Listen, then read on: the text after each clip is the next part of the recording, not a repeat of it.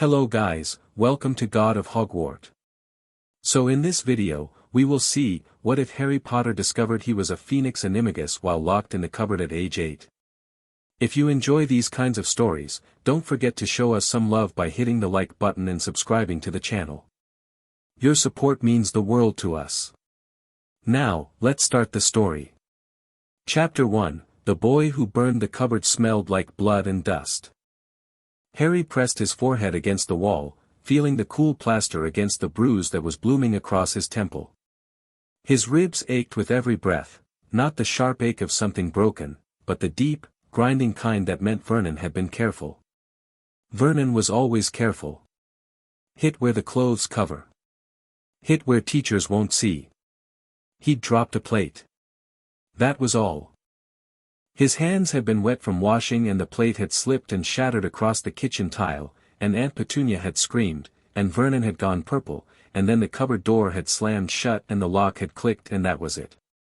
That was his world now. Four walls, a thin mattress, a crack of light under the door, and the sound of the television playing through the floorboards above him. Harry was 8 years old. He pulled his knees to his chest and rested his chin on them. His stomach growled. They hadn't fed him since yesterday morning, a slice of dry toast and the burnt bits scraped off Dudley's eggs. He'd learned not to complain about hunger. Complaining made things worse. Everything made things worse. The crack of light under the door disappeared. Someone had turned off the hallway lamp. Bedtime, then.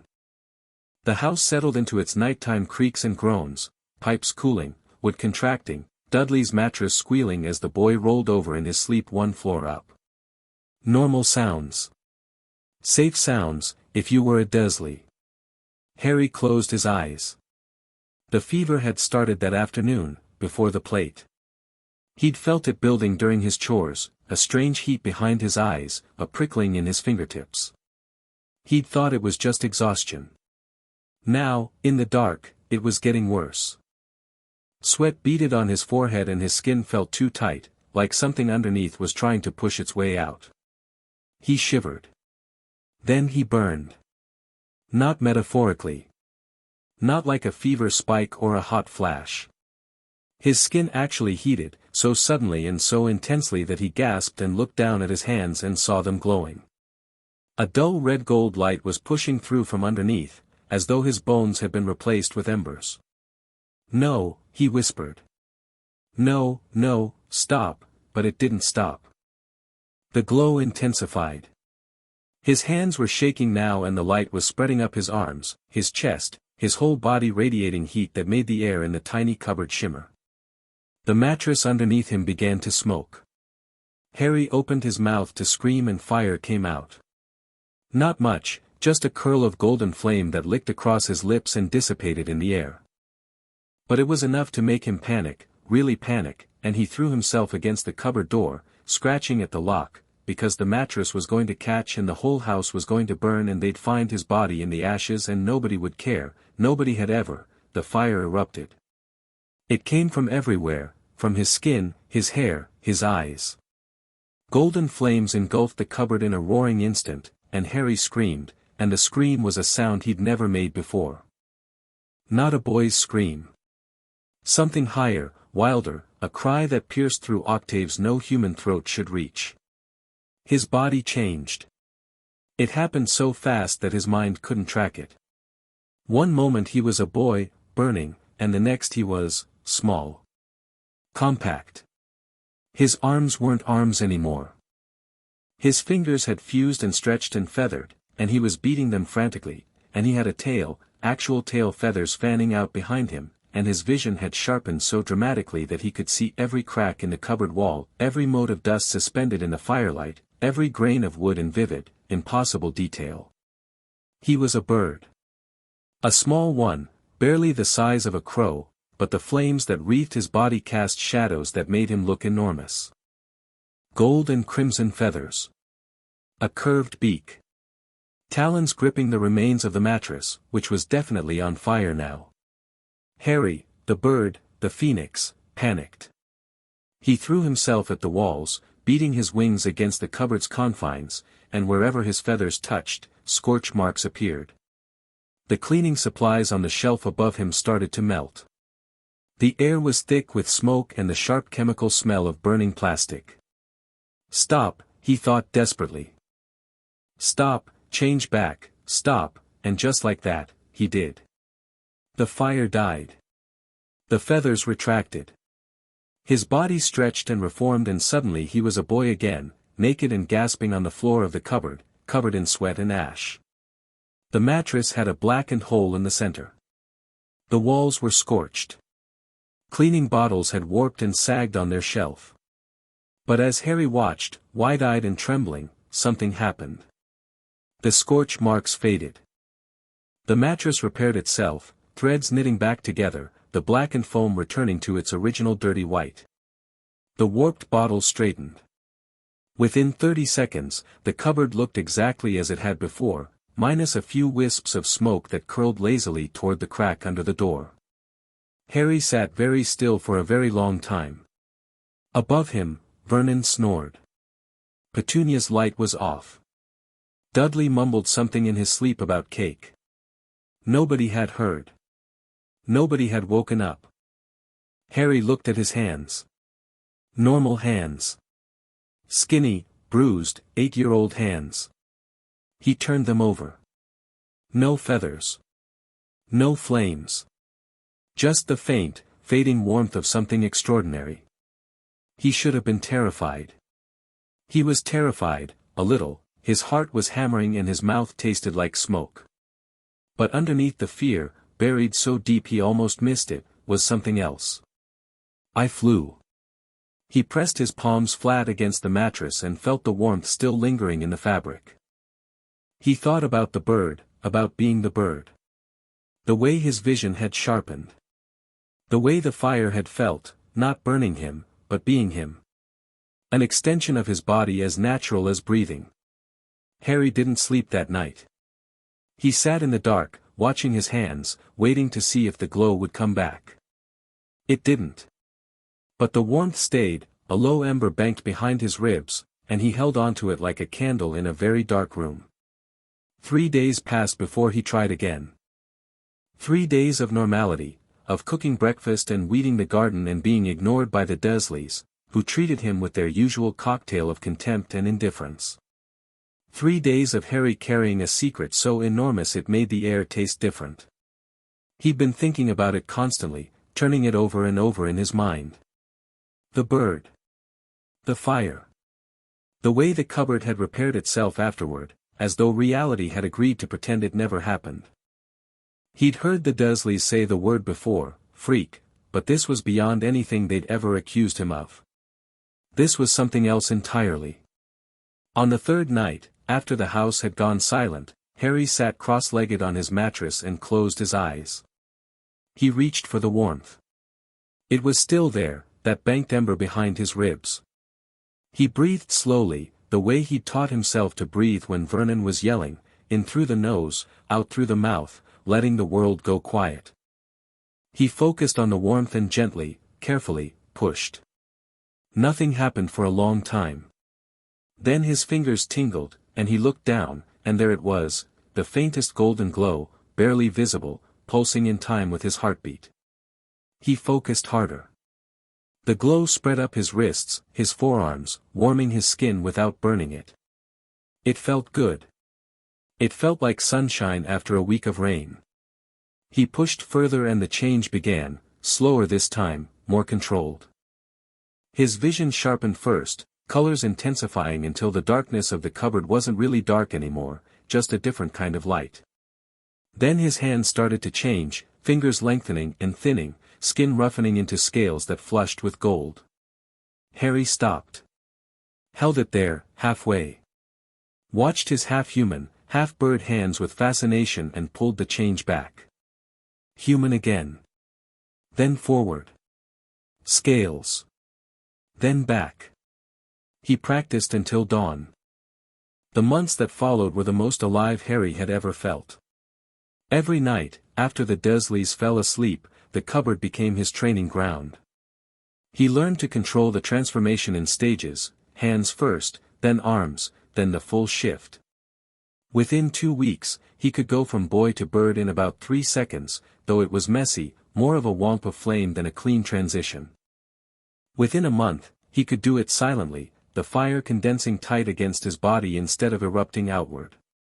The phoenix form was small, not much bigger than a raven, but it grew as the months passed.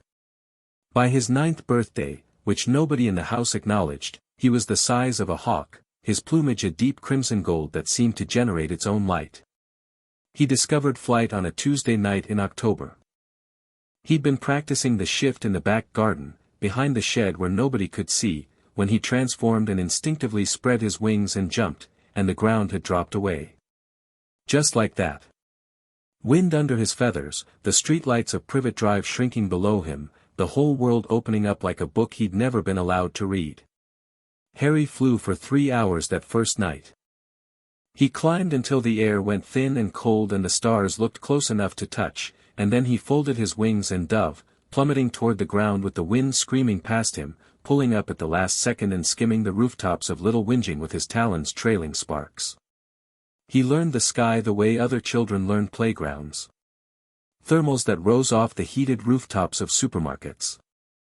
Crosswinds that funneled between buildings and could flip him sideways if he wasn't careful. The layered architecture of the atmosphere, warm air, cool air, that thin band at height where the wind died completely and the silence was so absolute that he could hear his own heartbeat echoing inside his hollow bird bones. He flew further each night. Over the Surrey countryside, where the farmland stretched dark and quiet under moonlight. Over towns whose names he didn't know, tracing the rivers that wound through them like silver thread. Once, he flew as far as the coast and saw the English Channel glittering under a full moon, and the vastness of it, the sheer, staggering bigness of the world beyond Privet Drive, made him cry again. It was the most extraordinary thing he'd ever experienced. It was freedom, real, physical, undeniable freedom. The cupboard. The chores. Vernon's fists and Petunia's sneers and Dudley's cruelty. None of it could touch him up here. He was fire and wind and wings and nobody in the world could put him in a box. He cried, up there in the cold October sky. Phoenix tears, hot and golden, falling like shooting stars over the sleeping suburbs. He didn't know yet what those tears could do. He'd find out soon enough. The healing came by accident. He'd been weeding the garden when a thorn sliced deep into his palm, a cut that bled freely and would have earned him a slap from Petunia for getting blood on the walkway. Without thinking, he'd cupped his hand and pushed warmth into the wound, the same way he initiated the transformation, but gentler, more focused. The cut sealed. Not instantly, not like magic trick fast, but over the course of about 10 seconds, the skin knitting together, the blood drying, until all that was left was a faint pink line that faded as he watched. After that, he experimented. He heated his own bruises and watched them yellow and fade in minutes instead of days. He burned out a cold overnight. When Dudley shoved him down the stairs and his ankle twisted badly enough to swell, he spent 20 minutes in the cupboard channeling fire through the joint and was walking normally by dinner. The healing had limits. It drew on his energy, left him tired and hungry, hungrier than usual, which was a problem when meals were already scarce. And it only worked on himself, he hadn't tried it on anyone else and didn't particularly want to. The Dursleys could suffer their own aches. But the fire had other tricks. By the time he turned 10, Harry had discovered that he could generate flame without transforming, just heat in his palms, enough to warm a cup of water or light a candle or, on one memorable occasion, melt the lock on his cupboard when they'd forgotten to let him out for 2 days. He never used it against the Dursleys. The thought crossed his mind more than once, when Vernon backhanded him across the kitchen, when Petunia called him a worthless freak, when Dudley and his gang cornered him in the schoolyard. It would have been easy. A flash of heat. A wall of flame. Watch them run screaming. But something in Harry, some instinct deeper than anger, told him no. The fire wasn't for revenge. It wasn't a weapon for petty cruelties. It was his, the one pure thing he possessed, and using it to hurt scared, stupid people would make it something ugly. So he endured. He cooked their breakfasts and weeded their garden and took their insults, and at night he spread his wings and flew above the clouds and reminded himself that this life was temporary. Something better was coming. He could feel it, the same way he could feel the ember behind his ribs. A pull, distant but persistent, calling him toward a future the Dursleys couldn't imagine. He just had to be patient. The letter arrived on a Thursday in late July, 3 days before Harry's 11th birthday. He was cooking bacon, standing on a step stool because he still wasn't tall enough to reach the stove comfortably, when the mail slot clattered. Dudley was too engrossed in the television to notice. Petunia was upstairs. Vernon was at the table, hiding behind his newspaper. "Get the mail, boy," Vernon grunted without looking up. Harry wiped his hands on his too large shirt and walked to the front door. The usual pile, a bill, a postcard from Aunt Marge, a catalogue. And underneath, addressed in emerald green ink on heavy yellowish parchment, Mr. H. Potter, the cupboard under the stairs 4, Privet Drive, Little Whinging Surrey. Harry looked at it for a long moment. His heart was beating faster, but his hands were steady. He'd known this was coming, not the specifics, but the feeling. The pull had been getting stronger all summer, a sense of convergence, of a door about to open. He flipped the envelope over and saw a wax seal bearing a coat of arms, a lion, an eagle, a badger, and a snake surrounding a large letter H. He tucked the letter inside his shirt, delivered the rest of the mail to Vernon, and went back to the bacon. He read it in the cupboard that night, angling the parchment to catch the sliver of light from the hallway. Hogwarts School of Witchcraft and Wizardry. Dear Mr. Potter, we are pleased to inform you that you have been accepted at Hogwarts School of Witchcraft and Wizardry. Magic. An actual school for magic. Harry read the letter 3 times, committing every word to memory, and felt something settle into place inside his chest, a click, like a key turning in a lock he hadn't known was there. This was it. This was where the pull had been leading him.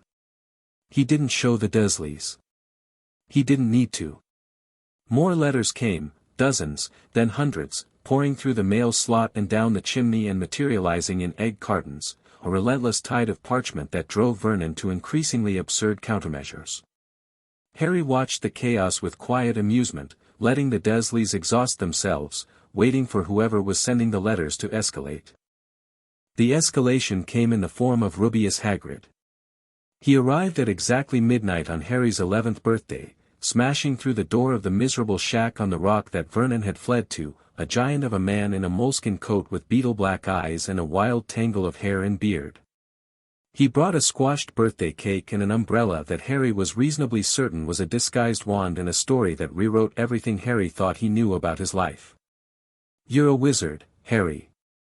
Harry sat on the moth-eaten couch in the shack and listened to Hagrid talk about his parents, about James and Lily Potter, about a dark wizard called Voldemort who'd murdered them, about a curse that had rebounded and left Harry with the lightning bolt scar on his forehead and the Dark Lord destroyed. He listened to Hagrid's outrage at the Dursleys, at the way they'd hidden Harry's heritage, at the lies they'd told. He listened, and he was careful. Not cold. Not ungrateful. Hagrid was kind, genuinely, warmly kind in a way that Harry had almost no experience with, and Harry responded to that kindness naturally. He asked the right questions, showed the right amount of surprise, let his eyes go wide at the right moments. But underneath the performance, a different calculation was running. They don't know. They don't know about the Phoenix. Hagrid talked about magic like it was wonderful and strange, and Harry let him, because it was wonderful and strange. But Hagrid didn't mention anything about animagi. He didn't mention anything about phoenixes. As far as the wizarding world was concerned, Harry Potter was a famous orphan with a scar, not a boy who'd been turning into a firebird in his cupboard for 3 years. Harry intended to keep it that way. At least until he understood the game. Diagon Alley hit him like a wall of color and sound. They entered through a pub called the Leaky Cauldron, which smelled like pipe smoke and old beer and something faintly electric that Harry recognized as ambient magic. The patrons stared. They whispered. They shook his hand with teary eyes and trembling voices. "Mr. Potter, it's an honor," and Harry smiled politely and filed away every name and face for later analysis. Famous. I'm famous. That's useful and dangerous in roughly equal measure. The brick wall opened into the alley proper and Harry walked into a world that felt, for the first time, like it had been built for someone like him. Wizards and witches in robes of every color crowded the cobblestone street, ducking in and out of shops that sold cauldrons and owls and telescopes and dragon liver. A boy about Harry's age pressed his nose against a window displaying a gleaming broomstick. A woman levitated a stack of books that followed her like obedient dogs. Overhead, owls circled against a pale blue sky that shouldn't have been visible from central London. Harry absorbed it all with the calm, cataloguing intensity that 3 years of secret training had given him. He watched how people moved, where they looked, what made them nervous. He noted the subtle hierarchies, the well-dressed families who walked like they owned the cobblestones, the shabbier wizards who stepped aside, the goblins who moved through the crowd with a sharp-edged indifference to everyone. Gringotts came first. The Goblin Bank was marble and gold and barely concealed hostility, which Harry found refreshing after the fawning in the pub. The goblins didn't care that he was the boy who lived. They cared that he had a key. Their indifference to fame and deference only to wealth told Harry something important about the power structures of this world that none of the humans he'd met would have articulated so clearly. The cart ride down to his vault was genuinely thrilling, a roller coaster through the earth's guts, plunging through caverns and past underground lakes, the air growing colder and more mineral with every turn. Hagrid looked green. Harry felt alive. The vault itself was a revelation. Mountains of gold coins. Literally mountains, galleons piled in heaps that glittered in the torchlight, interspersed with silver sickles and bronze nuts. Harry stood in the doorway and stared, doing rough math in his head, converting to pounds based on Hagrid's earlier explanation of the exchange rate, and arriving at a number that made his stomach clench. He was rich. Not comfortable, rich. And the Dursleys had known. They'd known his parents had left him a fortune, and they'd dressed him in Dudley's rags and fed him scraps and locked him in a cupboard. "Your parents left it for ya," Hagrid said, blowing his nose loudly into a tablecloth-sized handkerchief, oblivious to the storm behind Harry's calm expression. Harry looked at the gold and thought about the cupboard. About the years of hand-me-downs and scraps and being told he was a burden. About Vernon saying we took you in out of the goodness of our hearts while Harry scrubbed floors and cooked meals and slept in a space smaller than Dudley's second bedroom. He didn't let the anger show. Anger was a luxury for people who could afford to be impulsive. Harry scooped coins into a bag, more than necessary, because information about this world was going to cost money and he intended to be prepared, thanked Hagrid, and moved on. The wand shop was the critical moment. Ollivander's was narrow and dusty and filled with thousands of thin boxes stacked on shelves that reached the ceiling. The old man who emerged from the back had wide, pale eyes that reminded Harry of the moon, luminous and slightly unsettling. "Ah, Mr. Potter.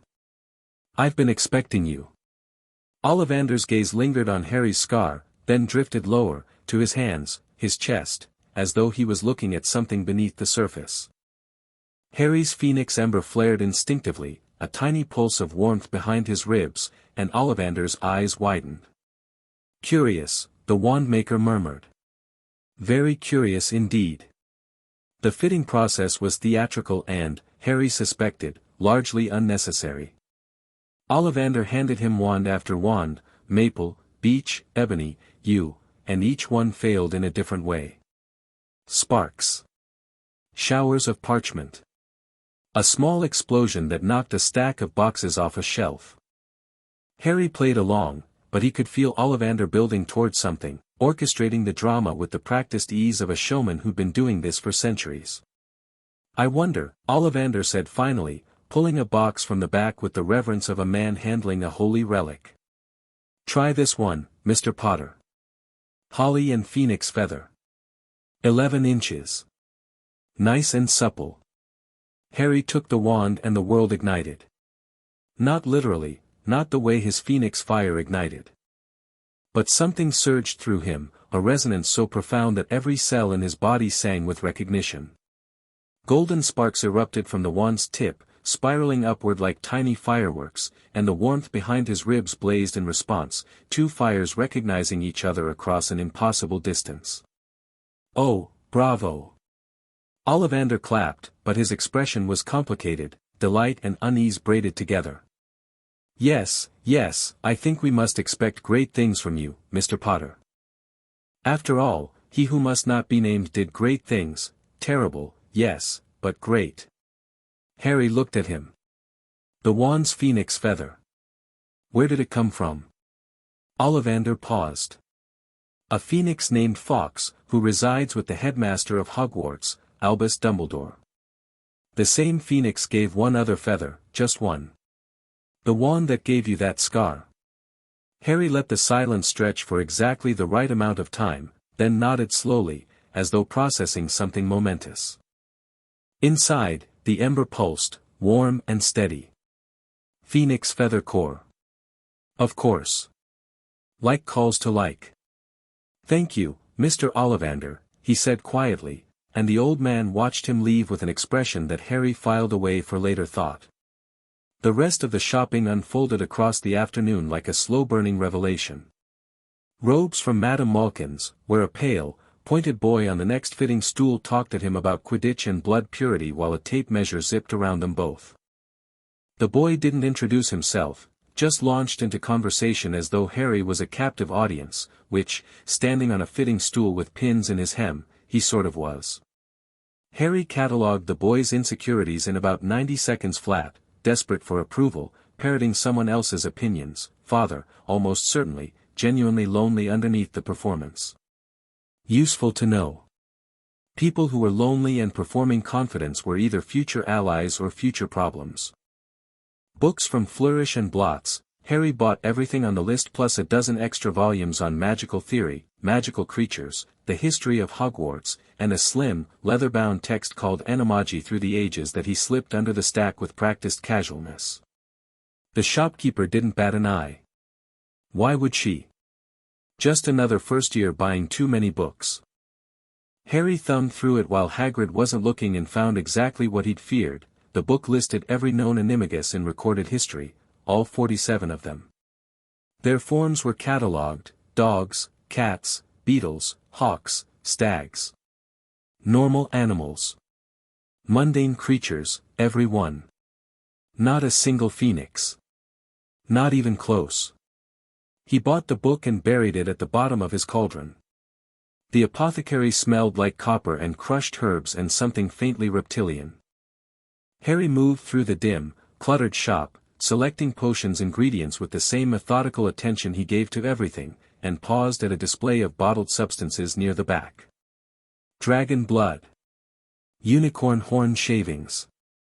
And there, in a small, locked case, phoenix ash, sold in quarter-ounce vials for prices that made Harry's eyes widen. He stared at it for a long moment. He produced his own ash every time he transformed. The soot that his fire left behind, was that worth something? The question was academic for now, but he filed it away. The telescope came from a cramped shop run by a wizard who seemed personally offended by the concept of customers. Hedwig came last, a snowy owl with amber eyes who regarded Harry from her cage with a fierce intelligence that made him smile genuinely for the first time all day. She was perched on the highest rail in the Owl Emporium, separate from the others, watching the room with a raptor's patience. When Harry approached her cage, she fixed him with a stare that felt distinctly like an interview. "I'll call you Hedwig," he told her, and she hooted in what sounded distinctly like approval. Hagrid took him back to the Dursleys, gave him a train ticket, and said goodbye with a bone-crushing hug that Harry returned with a warmth that wasn't entirely performed. Hagrid was good. Naive and indiscreet, certainly, he told Harry far more about Hogwarts politics than he probably should have, but fundamentally, uncomplicated good. Harry valued that. It was rare. The remaining month of summer was torture of the most exquisite kind. Harry had books. He had knowledge. And he had a burning need to understand the world he was about to enter. He read at night, by the golden glow of his own hands, a trick he'd refined over 3 years, producing just enough light to read by without any actual flame. He devoured his schoolbooks in a week and moved on to the supplementary texts. History of magic told him about blood purism, goblin rebellions, and a political structure that was either charmingly archaic or deeply corrupt, depending on your perspective. Magical theory gave him frameworks for understanding what he could already do instinctively, chapters on intent-based casting, the relationship between emotion and magical output, and the difference between wand and wandless magic that made him realize he'd been doing something supposedly impossible since he was 8. Animagi through the ages was the most valuable and the most frightening. The transformation process it described was nothing like what Harry had experienced. According to the book, becoming an Animagus required years of study, a complex potion involving a mandrake leaf held in the mouth for a full month, and a series of incantations timed to thunderstorms. The whole process was heavily regulated by the Ministry of Magic, required registration, and carried criminal penalties for non-compliance. Harry had done none of this. He'd just caught fire in a cupboard. Which meant one of two things: either the book was incomplete, or Harry was something the book didn't have a category for. The entry on magical creatures was more illuminating. Fantastic Beasts and Where to Find Them had an entry on phoenixes that made him sit very still for a very long time. The phoenix is a magnificent bird, native to Egypt, India, and China. It is crimson and gold, roughly the size of a swan, and possesses extraordinary magical properties. The phoenix can carry immensely heavy loads, its tears have healing powers, and it is capable of self-immolation and rebirth from its own ashes, rendering it virtually immortal. He read the passage 6 times. Then he closed the book and stared at the ceiling of his cupboard and thought about what it meant that he could do all of those things, and that no book he'd found mentioned anyone else who could. An Animagus takes the form of an animal. I take the form of a phoenix. A creature that is, by definition, immortal. What does that make me? He didn't have an answer. But he had the question, and the question had teeth, and it would gnaw at him for years. Platform 9 3/4 was pandemonium. Harry pushed his trolley through the barrier between platforms 9 and 10 at King's Cross Station, following the instructions Hagrid had given him, and emerged into a world of steam and noise and excited families. The Hogwarts Express was a scarlet steam engine that looked like it belonged in a museum or a dream, and students swarmed around it in varying states of excitement and dread. He boarded early, found an empty compartment near the back of the train, and stowed his trunk with an efficiency born of years of making himself small and quiet. Hedwig hooted from her cage on the seat beside him. Harry stroked her feathers and looked out the window at the platform, watching families say goodbye. A red-headed woman was herding what appeared to be an entire battalion of children toward the train, her voice cutting through the crowd with practiced authority. A girl with bushy brown hair was lecturing her parents about something while they nodded with dazed, proud expressions. A severe-looking woman in a fur stole was adjusting her son's collar while the boy, pale, pointed, unmistakably the one from Madame Malkin's, endured it with visible embarrassment. Harry watched them all with a fascination that ached a little. He'd never had this, the fussing, the hugs, the tearful goodbyes. He'd walked to King's Cross alone, navigating the underground with his trunk and his owl, because asking Vernon for a ride would have invited a backhand. Doesn't matter, he told himself, and mostly believed it. Different game now. The train lurched into motion. London slid away outside the window, giving way to suburbs, then countryside, rolling green hills dotted with sheep, rivers glinting in the late morning sun. Harry opened his copy of Hogwarts, a history, and read about enchanted ceilings and moving staircases and a lake full of mere people. About 20 minutes into the journey, the compartment door slid open. The boy standing there was round-faced and slightly rumpled, as though he'd been assembled in a hurry. He was clutching a toad with one hand and a battered trunk handle with the other, and his expression was the particular combination of hope and terror that Harry recognized from his own mirror. "Sorry, everywhere else is full. Could I?" The boy gestured vaguely at the empty seats. "Yeah, of course." Harry moved his bag off the seat across from him. "Come in." The boy dragged his trunk inside, nearly tripping over it, and collapsed into the seat with a gusty sigh. Thanks. I'm Neville. Neville Longbottom. Harry Potter. Neville's eyes went round. His gaze flicked up to Harry's forehead, found the scar, and snapped back down to his toad with the guilty speed of someone who'd been caught staring. Oh. Wow. I mean, sorry, I didn't mean to, everyone says, it's fine. Harry kept his voice easy, warm.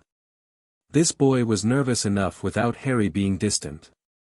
What's the toad's name? Neville looked down at the creature in his hands as though he'd forgotten it existed. Trevor.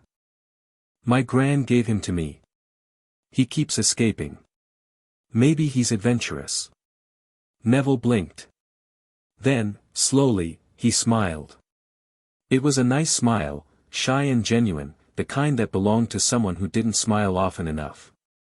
Maybe. My gran says he's defective. She says a lot of things are defective. There was something under that sentence, a weight of disappointment and expectation that Harry recognized because he'd carried his own version of it for years.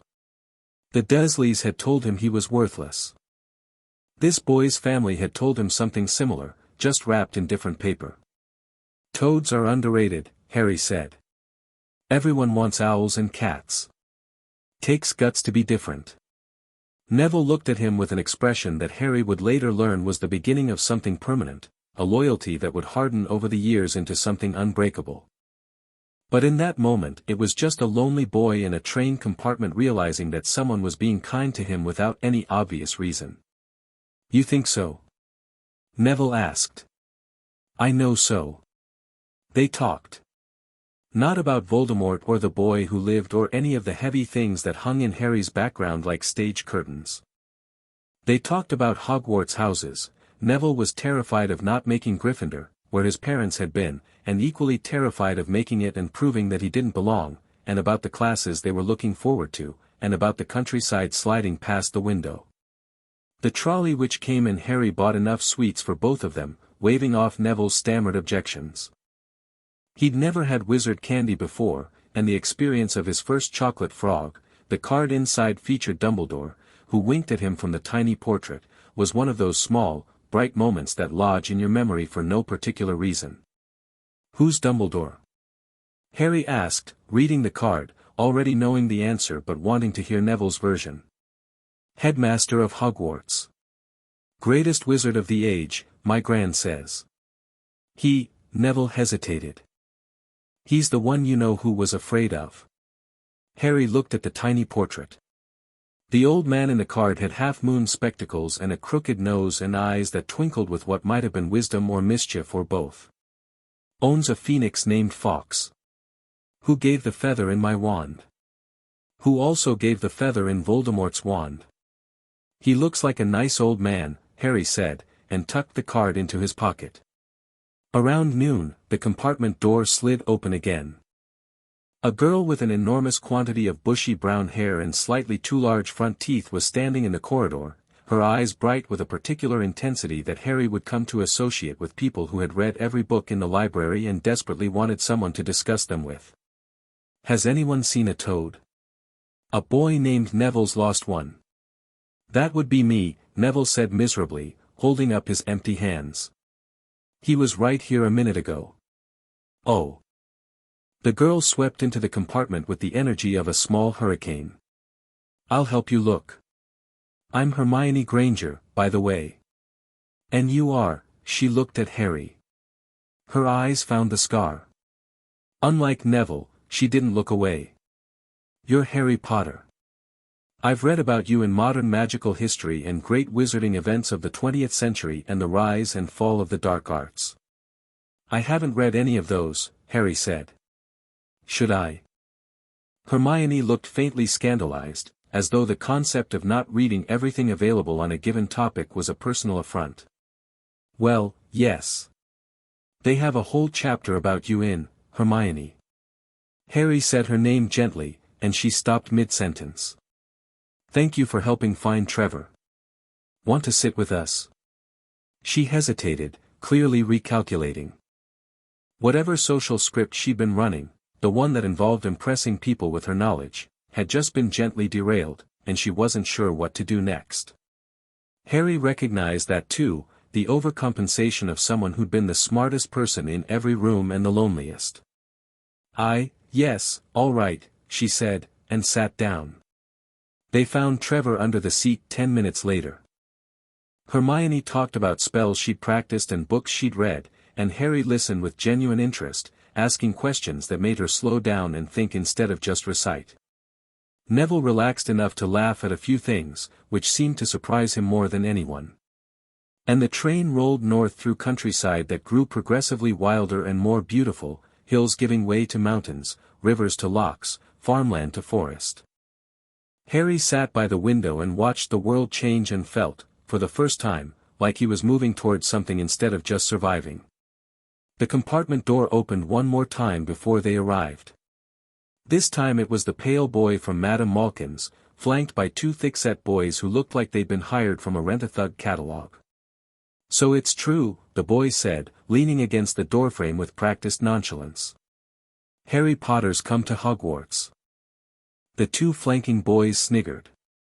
The pale boy's eyes swept the compartment, taking in Neville and Hermione, and his lip curled in a way that he probably thought looked aristocratic but mostly looked like he'd smelled something unpleasant. "I'm Malfoy. Draco Malfoy." Behind Harry, Neville made a small sound that might have been fear or disgust or both. Hermione's spine straightened. "Harry Potter." Harry didn't stand up. Didn't extend his hand. Didn't match Draco's tone. He just looked at the boy, really looked, with the same calm assessment that 3 years of secret fire had carved into his default expression. Draco waited for more. When it didn't come, something flickered across his face, uncertainty, maybe, or annoyance at a script that wasn't playing out as rehearsed. "You'll find that some wizarding families are better than others, Potter. You don't want to go making friends with the wrong sort." His gaze cut to Neville. "I can help you there." Harry considered several responses. The cutting remark. The dramatic rejection. The cold shoulder. All satisfying. All predictable. Instead, he said, "That's a kind offer, Malfoy. I'll keep it in mind." Draco blinked. The response was so far outside his expected parameters that he stood there for a beat too long, mouth slightly open, before recovering with a stiff nod and retreating down the corridor. His two bookends followed, looking confused. Hermione stared at Harry. "You can't seriously be considering, I'm not.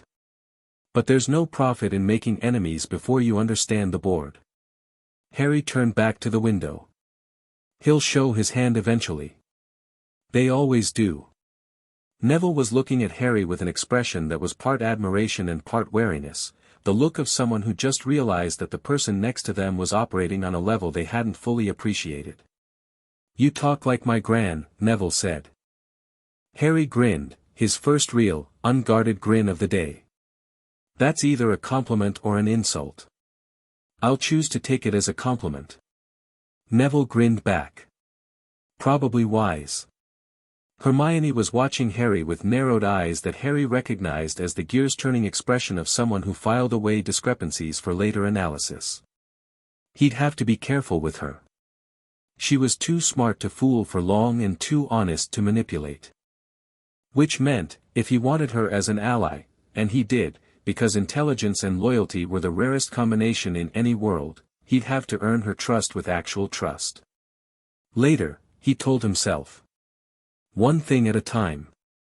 The countryside outside the window had turned wild, thick forests and dark lochs and mountains that rose against a sky that was deepening from pale blue to iron gray. Rain started to streak the glass, and the lamps in the corridor flickered on, casting warm pools of light that made the train feel cozy and contained. Students moved through the corridors trading candy and rumors, and Harry listened to the background murmur of 100 excited children heading toward the same unknown future. A prefect came by and told them to change into their robes. Harry pulled his on, the fabric was soft, well-made, and fit properly, which was a novelty, and caught his reflection in the dark window.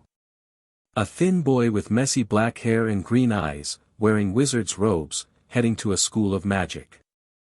If his 8-year-old self, burning on a thin mattress in a cupboard, could see this, the train began to slow. Hogwarts emerged from the darkness like a dream made of stone. They'd crossed the lake in bobbing little boats, Hagrid's massive silhouette leading the way, and Harry's first sight of the castle hit him in a place deeper than thought. Towers and turrets and battlements, lit from within by 1,000 flickering windows, perched on a cliff above black water that reflected the stars. It was absurdly, impossibly beautiful, the kind of building that could only exist in a world where physics took suggestions rather than orders. The ember behind his ribs flared. Not painfully, more like a greeting.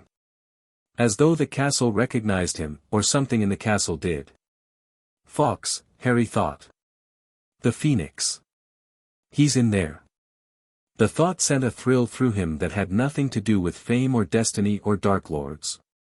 Somewhere inside those walls was a creature like him, a being of fire and rebirth, and for the first time in his life, Harry might not be the only one of his kind. They climbed stone steps to enormous oak doors that opened into an entrance hall large enough to fit the entire Dursley house.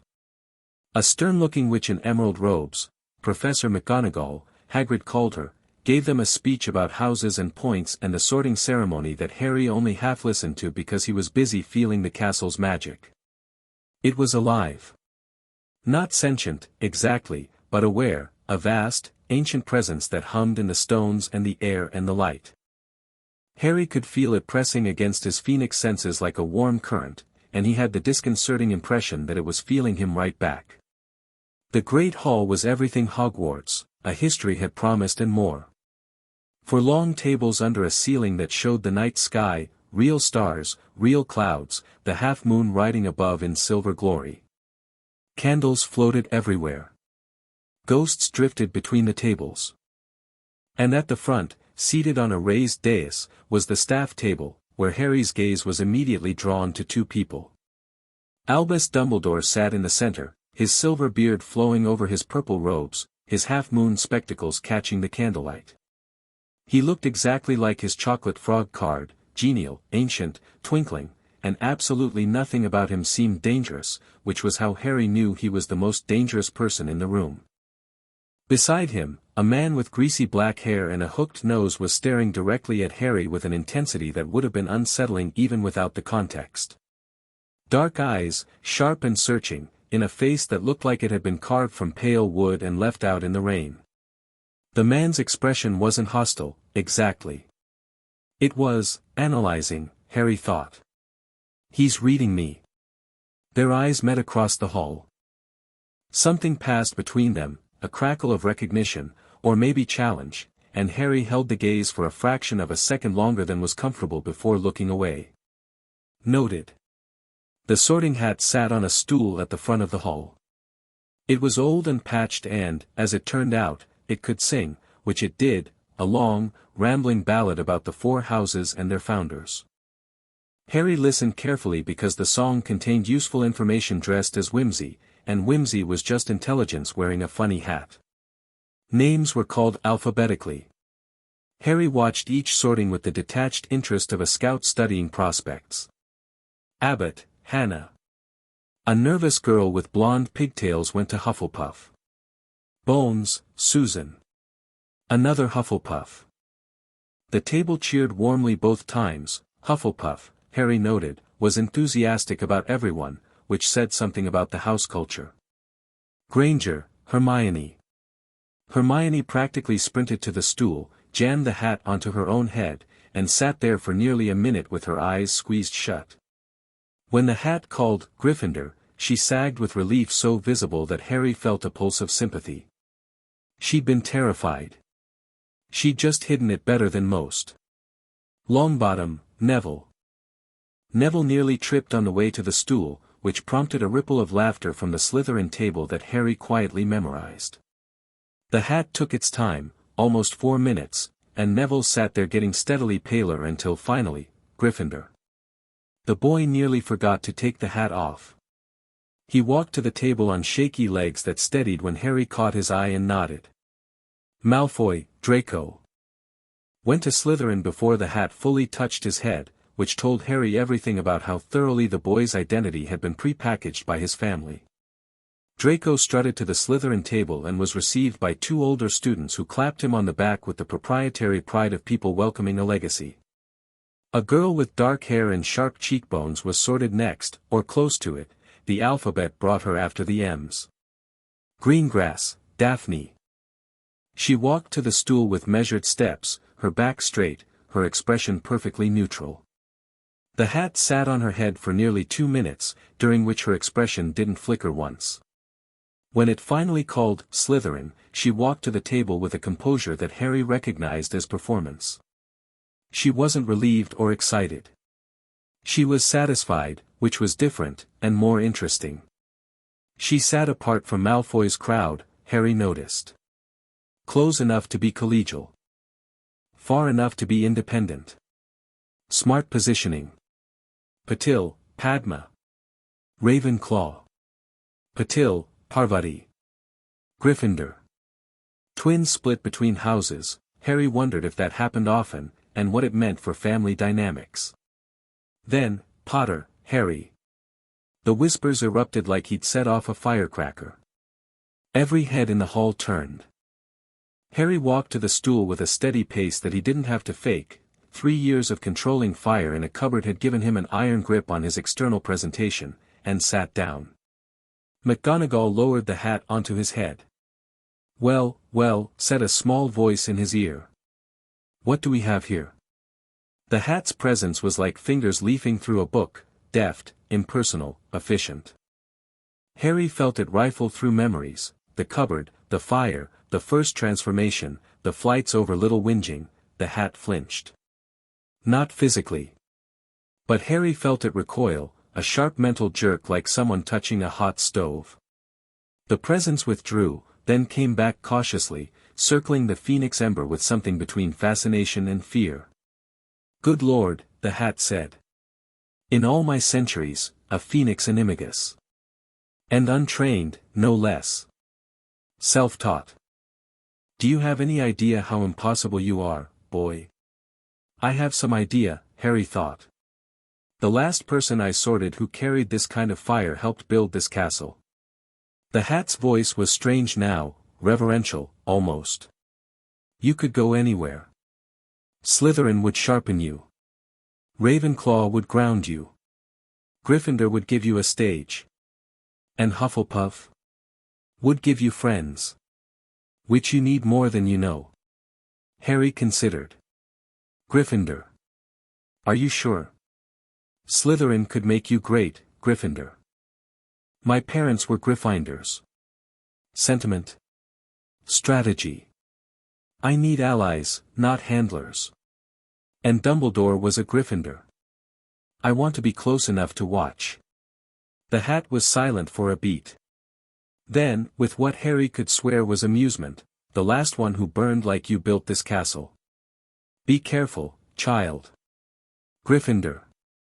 The hall exploded. The Gryffindor table erupted in cheers, the loudest coming from the red-headed battalion, twins, Harry noted, who were chanting, "We got Potter," with gleeful abandon. Harry walked to the table and sat between Neville and Hermione, and the noise was enormous and warm and almost overwhelming. He caught Dumbledore's eye across the hall. The headmaster raised his goblet in what might have been a toast, and behind those half-moon spectacles, his eyes were not twinkling. They were calculating. The man with the hooked nose, Snape, someone whispered, Potions Master, was staring at Harry with an expression that had shifted from analytical to something Harry couldn't name. Something raw and conflicted and very, very old. The dark-haired girl at the Slytherin table, Daphne Greengrass, was not looking at Harry at all, which was its own kind of statement. Harry piled food onto his plate, roast chicken and potatoes and Yorkshire pudding and more food than he'd ever seen in one place, and ate with the focused determination of someone who'd been chronically underfed for a decade. Neville, beside him, was similarly occupied. Hermione, across the table, was dividing her attention between a bread roll and a ghost named Nearly Headless Nick who was explaining, with some enthusiasm, the politics of the headless hunt. "Are you all right?" Hermione asked Harry, noticing the intensity with which he was eating. There was no judgment in her voice, just concern. "Best meal I've ever had," Harry said, and meant it literally, though she probably thought he was being polite. He reached for more potatoes and caught the eye of one of the red-headed twins, George or Fred, he hadn't worked out which was which yet, who grinned and shoved the entire dish toward him. "Eat up, young Potter. You're going to need your strength. Gryffindor Quidditch tryouts are in 2 weeks, and Oliver Wood, that's our captain, the one who looks like he hasn't slept since 1987, will run you into the ground." "I'm a first year," Harry pointed out. "First years aren't allowed brooms." The twin winked. "Rules are more what you'd call guidelines." Harry answered questions from his new housemates with friendly vagueness, deflecting the intrusive ones and leaning into the harmless ones, building a social map in real time. He noted who the prefects were, which older students commanded respect, which ones were ignored. He noted the dynamics between the 4 house tables, Gryffindor and Slytherin trading hostile glares, Ravenclaw maintaining studied neutrality, Hufflepuff genuinely not caring about the drama.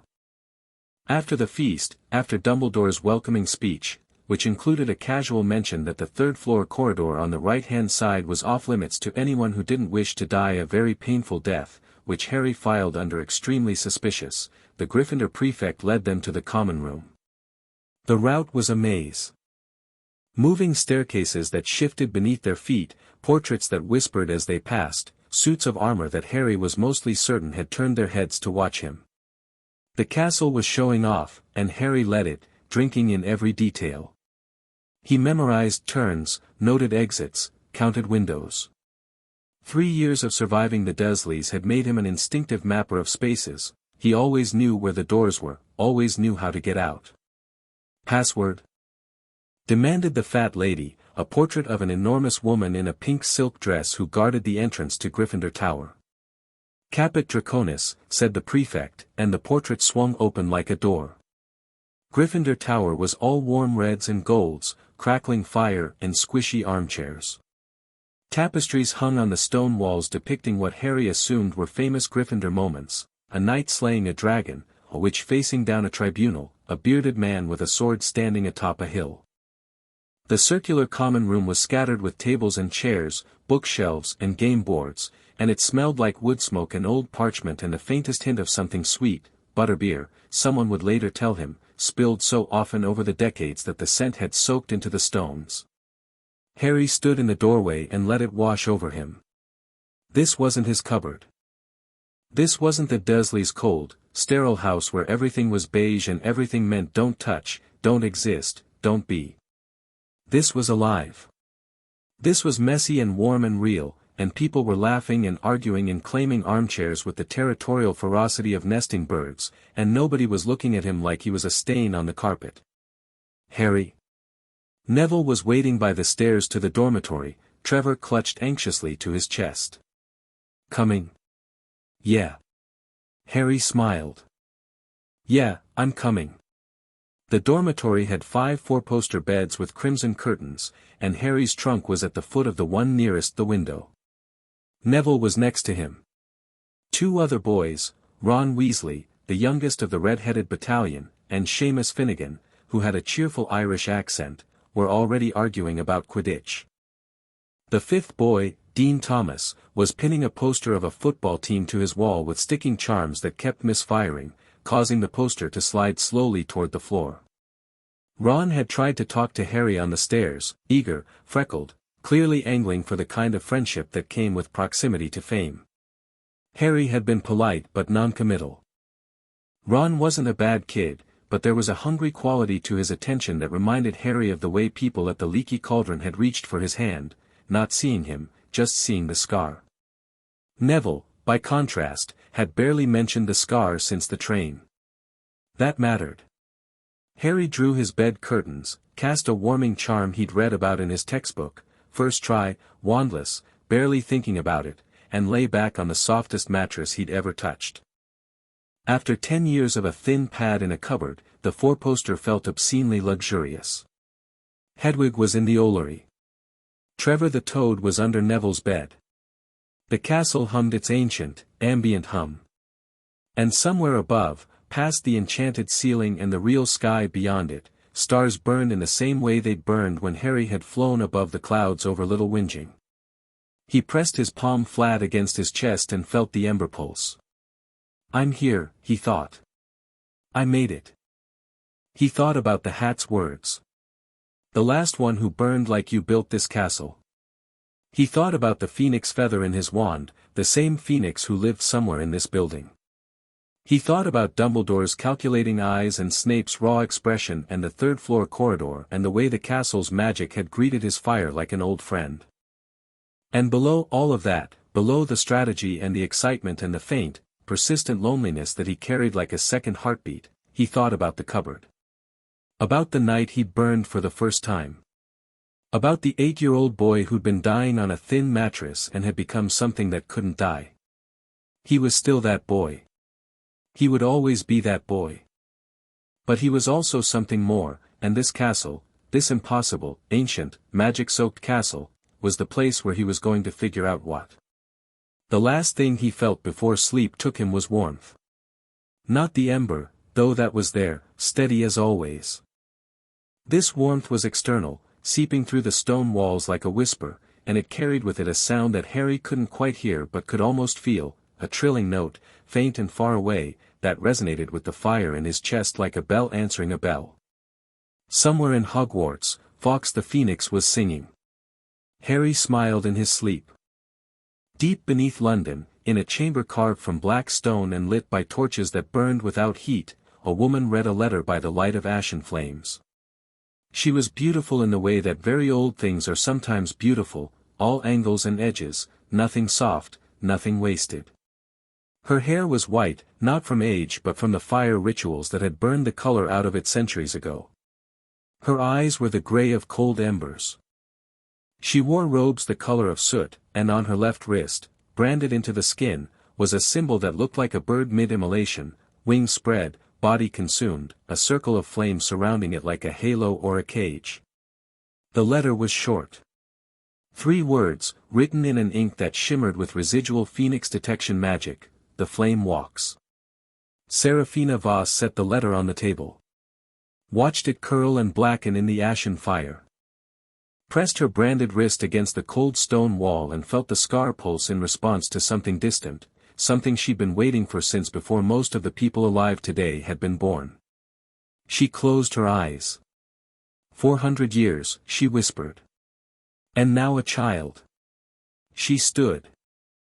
Crossed to the far wall, where an ancient tapestry depicted a scene of apocalyptic horror, a world consumed by golden fire, a figure at its center with wings spread wide, and below it, in letters woven from actual ash, Surtur reborn.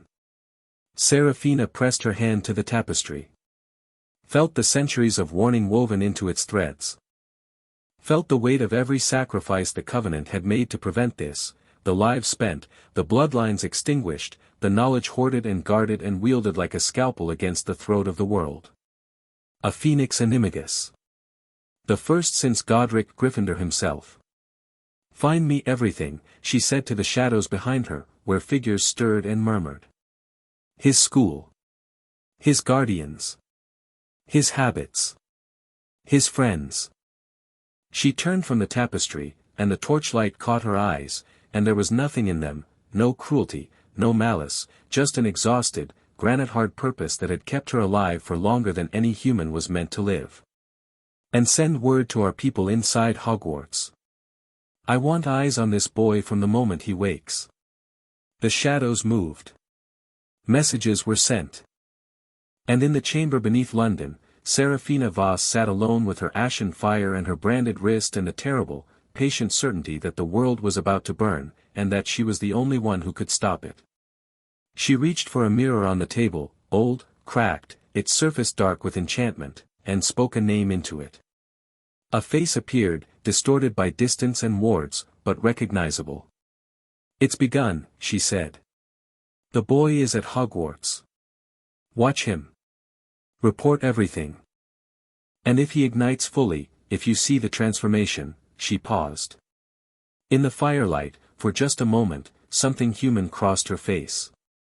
Something that might have been grief, or guilt, or the shadow of a person she'd been 4 centuries ago, before the vigil had consumed everything soft in her.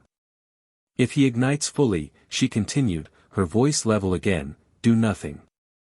Not yet. I need to understand the shape of his fire before we act. The last phoenix Animagus nearly burned half of Scotland. This child, this Potter, may be stronger. The prophecy Trelawney made binds him to the Dark Lord, and the Dark Lord's magic is parasitic. If Surtur's flame takes root in a vessel already marked by Voldemort. She trailed off. The face in the mirror waited. The combination could be catastrophic, Seraphina finished. 2 fires in one host. One that creates and one that destroys. If they merge, if they find resonance, we won't be containing a rebirth. We'll be fighting an apocalypse. The face in the mirror nodded. I understand, it said. One more thing. Seraphina's voice dropped. The boy. I need to know if he's. I need to know what kind of person he is. The fire takes the shape of its bearer. Gryffindor's flame was righteous, blinding, purifying, merciless in its conviction.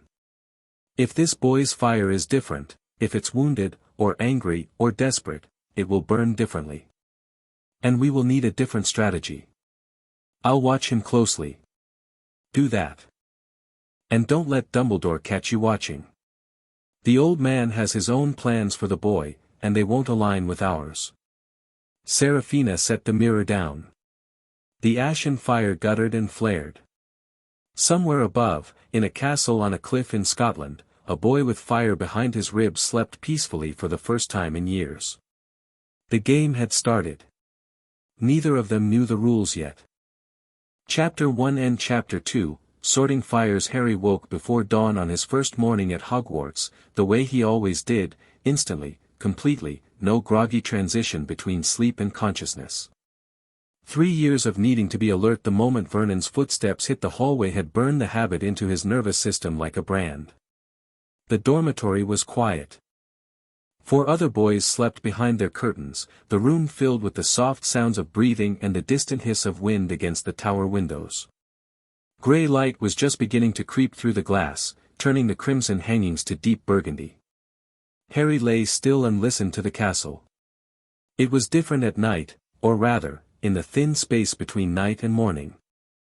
The ambient magic that thrummed through the stones during the day was quieter now, more intimate, like a sleeping animal's heartbeat.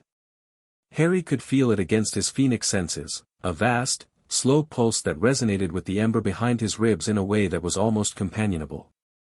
He slipped out of bed without making a sound, dressed in the half-dark, and left the dormitory. The common room was empty, a dying fire in the grate, yesterday's discarded sweet wrappers and quills scattered across the tables. Harry crossed to the window and looked out. The Hogwarts grounds spread below him in the pre-dawn grey. The lake was a dark mirror. The forbidden forest was a wall of shadow along the horizon, its canopy so thick that it seemed to absorb light rather than reflect it. And beyond the forest, mountains rose into a sky that was just beginning to blush with gold at its eastern edge.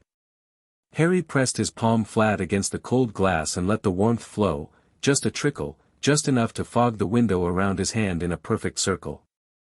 His breath made a second fog patch, and he drew a small bird in the condensation with his fingertip, then watched it fade. He had work to do. The first week of classes was a masterclass in controlled performance. Harry had spent 3 years teaching himself magic in a cupboard. He could transform into a phoenix, generate fire from his bare hands, heal wounds with focused heat, and fly without a broomstick. He was, by any reasonable metric, the most magically advanced first year in the castle, possibly the most advanced student period. None of which he could show. So he performed. Not badly, that would attract attention as surely as brilliance. He performed well, solidly, consistently, the kind of competence that earned approving nods from teachers without triggering the alarm bells that true prodigy would set off. In charms, he made his feather levitate on the second try instead of the first, adding a deliberate wobble that sold the illusion. In transfiguration, He turned his match into a needle with only a slight imperfection. The eye was a fraction too large, earning a rare half-smile from McGonagall and 5 points for Gryffindor. In herbology, where his fire nature made him instinctively wary of the damp, earth-heavy magic of plants, he asked questions that showed interest without revealing depth. The performance required preparation. Every morning before the other boys woke, Harry sat cross-legged on his bed and practiced dampening, pushing the ember down, compressing his magical signature until it read as normal, unremarkable, first-year appropriate. It was like holding his breath, except with his entire magical being, and it left him with a dull headache by mid-afternoon that he learned to ignore. The restraint was exhausting. Every spell he cast felt like arm wrestling with one hand tied behind his back. His magic wanted to surge, to burn, to express itself with the full force of 3 years of secret development. Holding it back required constant, grinding effort, like trying to whisper when your lungs were full of a scream. There were moments, brief, dangerous moments, when the dam nearly slipped. A transfiguration lesson where his matchstick not only became a needle but started to glow with residual heat that he had to quickly quench. A charms class where his levitation spell lifted the feather so fast it hit the ceiling before he could modulate the force. Small slips, quickly corrected, that nobody noticed. Nobody except Snape. But Harry held. Because the moment he slipped, the moment someone saw what he really was, the questions would start, and the questions would lead to answers he wasn't ready to give. Potions was the exception, because potions didn't require magical restraint. It required knowledge, precision, and the ability to function under psychological warfare. Severus Snape's classroom was in the dungeons, cold, damp, lined with jars of things that floated in cloudy liquid and stared at you when you weren't looking. The man himself materialized from the shadows like a particularly hostile bat, his black robes billowing with a drama that Harry suspected was at least partially deliberate. "Potter," Snape said, his voice cutting through the dungeon's silence like a razor through silk. "Our new celebrity." The class went still. Draco Malfoy, seated across the aisle, smirked with the eager anticipation of someone who'd been promised a show.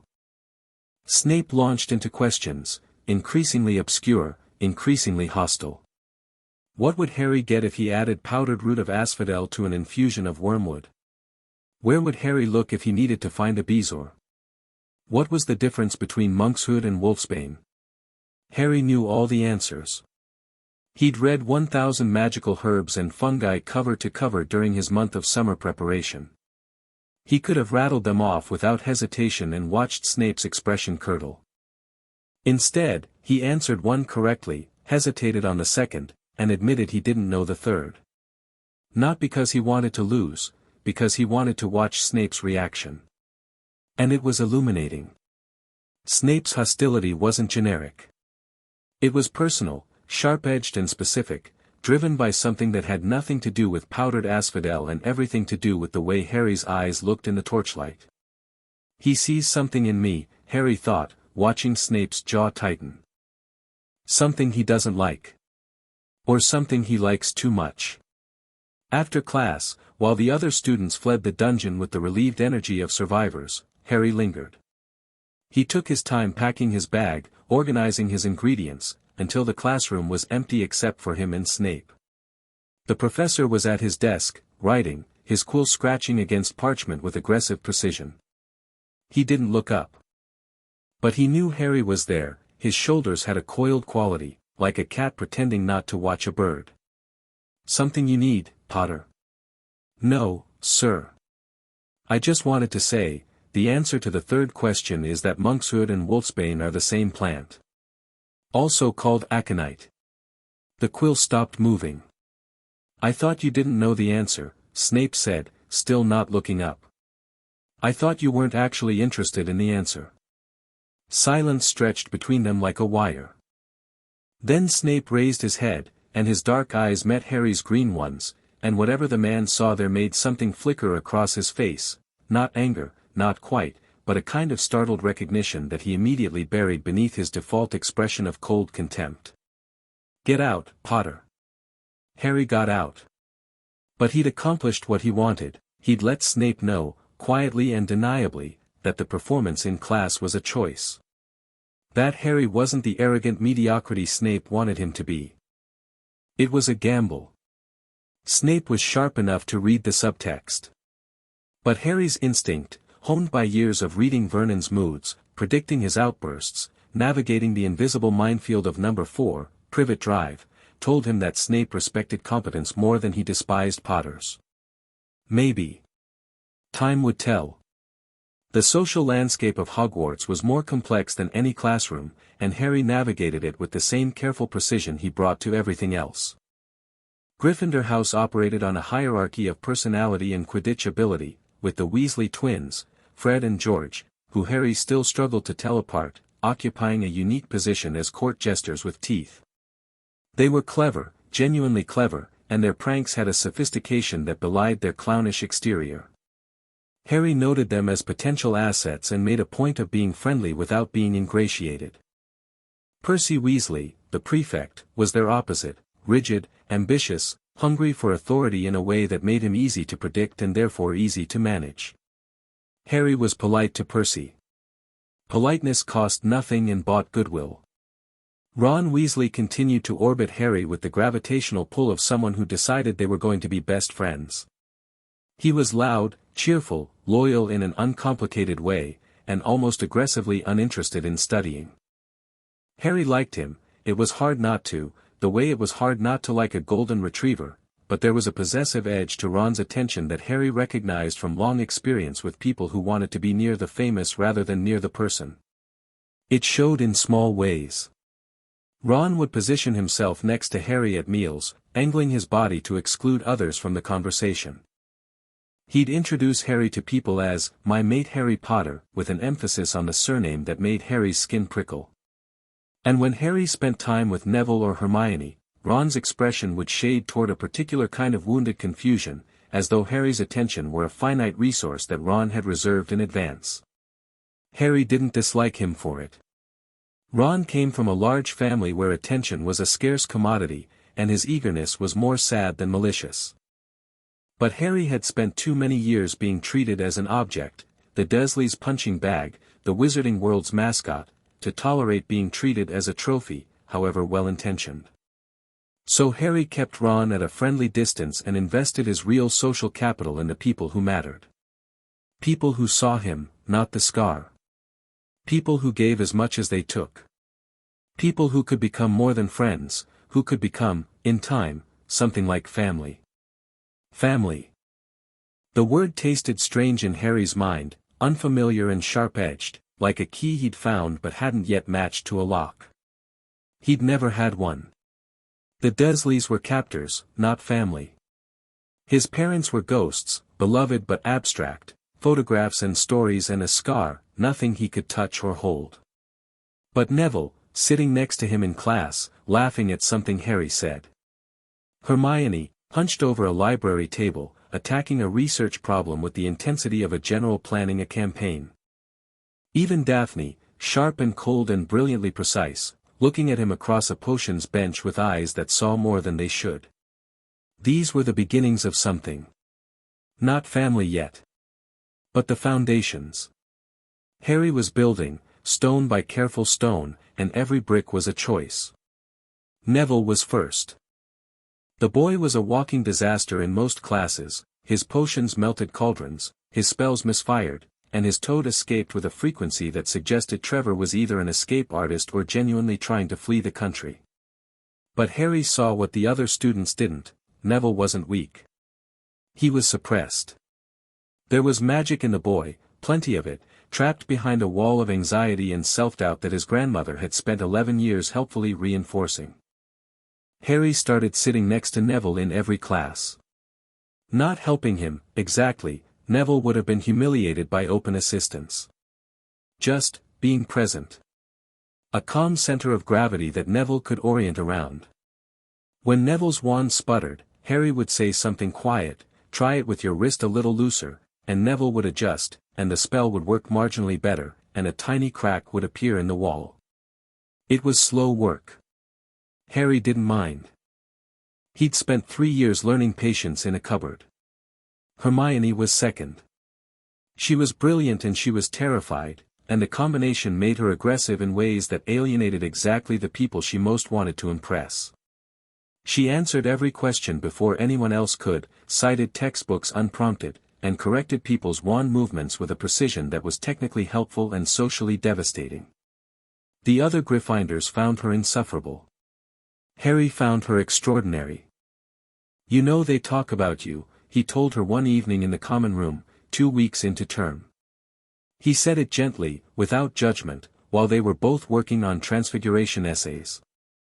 Hermione's quill paused. Her jaw tightened. "I know what they say. Bossy know-it-all. Teacher's pet. I've heard it all before, Harry. I heard it at my old school too. I'm not saying they're right. I'm saying you're fighting the wrong war." Harry kept his voice low, conversational. The common room buzzed around them. "You know the material better than anyone. That's not the problem. The problem is you're trying to prove it to people who don't care about material. They care about being liked." Hermione's voice was bitter. "Being popular. Being seen. Being treated like they matter. When you answer every question, you're not just showing off, you're telling every other kid in the room that their contribution isn't needed. You're making them invisible." Hermione stared at him. Her eyes were bright, not with tears, but with the fierce, uncomfortable recognition of someone hearing a truth they'd suspected but never confronted. "That's not what I'm trying to do," she said quietly. "I know. But impact matters more than intent." She looked down at her essay. A long pause. Then, "My parents are dentists. Muggles. I came here with nothing, no connections, no family legacy, no idea how anything works. The only advantage I have is that I study harder than everyone. If I don't show that, I'm just a nobody with funny teeth." Harry put down his quill. "Hermione. You're the smartest person in our year. Maybe in the school. But smart isn't a castle you hide in. It's a bridge you build. Let people cross it." She looked at him for a long time. Then, very slowly, she nodded. Not the sharp, certain nod of someone who'd been convinced, the cautious nod of someone who was willing to try something frightening. After that, things changed. Not overnight, not dramatically, but gradually, Hermione started holding back in class. Not always, and not on everything, but enough to leave space. She started offering help instead of corrections. And the temperature around her shifted, degree by degree, from cold tolerance to something warmer. Harry watched the change and felt a satisfaction that had nothing to do with strategy. Hermione was going to be formidable. She just needed to stop treating the world like an exam and start treating it like a conversation. The classroom dynamics were their own kind of education. Transfiguration under McGonagall was rigorous and precise. The woman expected excellence and tolerated nothing less, which Harry respected deeply. Her classes were the hardest to restrain himself in, because transfiguration was fundamentally about change, about reshaping reality through will and intent, and Harry's entire magical identity was built on the most radical transformation imaginable. When McGonagall demonstrated the matchstick-to-needle spell, Harry felt his magic surge with recognition.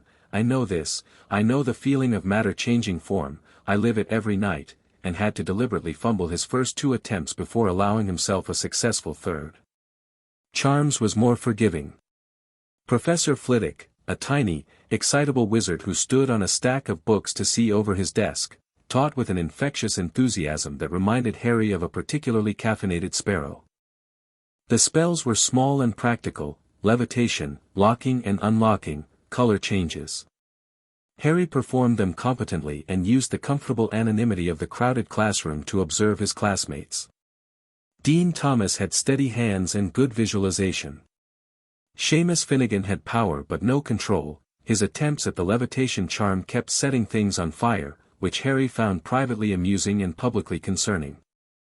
Lavender Brown and Parvati Patil had decent technique but spent most of their class time whispering. And Ron Weasley, when he actually focused, was surprisingly capable.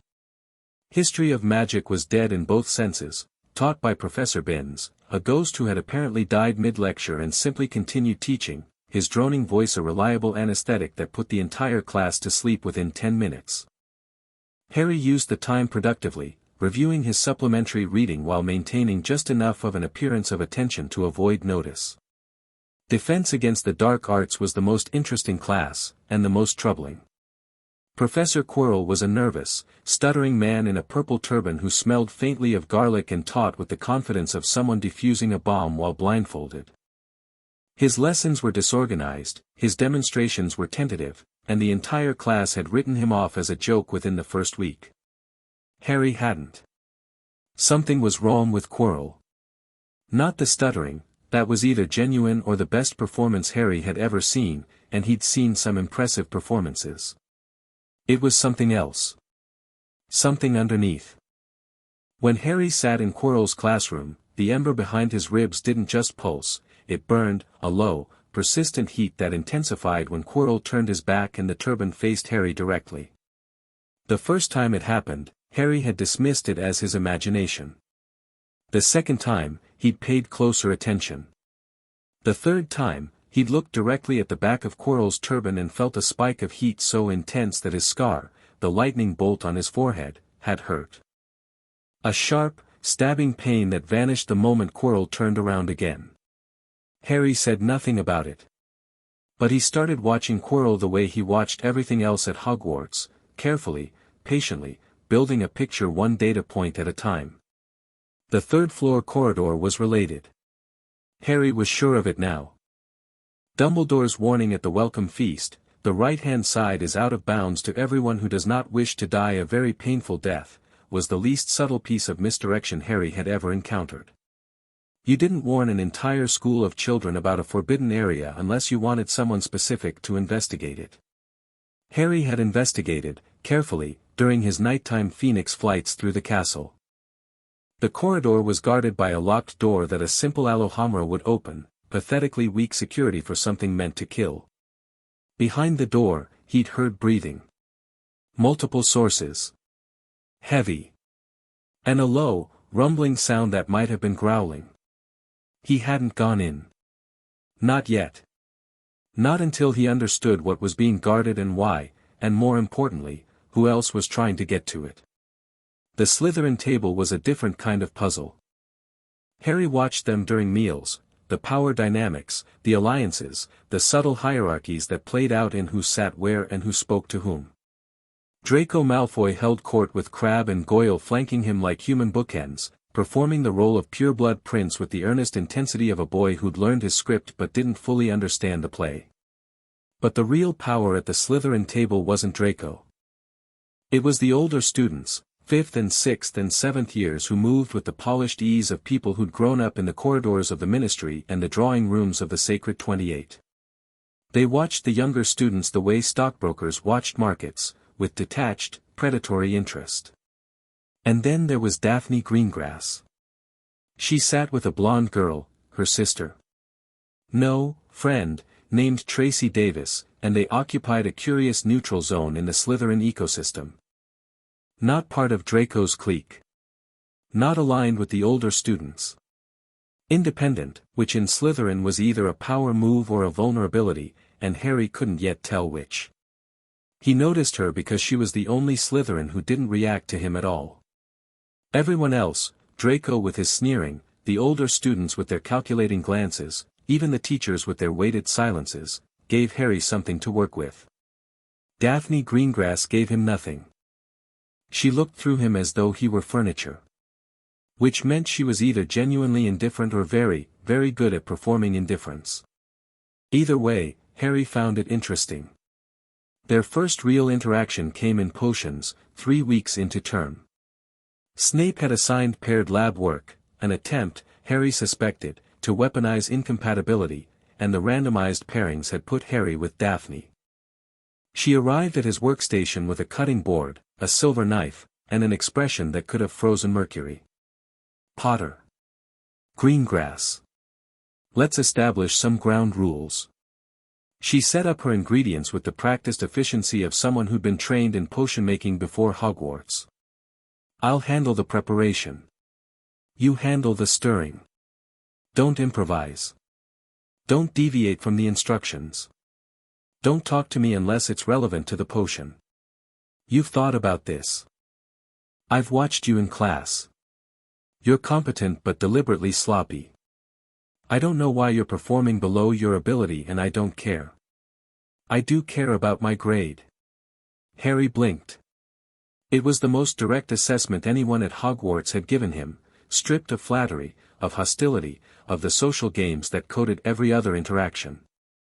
She'd seen through his performance in 3 weeks. Snape had taken 1 class period. Everyone else was still buying it. Fair enough, he said. But I'll prep the valerian roots. Your knife technique is good but you're cutting them too thick, they need to be translucent for the infusion to set properly. Daphne looked at him. Actually looked at him, for the first time, with those pale blue eyes that were not cold, he realized up close, but controlled, ice as discipline, not ice as absence. The instructions say 1/4-inch cuts, she said. The instructions are wrong. Snape wrote them for first years. The actual optimal thickness for valerian in a forgetfulness potion is paper thin. Check page 212 of most Patendi potions if you don't believe me. That book is in the restricted section. I know. I read the table of contents through the rope. Something happened to her mouth, the faintest twitch, not quite a smile but the ghost of one, haunting the corner of her lips before being evicted by the permanent composure that Daphne wore like armor. Fine, she said. You do the valerian. They brewed in near silence after that, but it was a working silence, the kind shared by people who were both competent enough not to need chatter. Harry prepped the valerian roots into paper-thin slices while Daphne measured beetle eyes and crushed snake fangs with a mortar and pestle. Their movements complemented each other without coordination, as though they'd been brewing together for months instead of minutes. Halfway through, Daphne's knife slipped on a leech and she hissed, a thin line of red appearing on her fingertip. She reached for a cloth to stanch it and Harry, without thinking, without filtering through his careful performance, said, hold it over the steam from the cauldron. The valerian vapor has mild coagulant properties. It'll close in 10 seconds. She looked at him. He looked back. The moment stretched, and Harry realized he'd just demonstrated knowledge that went well beyond reading the table of contents through the rope. This was practitioner-level herbological medicine, the kind of thing a healer's apprentice might know after years of training. Or the kind of thing someone who'd spent 3 years experimenting with healing magic on his own body might have picked up. Daphne held her finger over the steam. The cut closed. She said nothing, but her eyes lingered on Harry for 3 beats longer than necessary before she returned to the beetle eyes, and the silence that followed was a different kind of silence, not the comfortable quiet of competent strangers, but the weighted pause of someone reassessing a calculation. The potion was perfect, the best in the class, which Snape acknowledged with a grudging nod and the deduction of 0 points, which from Snape was practically a standing ovation. The liquid in their cauldron was the exact shade of translucent amber that the textbook described, and it emitted a faint, pleasant hum that indicated optimal magical saturation. Acceptable, Snape said, peering into the cauldron. His gaze flicked between Harry and Daphne, lingered on Harry with that same probing intensity, and moved on. As they packed up, Daphne paused. She didn't look at him, keeping her eyes on the clasps of her bag as she said, page 212 is polyjuice potion, not forgetfulness. You read more than the table of contents. And she walked away before Harry could respond, which was probably for the best, because his response would have been a grin, and grins were admissions, and admissions were leverage. Sharp, he thought, watching her weave through the dungeon corridor. Very sharp. The flying lesson came on a Thursday afternoon in the 3rd week, and it nearly blew everything. Madam Hooch stood before 21st years, Gryffindors and Slytherins, because apparently whoever designed the Hogwarts schedule wanted to maximize house rivalry, with a whistle around her neck and a broomstick at her feet. The brooms were school-issue relics that looked like they'd been swept up from a battle rather than stored in a cupboard. Harry's vibrated slightly when he approached it. Stick your right hand over your broom, Hooch barked, and say, up. Up, shouted 20 students in various degrees of conviction. Harry's broom slammed into his palm so hard it stung, instant, eager, practically lunging off the ground to reach him. Around him, results were mixed. Hermione's broom rolled over lazily. Ron's shot up on the third try. Neville's refused to budge, which Neville was trying not to take personally and failing. Right, mount your brooms. On my whistle, kick off, hover, then lean forward and touch back down. The whistle blew. Neville, whose nerves had been vibrating all lesson like a plucked string, kicked off too hard. Way too hard. His broom shot upward like a cork from a bottle, rocketing 20 feet, 30, 40, and Neville, who was clinging on with both hands and a facial expression of pure existential crisis, began to slide sideways. The broom bucked. Neville lost his grip. Harry didn't think. He moved. Later, he'd reconstruct the moment and realize how close he'd come to exposure. In the fraction of a second between Neville's fall and Harry's response, his body had tried to shift, the phoenix instinct surging forward, wings wanting to erupt, fire wanting to catch him. He caught it, slammed it down, and instead did the human thing, he kicked off the ground on his own broom and flew. The broom was garbage, sluggish, unresponsive, pulling hard to the left, but Harry didn't need a good broom. He needed speed and he needed angle and he had both, because 3 years of flying as a phoenix had given him an understanding of aerodynamics that was bone-deep and instinctive. He flattened himself against the handle and dove, cutting beneath Neville's falling body, reaching up, Neville hit him like a sack of wet cement. The impact nearly knocked Harry off his broom, but he hooked his legs around the handle and grabbed Neville's robes with both hands and pulled, and the broom groaned and dipped dangerously but held, and they were descending, fast but controlled, Neville gasping and white-faced and clinging to Harry's shoulders with a grip that was going to leave bruises. They landed hard. Not a crash, a controlled impact that jarred Harry's knees and sent a shock up his spine, but they landed, and Neville was intact, and the class erupted into noise. That was, did you see, how did he, Harry released Neville, who immediately sat down on the grass and hugged Trevor, who had inexplicably appeared from his robe pocket during the fall, with trembling hands.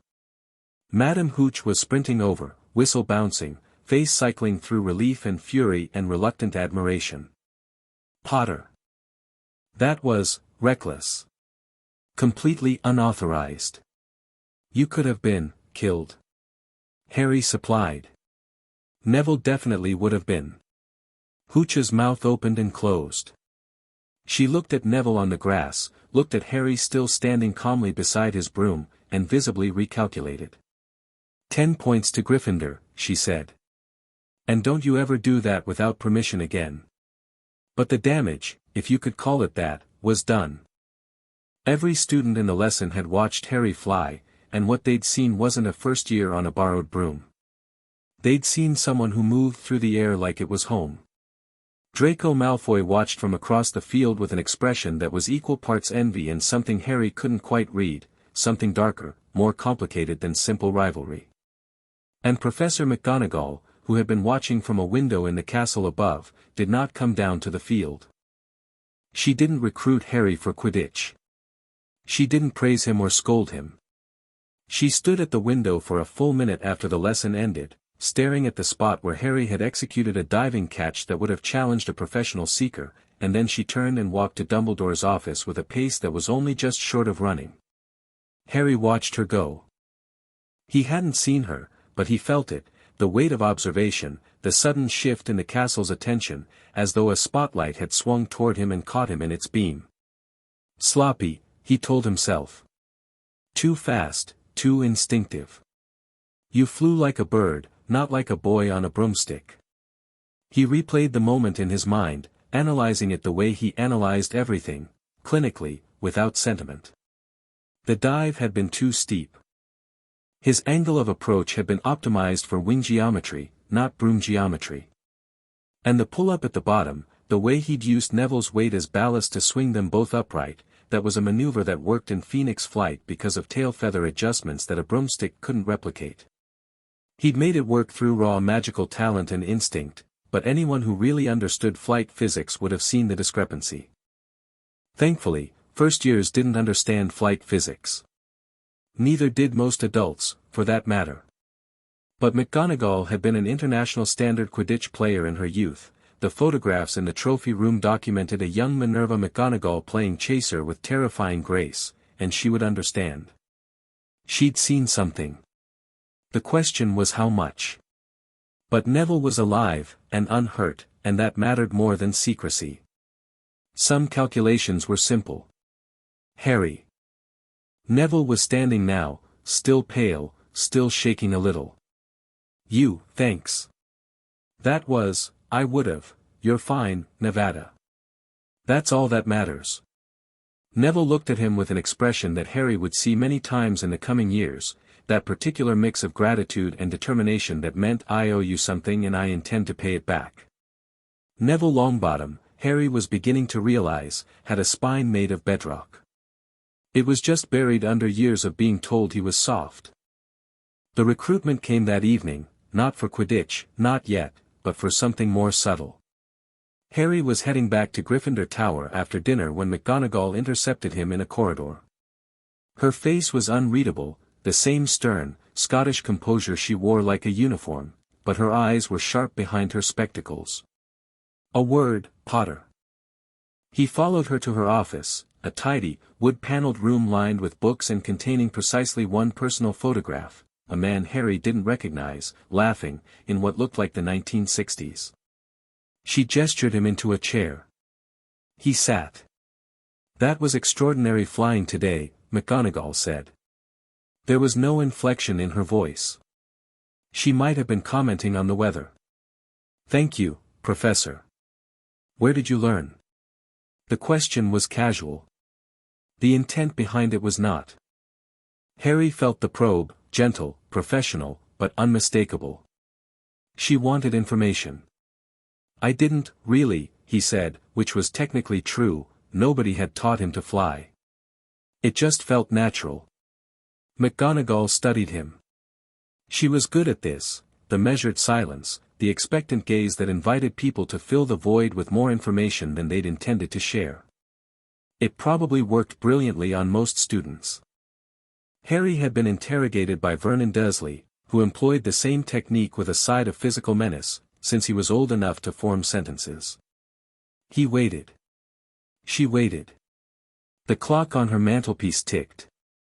I've spoken with the headmaster, McGonagall said finally. He was interested in your performance today. As am I. A pause. I'm offering you a position on the Gryffindor Quidditch team. Seeker. I thought first years weren't allowed. Exceptions can be made. Particularly when the exception is, she stopped herself. Whatever she'd been about to say, she pulled it back, and Harry caught the ghost of it in her expression, unprecedented. I'd like that, Harry said. Very much. Oliver Wood is the team captain. He'll arrange practices. And Potter, she fixed him with a look that was equal parts warning and something else, something almost protective. Be careful. Attention has a weight, and you're carrying more of it than you know. Harry held her gaze. I understand, Professor. He left her office with a position on the Quidditch team and the distinct impression that at least 3 adults in this castle, McGonagall, Snape, and Dumbledore, were watching him with an intensity that went beyond normal pedagogical interest. The thought should have been frightening. In a way, it was. Harry had built his entire strategy at Hogwarts around being good enough to avoid concern but not good enough to invite scrutiny. The flying lesson had punched a hole in that strategy, and McGonagall's carefully neutral expression told him the hole was bigger than he'd hoped. But there was another way to look at it. Being watched by powerful people wasn't the same as being exposed. McGonagall saw a talented flyer. Snape saw a competent student playing dumb. Dumbledore saw whatever Dumbledore saw, which was probably more than either of the other two but still, Harry hoped, less than the whole truth. The key was controlling the narrative. If they were going to watch him, Harry needed to give them something worth watching, something impressive enough to explain the anomalies they'd noticed, but mundane enough to satisfy their questions. A talented boy with good instincts and a famous scar. Remarkable, certainly. But not impossible. The phoenix stayed hidden. The fire stayed banked. The performance continued. Good, he thought, walking back toward the tower. Let them watch. As long as they're watching the boy on the broomstick, they're not looking for the bird. The next morning, a broomstick arrived for him at breakfast, a Nimbus 2000, sleek and gleaming, delivered by 6 screech owls who struggled under its weight. The attached note read, "Do not open at the table. Professor McGonagall." Harry opened it at the table. The Gryffindors erupted. Draco Malfoy turned a shade of green that clashed with his house colors. And Daphne Greengrass, 3 tables away, glanced up from her toast, looked at the broomstick, looked at Harry, and returned to her toast with an expression that communicated, with surgical precision, of course. The Covenant made its first move that same week, though Harry didn't know it yet. It started with a symbol. Percy Weasley found it on Tuesday morning, burned into the stone wall of the corridor outside the Great Hall, at a height that suggested whoever made it was either very tall or hovering.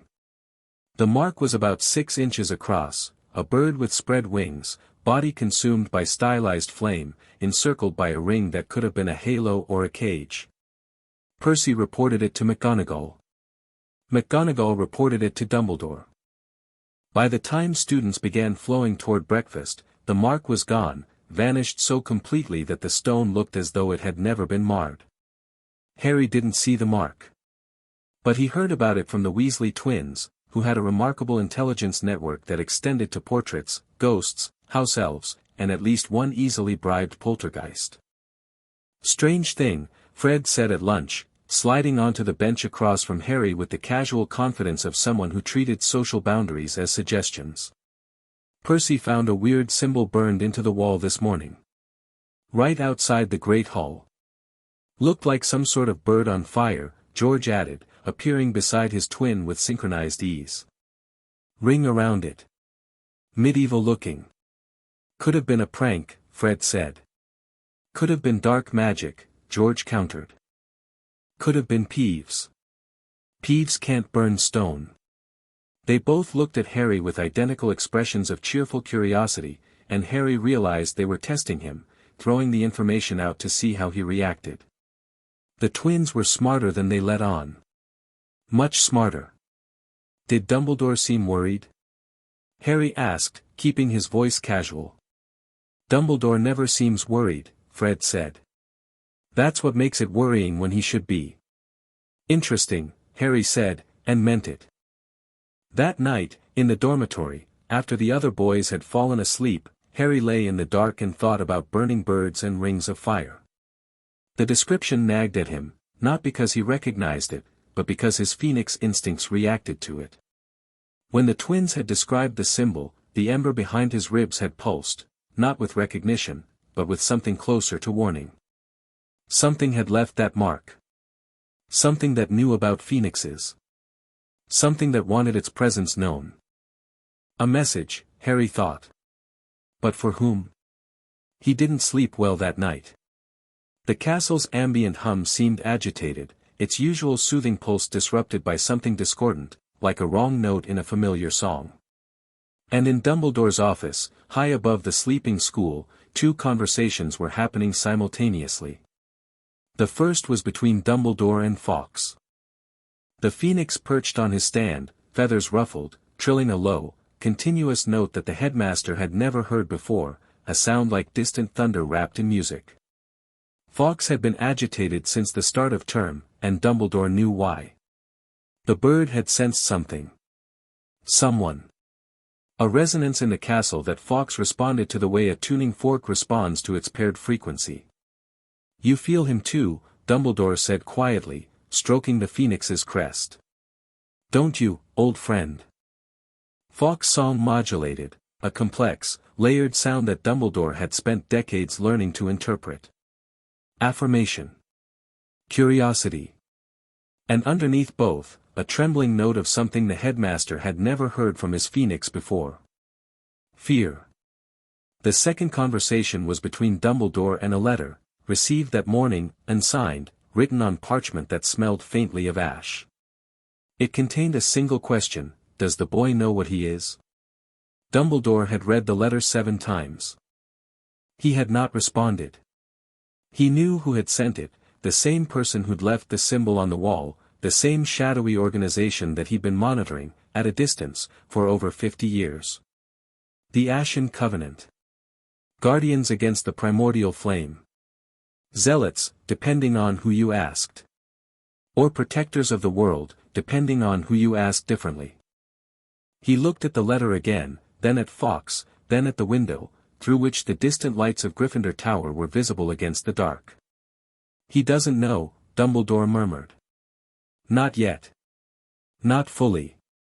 He folded the letter and placed it in a locked drawer alongside 40 years of similar correspondence, reports, warnings, fragments of prophecy, all pointing to a moment that Dumbledore had hoped would never arrive and had been preparing for since he was a young man. A Phoenix Animagus at Hogwarts. The first since Godric Gryffindor. And below the boy's feet, sealed in the third-floor corridor behind a gauntlet of traps, a philosopher's stone that could grant immortality to anyone who used it, including a Dark Lord whose soul was already fractured into pieces, who was already hunting for a way back to life, and who would want the fire in Harry Potter's blood with a desperation that went beyond obsession. Dumbledore closed the drawer and locked it with a spell that had no counter. "We are not ready," he said to Fawkes.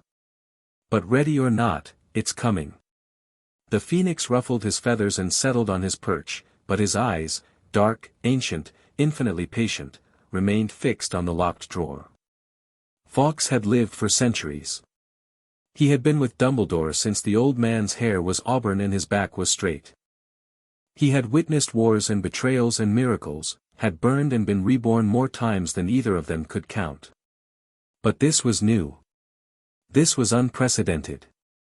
A human child carrying phoenix fire in his blood, not borrowed, not bestowed, but inherent. The last time this had happened, the human had used that fire to raise a castle from naked stone and forge 1,000 years of magical tradition. What this child would do with it, what the world would try to do to him for having it, was a question that even Fawkes, with all his centuries of accumulated wisdom, couldn't answer. Dumbledore stood at his window and watched the lights of Gryffindor Tower wink out, one by one, as students found their beds. "Sleep well, Harry," he murmured. "Tomorrow the game begins in earnest." Fawkes sang. The sound carried through the stone walls of the castle, down through corridors and staircases, through the sleeping portrait of the fat lady, through the common room, up the spiral stairs, and into a dormitory where a boy with messy black hair stirred in his sleep and smiled at a dream of flying. 2 fires in one castle. The stone between them humming. The following Monday, something happened in defense against the dark arts that confirmed Harry's suspicions about Quirrell. The lesson was on defensive jinxes, specifically, the knockback jinx, a simple spell that most first-years could manage with sufficient practice. Quirrell demonstrated it with his characteristic trembling, his wand producing a feeble pulse that barely rocked the training dummy. "And now, you all try," he stammered, dabbing his forehead with a handkerchief. The students paired off. Harry was with Ron, who was enthusiastic enough to compensate for his mediocre technique. They traded jinxes back and forth, Ron's growing slightly stronger each round, Harry's precisely calibrated to be competent but unremarkable. Then Quirrell walked past Harry's station. The scar blazed. Not the dull ache Harry had felt before, this was a white-hot lance of pain that drove through his forehead and into his skull like a spike. Harry gasped, staggered, and his dampening slipped. For one fraction of a second, the ember behind his ribs flared to full brightness, and Quirrell stopped. The professor froze mid-stride, his back to Harry, and beneath the purple turban, something moved. Not physically, there was no visible movement, but Harry felt it. A presence, vast and cold and malevolent, pressing against the back of Quirrell's skull like a face behind a mask, turning to look at Harry through the fabric. The ember screamed. Harry slammed it down, crushed it to its lowest possible glow, and the presence retreated, slowly, reluctantly, like a predator losing sight of prey. Quirrell continued walking. His stutter returned. The moment passed.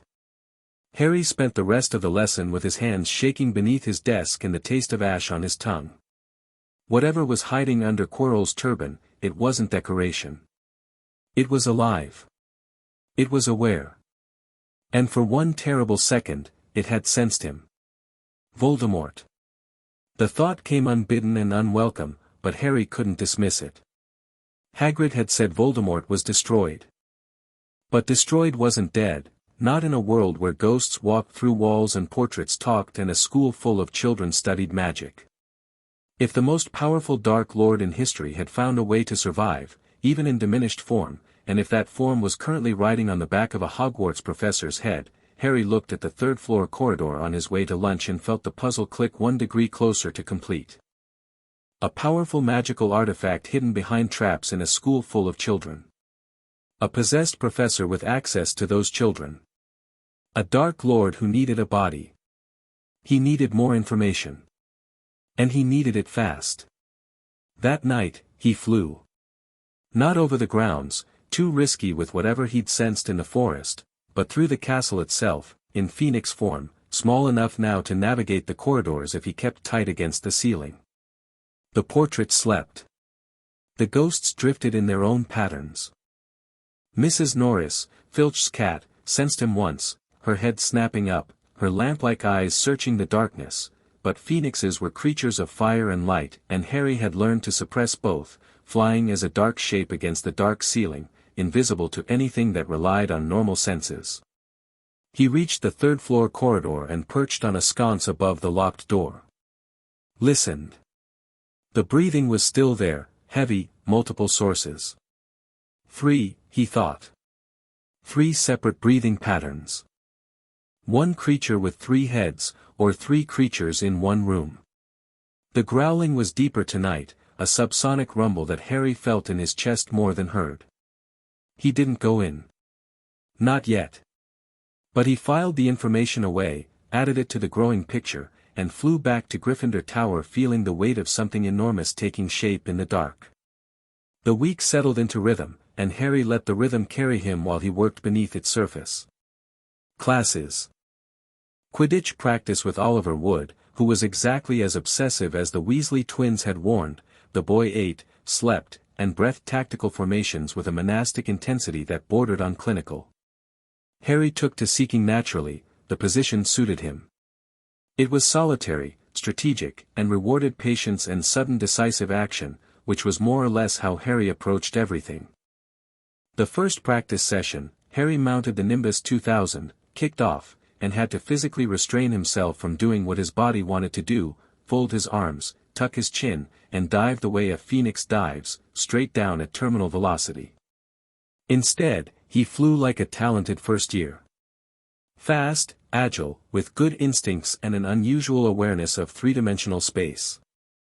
Enough to impress Wood into a state of near-religious ecstasy without triggering the kind of scrutiny that McGonagall had almost given him. "You're a natural," Wood said after the first practice, eyes gleaming with the fanatical light of a man who just found his missing piece. "With you as Seeker, we might actually win the cup this year." "I'll do my best," Harry said. "Do better than your best," Wood replied, dead serious. "I haven't won the cup in 4 years and it's eating me alive." Harry respected the honesty. Wood wasn't performing passion, he was saturated with it, the kind of single-minded drive that made people either great or insane, and sometimes both. The team itself was a crash course in group dynamics. Katie Bell, Angelina Johnson, and Alicia Spinnet were the chasers, coordinated, fast, and casually terrifying in their passing precision. Fred and George handled beater duties with a chaotic brilliance that turned bludgers into guided missiles. And Harry slotted in as Seeker, the quiet eye at the center of the storm. His second practice, a bludger got loose from George's bat and screamed toward Katie Bell's unprotected back. Harry reacted before thinking, banking hard, intercepting the iron ball's path, and deflecting it with the tail of his broom in a maneuver that sent him spinning but kept Katie's spine intact. The team stared. Wood's mouth was hanging open. Was that, did you just redirect a bludger with your broom handle? Angelina demanded. It was heading for Katie, Harry said, as though that explained the physics. I've seen professional seekers who can't do that, Wood said, his voice taking on the reverent quality of a man witnessing a miracle. Where did you learn? Instinct, Harry said. Just instinct. He needed to be more careful. Every time he moved on a broom, his body wanted to fly like a phoenix, all instinct and fire-guided reflexes, and translating that into human on-broomstick movement required constant, conscious effort. It was like being ambidextrous but forced to use only your weak hand. But the flying was also the one place where restraint chafed most painfully. In the air, with wind in his face and the ground falling away, Harry felt the pull of his other form like a physical ache. He wanted to let go. To spread wings instead of grip a handle. To burn instead of coast. The broom was fast, but it was nothing compared to Phoenix flight, and every practice left him with a restless energy that he had to burn off later, alone, in his Phoenix form above the clouds. He flew most nights now, leaving the dormitory after midnight, transforming in the shadow of the astronomy tower, and launching himself into the Scottish sky. The landscape around Hogwarts was wilder than Surrey, mountains and lochs and forests that stretched to the horizon, all of it silver and shadow under moonlight. He flew higher here, pushed harder, testing the limits of his form in the clean, cold air. He was getting bigger. The phoenix form that had started as a raven-sized bird was now closer to an eagle, his wingspan stretching further each month, his plumage deepening from gold to a rich, burning crimson that left afterimages in the dark. His fire was stronger too, hotter, more precise, more responsive to his intent. He could light a single candle from across a room or melt stone with focused effort, and the range between those extremes was growing wider every week. One night, flying over the forbidden forest, he felt something stir below him, a presence in the trees, ancient and watchful, that turned its attention upward as he passed. Not hostile. Curious. Harry climbed higher and left it behind, but the encounter lingered. The forest had noticed him. Whatever lived in those trees, centaurs, Hagrid had mentioned, and worse things, they could feel his fire. The Neville project continued. Harry had started meeting him in empty classrooms after hours, not to study, which would have felt condescending, but to practice. The difference was philosophical and it mattered. Your wand work is fine, Harry told him one evening in an unused classroom on the third floor, where dust motes danced in the light of Harry's conjured flames, wandless, though he told Neville it was a trick with a lighter. Your technique is textbook. The problem is you don't believe the spell is going to work, so you hedge. You pull back at the last second. Magic requires commitment. Neville held his wand, his father's old wand, which Harry suspected was a terrible match but kept that thought to himself for now, and stared at the cushion Harry had placed on a desk. Depulso, Neville said. The cushion wiggled. Again. But this time, don't ask the cushion to move. Tell it. Depulso. The cushion slid an inch. Nevada. You're a Gryffindor. Your parents were some of the bravest people in the last war. Your grandmother is apparently terrifying. You held on to a toad through a 40-foot fall. Stop asking. Something shifted in Neville's face. The usual uncertainty was still there, but beneath it, something harder surfaced, a flash of the bedrock Harry had always known was there. Depulso. The cushion launched off the desk, hit the far wall, and burst in a shower of feathers that drifted down like snow. Neville stared at the destruction with his mouth open. Then he looked at Harry. Then he looked at his wand. Then back at the feathers. Yeah. You did. A grin broke across Neville's face, wide, astonished, the kind of smile that transforms a person from the inside out. In that moment, Harry saw what Neville Longbottom was going to become, and it was formidable. Again? Neville asked. Again. They practiced until curfew. By the end, Neville could banish the cushion, repaired with a quick reparo from Harry, consistently across the room, and the wall of self-doubt had developed, if not a crack, then at least a hairline fracture. Walking back to Gryffindor Tower, Neville was quiet for a while. Then, Harry. Why are you doing this? Doing what? Helping me. Practicing with me. Nobody else, I mean, Hermione offers to help me study, but that's different. You're treating me like you're capable. Neville's silence was its own answer. Harry stopped walking. They were in a corridor lined with portraits of sleeping witches and wizards, moonlight streaming through a high window, the castle quiet and vast around them. He turned to face Neville, and he let some of the careful mask drop, just a fraction, just enough for Neville to see that what followed was true. Because you are. You're capable, Nevada. I've watched you. You have more raw magical power than half our year, it's just locked up behind years of people telling you that you're not enough. Your gran, your family, the kids who laughed at you in class. They're wrong. All of them. Neville swallowed. His eyes were bright. How do you know? He whispered. Because I spent 10 years being told I was worthless by people who were afraid of what I could do. I know what suppression looks like. And I know what happens when it breaks. It was the most honest thing Harry had said to anyone at Hogwarts. And it was a risk, revealing even a sliver of his real history, his real self, but Neville had earned it. Trust was a two-way street, and Harry couldn't ask for loyalty without offering vulnerability. Neville nodded. Not the uncertain nod of someone being reassured. The firm nod of someone making a decision. Okay, he said. Same time tomorrow. Same time tomorrow. They walked back to the tower in comfortable silence, and Harry felt the ember behind his ribs pulse with something warm that had nothing to do with phoenix fire. This is what matters, he thought. Not the power.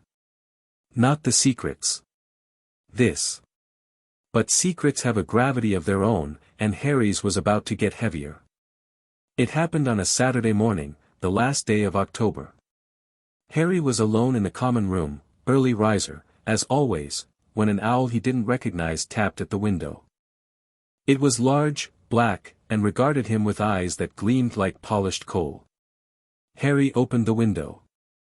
The owl extended its leg, dropped a small package onto the windowsill, and left without waiting for a treat. No return address. No sender's mark. Inside the package, wrapped in dark cloth, was a feather. Not a phoenix feather, not gold or crimson. This feather was black. Burned black, as though it had been held in a fire until all color was consumed, leaving only the skeleton of what it had been. It was light as air and cold to the touch, wrong, for a feather that had been burned. It should have been warm. Instead, it radiated a chill that made Harry's phoenix ember flare in instinctive rejection. An ashen feather. There was no note. No explanation. Just the feather, sitting on the dark cloth, cold and wrong and clearly, unmistakably meant for him. Harry held it between his fingers and felt the chill spread up his hand, and the ember behind his ribs burned hotter in response, not painfully, but defensively, the way a flame flares when it encounters a cold draft. This was opposition. Whatever magic the feather contained was the antithesis of his phoenix fire, not darkness exactly, but absence. A void where warmth should be. And somewhere in the castle, Fawkes the Phoenix let out a shriek so loud that Dumbledore nearly dropped his morning tea. Harry wrapped the feather back in its cloth, tucked it into his pocket, and went down to breakfast.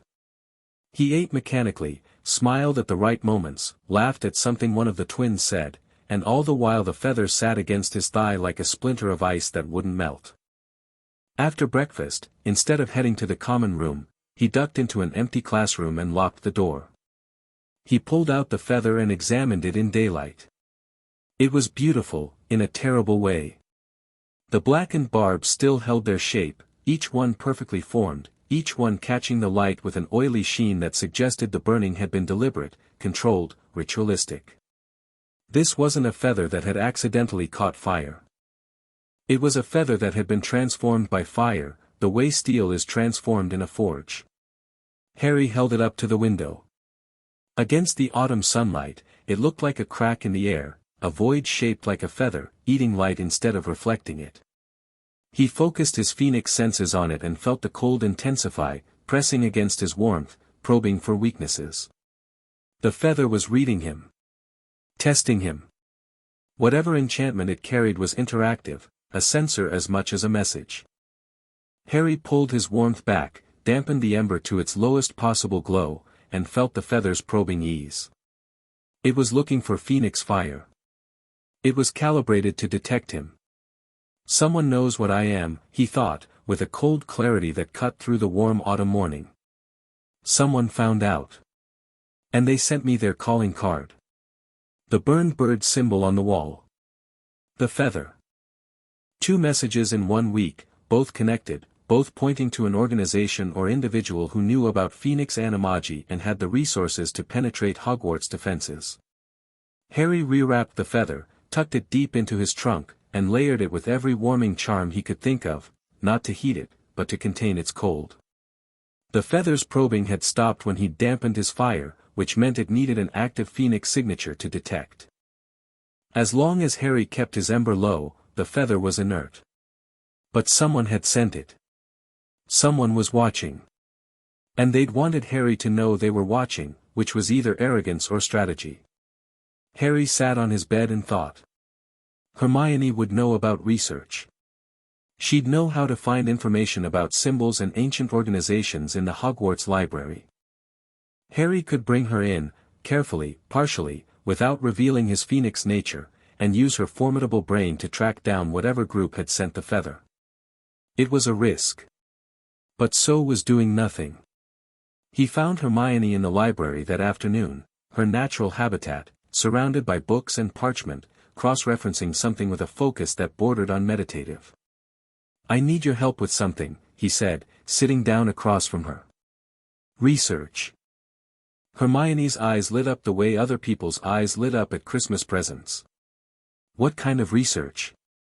Ancient symbols. There was a mark burned into the wall outside the Great Hall a few weeks ago. You might not have heard about it, it was cleaned up fast. A bird on fire, surrounded by a ring. I want to know what it means. Hermione was already reaching for a blank parchment. What kind of bird? What kind of ring? Was the bird's posture, wings spread? Body consumed? The ring could be a halo or a cage. It looked old. Medieval, maybe. Heraldic burning bird motifs could be dozens of things. The phoenix is one of the most common symbols in both magical and muggle heraldry. But the specific posture you're describing, wings spread, body consumed, enclosed in a circle, that sounds more specific. More ritualistic. She was already writing notes. Give me a week. I'll find it. Harry had no doubt she would.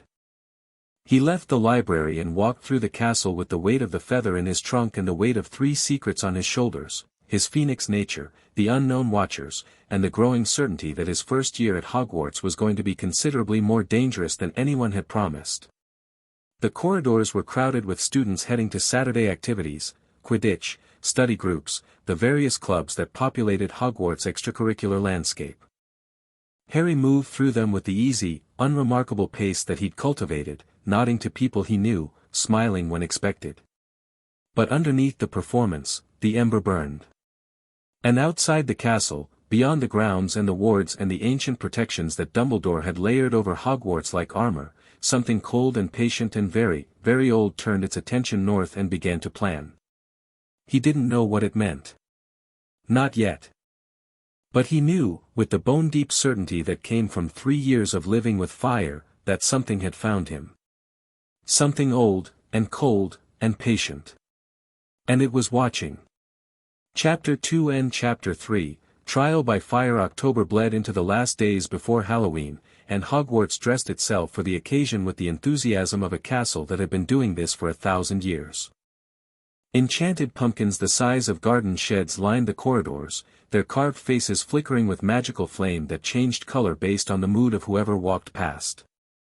Live bats swooped through the great hall in coordinated formations that were either choreographed or simply very social. The suits of armor had been enchanted to groan ominously at passing students, which was amusing for the first day and deeply irritating by the third. Harry barely noticed any of it. He was watching Quirrell. Since the incident in defense class, the scar flare, the presence behind the turban, Harry had been tracking the professor with the patient, systematic attention of someone building a case. He mapped Quirrell's movements through the castle, which corridors he favored, which he avoided, where he went after curfew. The nighttime surveillance was easy in Phoenix form. Harry could perch in shadowed alcoves near the ceiling, invisible and silent, watching the stuttering professor drift through the castle like a ghost with a secret. The pattern was clear. 3 nights a week, sometimes 4, Quirrell visited the third-floor corridor. He never entered, just stood before the locked door, his hand pressed flat against the wood, his lips moving in a whisper that Harry couldn't quite catch from his perch 20 feet above. Once, Harry saw something shimmer beneath the turban, a faint, greenish light that pulsed in time with Quirrell's whispering, and the ember behind his ribs had flared so hot that he'd nearly lost his grip on the sconce. Another night, Quirrell didn't go to the 3rd floor at all. Instead, he went to the library. Not the main reading room, a narrow passage behind the restricted section that led to what Harry discovered was a private research alcove, warded against students but apparently accessible to staff. Quirrell spent 2 hours there, consulting books that Harry couldn't see from his ceiling perch, making notes in a small leather journal that he kept inside his turban. Inside his turban. Harry noted that detail and turned it over in his mind. Why would a man keep a journal in his headwear unless the journal's contents needed to be hidden from casual observation? And why would a man who stuttered through his lessons and flinched at his own shadow move through the nighttime castle with the quiet confidence of someone who'd been trained in covert operations? The answer was obvious. Quirrell wasn't who he appeared to be. The stuttering professor was a mask, and behind it was someone, who was intelligent, methodical, and playing a long game that involved the 3rd-floor corridor and whatever was being guarded there. Harry also noticed Snape. On 2 of the nights Harry watched Quirrell, Snape was also moving through the castle, keeping his distance, staying 1 corridor behind, tracking Quirrell with the grim determination of a man on surveillance duty. Snape never confronted Quirrell directly. He just watched, the same way Harry watched, and the parallel between them was not lost on Harry. 2 watchers, both tracking the same target. The difference is that Snape doesn't know about me, and I don't know exactly how much Snape knows. Quirrell was testing the defenses. Probing for weaknesses. Preparing. And whatever he was preparing for, it involved the thing behind the locked door, the 3-headed breathing, the low growl, the unmistakable sense of something massive and dangerous being used as a guard dog for something even more valuable. Harry shared none of this with his friends. Not yet. He needed more pieces before the picture made sense, and partial information was worse than no information. It led to panic, to rash action, to the kind of heroic stupidity that got people killed. Instead, he focused on what he could control. Hermione's research had turned up something. She'd found the symbol, the burning bird in the ring, in exactly 1 book in the Hogwarts library, a crumbling volume called Obscure Organizations of the Magical World that was shelved in a back corner of the restricted section. She'd had to forge a permission slip to access it, which she confessed to Harry with a combination of guilt and pride that was pure Hermione. The Ashen Covenant, she said, spreading her notes across a library table with the controlled excitement of someone who'd struck gold. Founded sometime before the 10th century, the book doesn't give an exact date. They're described as guardians against the primordial flame, which is apparently a reference to some kind of proto-deity called Surtur. Harry kept his expression neutral. What else? Not much. The entry is short, barely half a page. It says they believe that Phoenix fire, in its purest form, could be used to resurrect Surtur, and that they dedicated themselves to preventing that resurrection. There's a mention of the vessel, someone who carries Phoenix fire in their blood, but the passage is damaged. Water stain. I couldn't read the rest. Any mention of what they actually do? How they operate. The book says they have agents in all corners of the magical world and that they've been dormant for centuries because the conditions for Surtur's resurrection haven't been met. Hermione paused. Her eyes were sharp. Harry, why are you interested in this? The symbol on the wall could have been a prank. Could have been, Harry agreed. But Dumbledore had it removed within the hour. That's not a prank response. That's a threat response. Hermione considered this. He could see her processing, running the information through her formidable analytical engine, testing it against what she knew, identifying the gaps.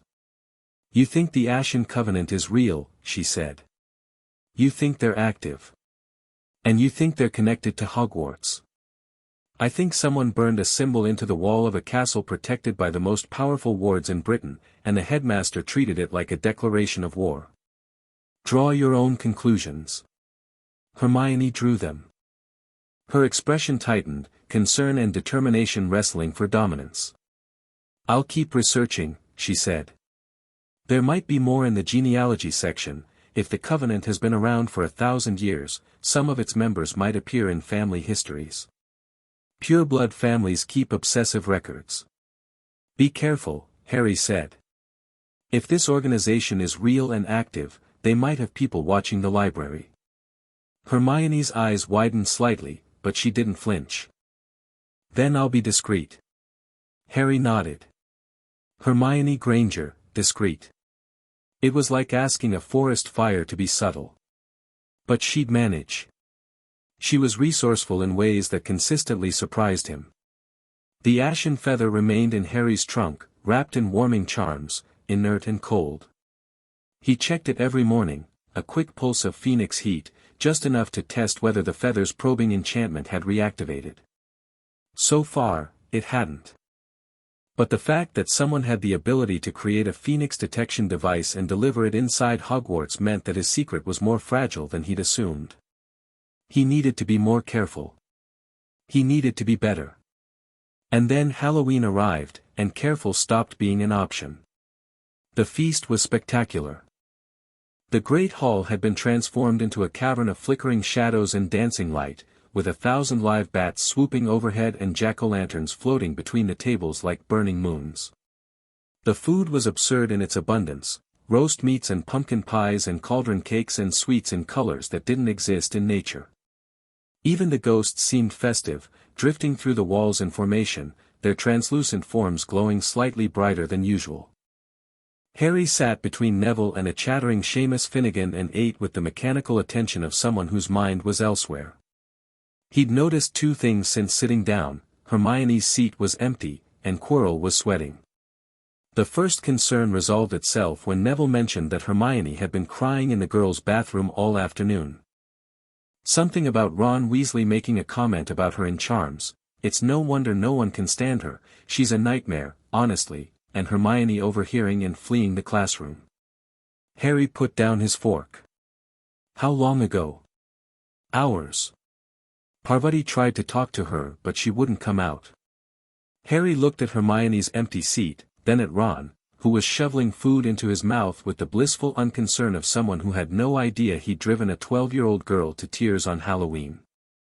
A flicker of anger licked at the base of Harry's throat, not phoenix fire, just regular human anger at regular human cruelty. He was about to stand up when the doors to the Great Hall exploded open. Professor Quirrell sprinted into the hall, turban askew, his face the color of old milk. He reached the staff table, gripped its edge, and gasped out 3 words that dropped the temperature of the room by 10 degrees. Troll, in the dungeons, thought you ought to know. Then he fainted.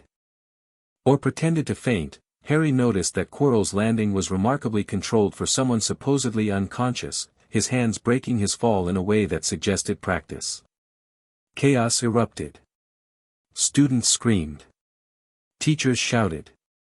Dumbledore's voice cut through the pandemonium like a blade. Silence, and the hall went still with the instant obedience of several hundred people who had just been reminded that the kindly old headmaster could, when necessary, sound like a god. Prefects, lead your houses back to the dormitories immediately. Teachers, with me to the dungeons. The hall mobilized. Students poured toward the exits in panicked streams, prefects shouting instructions that were mostly drowned out by the noise. Harry moved with the Gryffindor crowd for about 10 seconds before the calculation completed in his head and he peeled away from the group, ducking behind a tapestry and into a side corridor. Hermione was in the bathroom. The bathroom was on the first floor. The troll was in the dungeons, allegedly, but Harry didn't trust Quirrell's information any more than he trusted Quirrell's fainting. If the troll had been let in deliberately, its location might be different from what was reported. And even if it was in the dungeons, a troll could move. They were stupid but fast, and the first floor wasn't far. He ran. The corridors were empty, everyone was either in the Great Hall or heading to their common rooms. Harry's footsteps echoed against stone as he navigated by memory, taking shortcuts he'd mapped during his nighttime flights. Third corridor, left turn, down the stairs, past the suit of armor that liked to trip people. He smelled it before he saw it.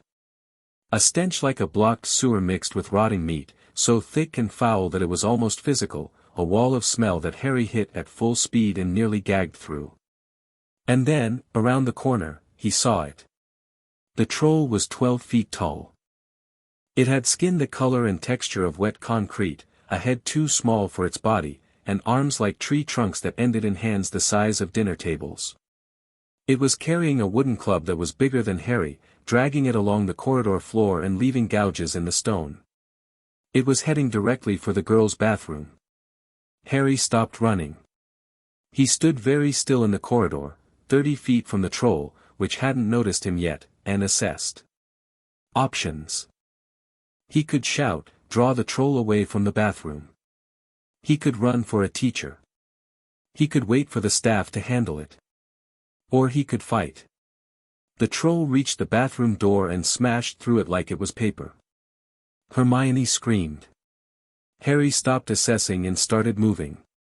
He sprinted for the destroyed doorway, vaulted the rubble, and landed in the bathroom to find chaos. Water was spraying from shattered pipes. Sinks had been ripped from the wall. And Hermione was pressed against the far wall, white-faced, her wand trembling in her hand, as the troll raised its club above its head and swung. Harry threw fire. Not Phoenix fire, not the golden blaze that would have marked him as something impossible. This was something he'd been working on for weeks in secret, a way to use his Phoenix abilities through his wand, channeling the fire through the Hollyan Phoenix feather core in a way that could be mistaken for a powerful spell rather than a creature's innate magic. Incendio. The bolt of flame that erupted from his wand was vastly more powerful than any first-year incendio had a right to be. It hit the troll's club arm mid-swing and the wooden club ignited, flames racing up its length like a fuse. The troll bellowed, a sound so loud that the remaining mirrors shattered, and dropped the burning club, which crashed to the floor and rolled against the wall, still blazing. The troll swung toward Harry. Its tiny eyes, already watering from the fire, found him, and something like rage crossed its boulder-like face. It charged. Harry dove sideways. The troll's fist smashed into the floor where he'd been standing, cracking the tiles and sending a shockwave that knocked him off his feet.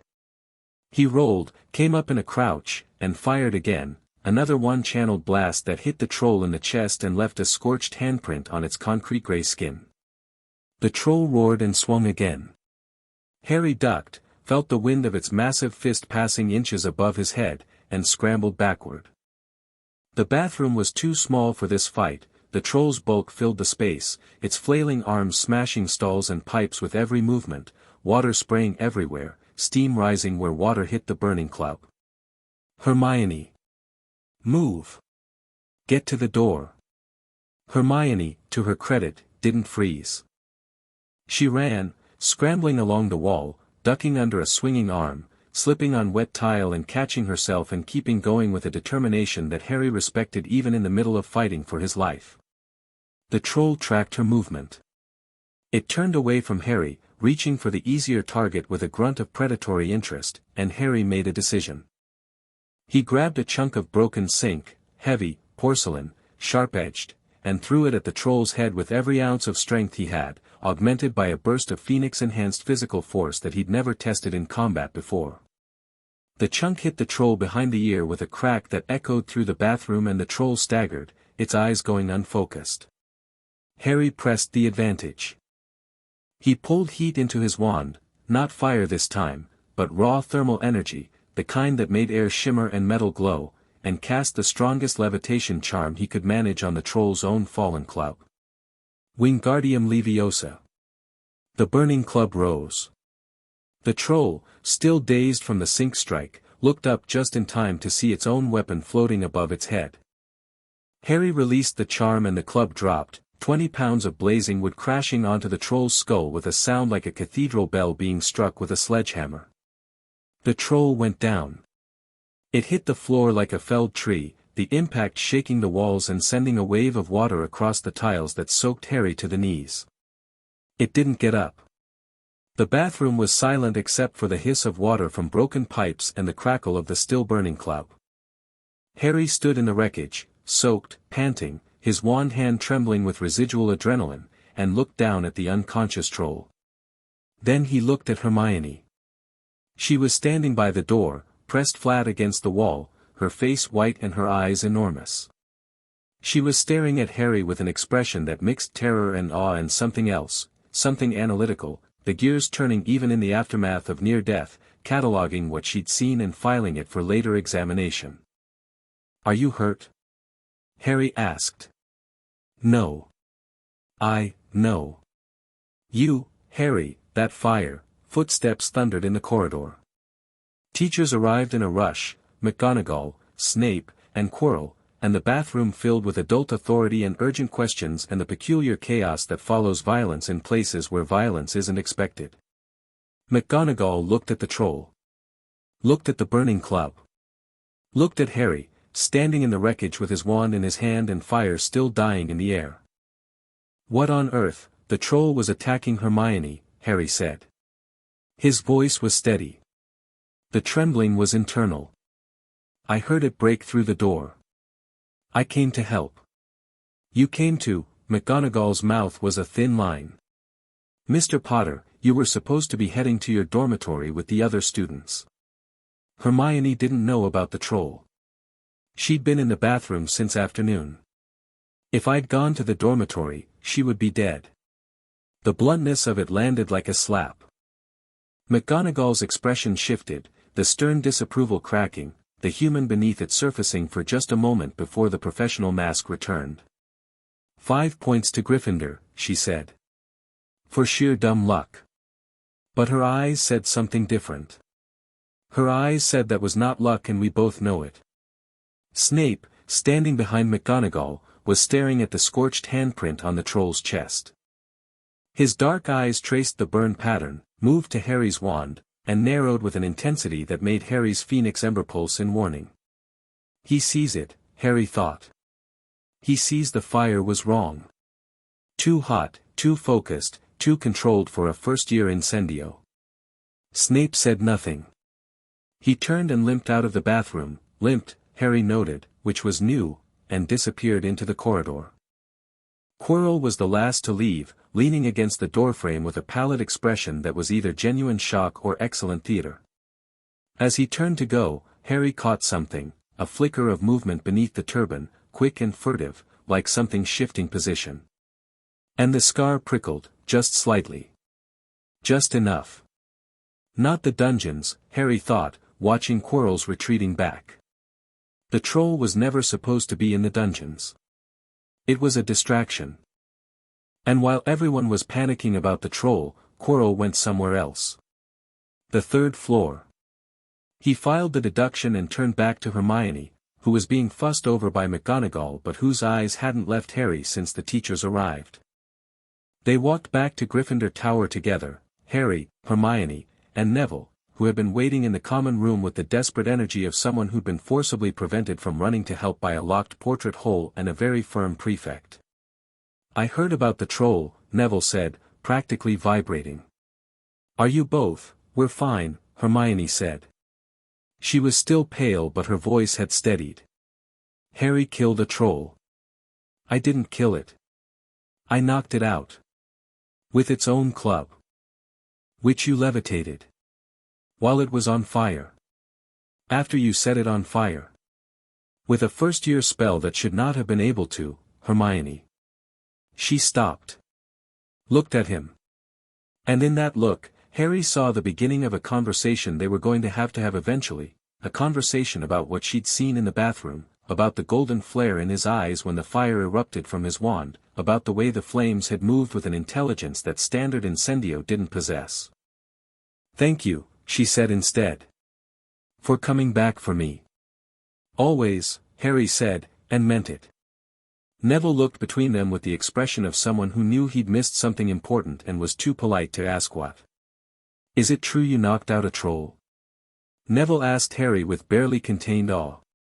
"With its own club," Hermione supplied. "After setting it on fire." "After setting the club on fire," Harry corrected. "There's a distinction." "The distinction being?" "I didn't light a troll on fire.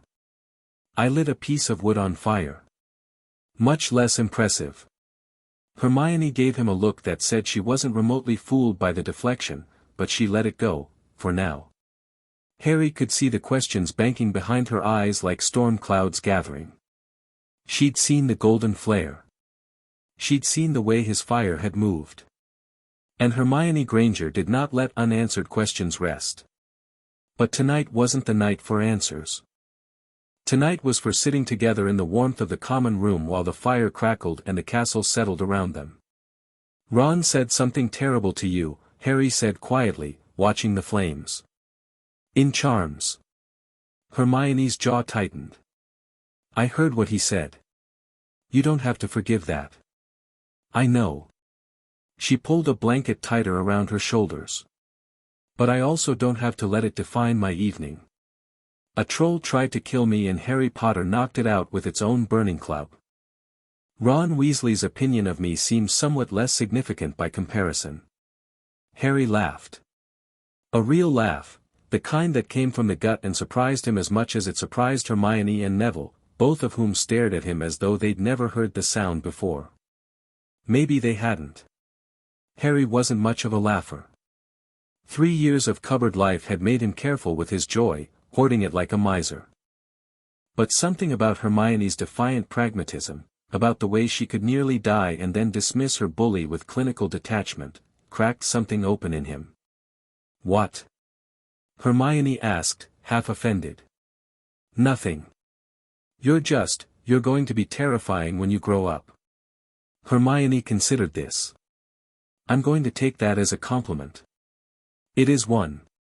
Neville was smiling warmly, the kind of smile that comes from watching people you care about being happy. In that moment, the three of them looked like what they were becoming, a unit forged by choice, not circumstance. The next morning, the school was buzzing. Harry Potter and the Troll was the only topic of conversation, embellished, inflated, mythologized in 12 hours to the point where the version at lunchtime involved Harry wrestling the troll bare-handed and Hermione casting a dozen simultaneous spells. Harry didn't correct the rumors. The bigger the myth, the less anyone examined the facts, and the facts, the impossible fire, the golden flare, the raw power that no first year should possess, were what Harry needed hidden. Draco Malfoy was conspicuously silent on the subject. Where Harry expected sneering dismissal, he got watchful quiet. Draco was reassessing.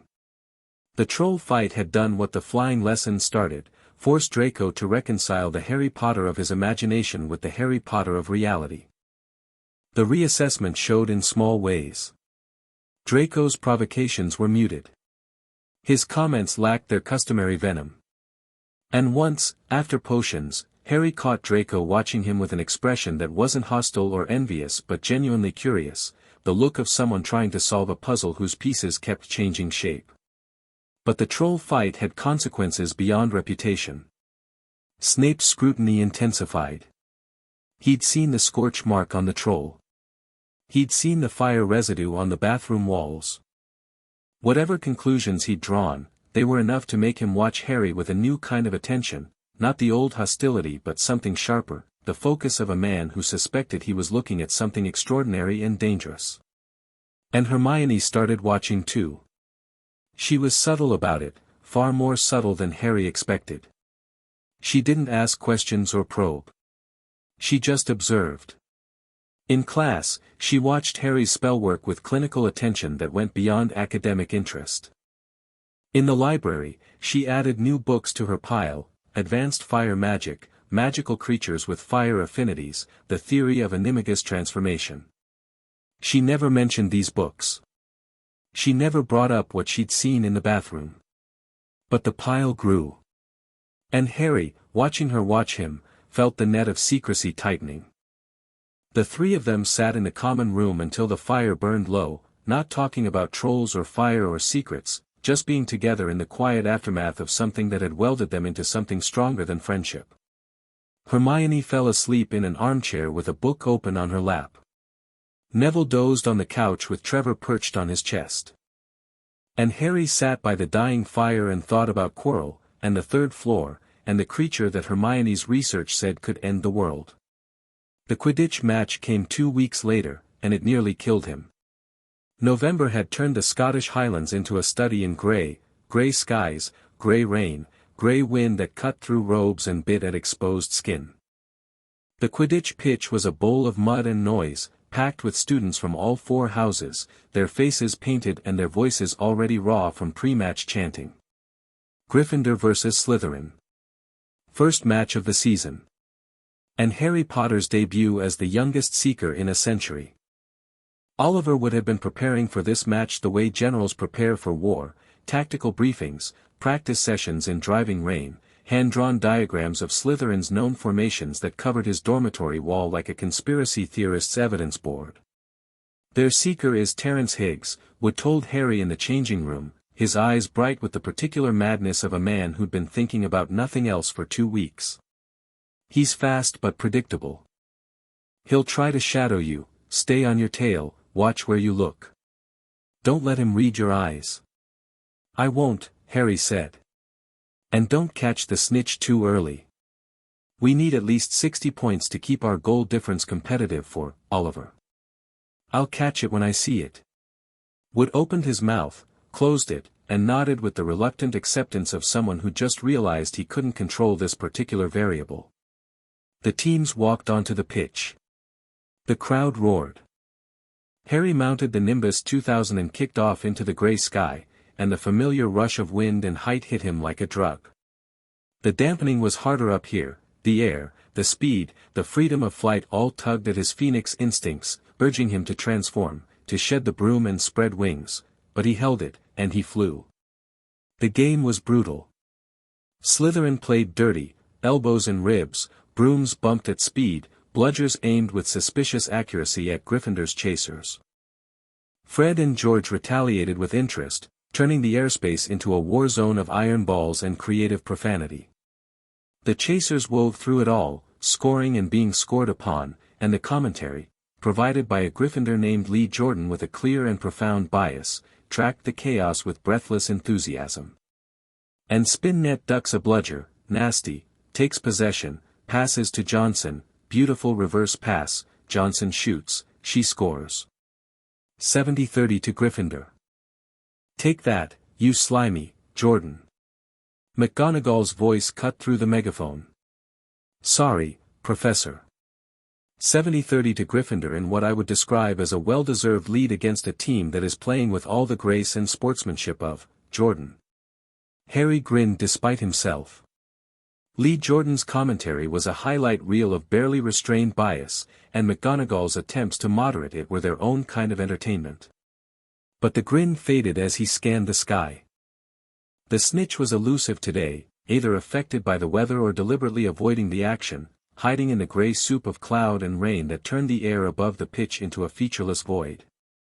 Terence Higgs, the Slytherin Seeker, was shadowing him, staying 20 feet behind and slightly above, matching Harry's movements with the mechanical precision of someone who'd been coached to follow rather than lead. It was a sound strategy against a new Seeker: let Potter find the snitch, then outrace him to it. The flaw was that it assumed Potter would be predictable, and predictability was not Harry's strong suit. Harry climbed. He rose above the action, above the chasers and the bludgers and the streaming rain, into the thin, cold air near the top of the pitch's enchanted boundaries. Higgs followed, 10 seconds behind, his broom cutting through the mist. Up here, the crowd was a distant roar, the game a miniature drama playing out below. Harry could see the whole pitch, the whole school, the dark mass of the forbidden forest to the west and the silver line of the lake to the east. He hovered. Waited. Let his awareness expand the way it did when he was hunting as a phoenix, not looking for the snitch so much as feeling for it, sensing the distinctive magical signature of the tiny golden ball against the background noise of weather and crowd magic. There. A flutter at the edge of perception. Low, near the ground, hugging the Gryffindor goal posts. Harry didn't move. Didn't react. Kept his eyes forward, his posture relaxed, and counted to 3 while Higgs drifted closer, trying to read Harry's intentions. Then Harry dove. Not straight down, that would have been too obvious, too easy for Higgs to follow. He dove at an angle, cutting across the pitch in a descending spiral that looked, to the untrained, like he'd spotted the snitch somewhere near the Slytherin stands. Higgs took the bait, peeling off to intercept, and Harry adjusted, a subtle shift in weight, a tiny change of angle, and was suddenly heading in the opposite direction, dropping toward the Gryffindor end with the full speed of the nimbus behind him. The feint bought him 3 seconds. 3 seconds of clear air between him and the snitch, which was hovering precisely where he'd sensed it, 6 feet off the ground, tucked in the shadow of the left goal post, its wings beating so fast they were invisible. 40 minutes in, Gryffindor leading 70-30, it happened. His broom jerked. Not a gust of wind. Not turbulence. The Nimbus 2000 lurched sideways with a violence that nearly unseated him, then bucked upward like a horse throwing a rider. Harry gripped the handle and pulled, trying to regain control, and the broom fought him, actively, maliciously, as though something had seized it from the inside and was trying to shake him loose like a rider from a wild horse. The crowd noticed. A gasp rippled through the stands, followed by pointing and shouting, as 500 people watched the boy who lives broom try to murder him in real time. He looked down. The ground was 80 feet below. A fall from this height would be fatal, or close to it. Phoenix rebirth would save him, but not without exposing his secret to 500 witnesses. The broom jerked again, harder. Harry's right hand slipped. He dangled by his left, the nimbus spinning and bucking beneath him, and the crowd screamed. Jinx, he thought, his mind cutting through the panic with the clarity that crisis always gave him. Someone is jinxing my broom. Sustained eye contact, constant incantation, I need to find the caster. He couldn't look around, he was hanging by one hand 80 feet in the air, his grip weakening with every buck and jolt. But his phoenix senses weren't dependent on his eyes.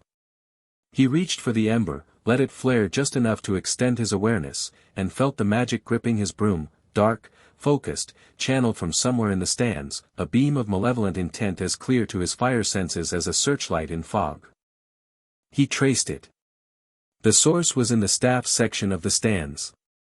2 points of magic, actually, one dark, aggressive, the one attacking his broom, and a second that was fighting the first, counterjinxing, trying to break the dark spell's grip. The attacker felt like cold ash and old rage. The defender felt like complexity and regret. Quirrell and Snape. Quirrell is jinxing my broom. Snape is trying to stop him. The realization hit him mid-air, hanging from a bucking broomstick, and it reframed everything he thought he knew. Snape wasn't the threat. Snape was the counter-threat. The hostility, the probing questions, the intense scrutiny, it wasn't persecution. It was protection, however grudging and abrasive. But knowing who was doing it didn't help him survive it. The broom corkscrewed. Harry's fingers screamed. He felt his grip begin to fail, felt gravity reaching up for him, and for one wild second he almost let go, almost let the fall happen, trusting the Phoenix rebirth to save him, willing to deal with the consequences of 500 witnesses seeing him burst into flame. Then the jinx broke. He didn't know why. Later, he'd learned that a disturbance in the stands had broken Quirrell's concentration, but the malicious grip on his broom vanished like a thread being cut. The nimbus stabilized instantly and Harry swung his leg over, regained his seat, and hung in the air for a moment, breathing hard, his hand cramping from the death grip. The crowd was pandemonium. Lee Jordan was screaming into the commentary megaphone. Madame Hooch was blowing her whistle. And across the pitch, hovering at eye level, was the snitch. It was 30 feet away. Terence Higgs, the Slytherin seeker, was closer, 20 feet, diving toward it with his arm outstretched. Harry didn't think. He leaned forward and the nimbus responded like a living thing, surging forward with a speed that pressed Harry flat against the handle. He caught the snitch in a flat-out race that covered 30 feet in less than 2 seconds, his fingers closing around the struggling golden ball a heartbeat before Higgs' hand swiped empty air. The crowd's roar hit him like a physical wave, and Harry pulled up into a victory climb and raised his fist and let himself feel it, the triumph, the relief, the wild exhilaration of surviving something that should have killed him. But his hand was shaking. And his scar was throbbing. And when he looked toward the staff stands, he saw Quirrell watching him with an expression that had nothing to do with stuttering or nervousness. It was hunger. Cold, calculating, inhuman hunger. He wants something from me, Harry thought, holding the snitch in his trembling fist. Not just the stone. Something else. Something about what I am. He landed to a mob of cheering Gryffindors. Fred and George hoisted him onto their shoulders. Wood was actually crying, Neville was jumping up and down, and Harry let the celebration wash over him while his mind worked in the background, cold and precise. Quirrell tried to kill me. Snape saved me. And the thing behind Quirrell's turban, Voldemort, felt my phoenix fire during that moment in class and has been watching me since. The troll was a distraction to reach the 3rd floor. The jinxed broom was either a murder attempt or a test, seeing how I'd react, what I'd reveal under pressure. I need to go after the stone before Quirrell does. But first, I need to understand what I'm walking into. The celebration moved to Gryffindor Tower, where someone had procured an alarming quantity of butterbeer and Honeydukes chocolate. The common room was a riot of red and gold. Someone had enchanted the decorations to flash in alternating house colors, and the Weasley twins had produced a banner reading, "Potter for Minister," that they'd hung over the fireplace with the casual irreverence that characterized everything they did. Harry stayed long enough to be seen. He accepted congratulations with the right blend of modesty and pleasure, endured several retellings of his snitch catch that grew more dramatic with each iteration, and allowed Oliver Wood to embrace him with the fervent gratitude of a man who'd just received a religious vision.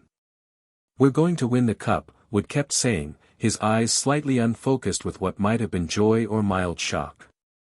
"We're actually going to win the cup." "One match, Oliver," Katie Bell reminded him. "We've won one match. It's a sign. It's definitely a sign." Harry caught Hermione's eye across the common room.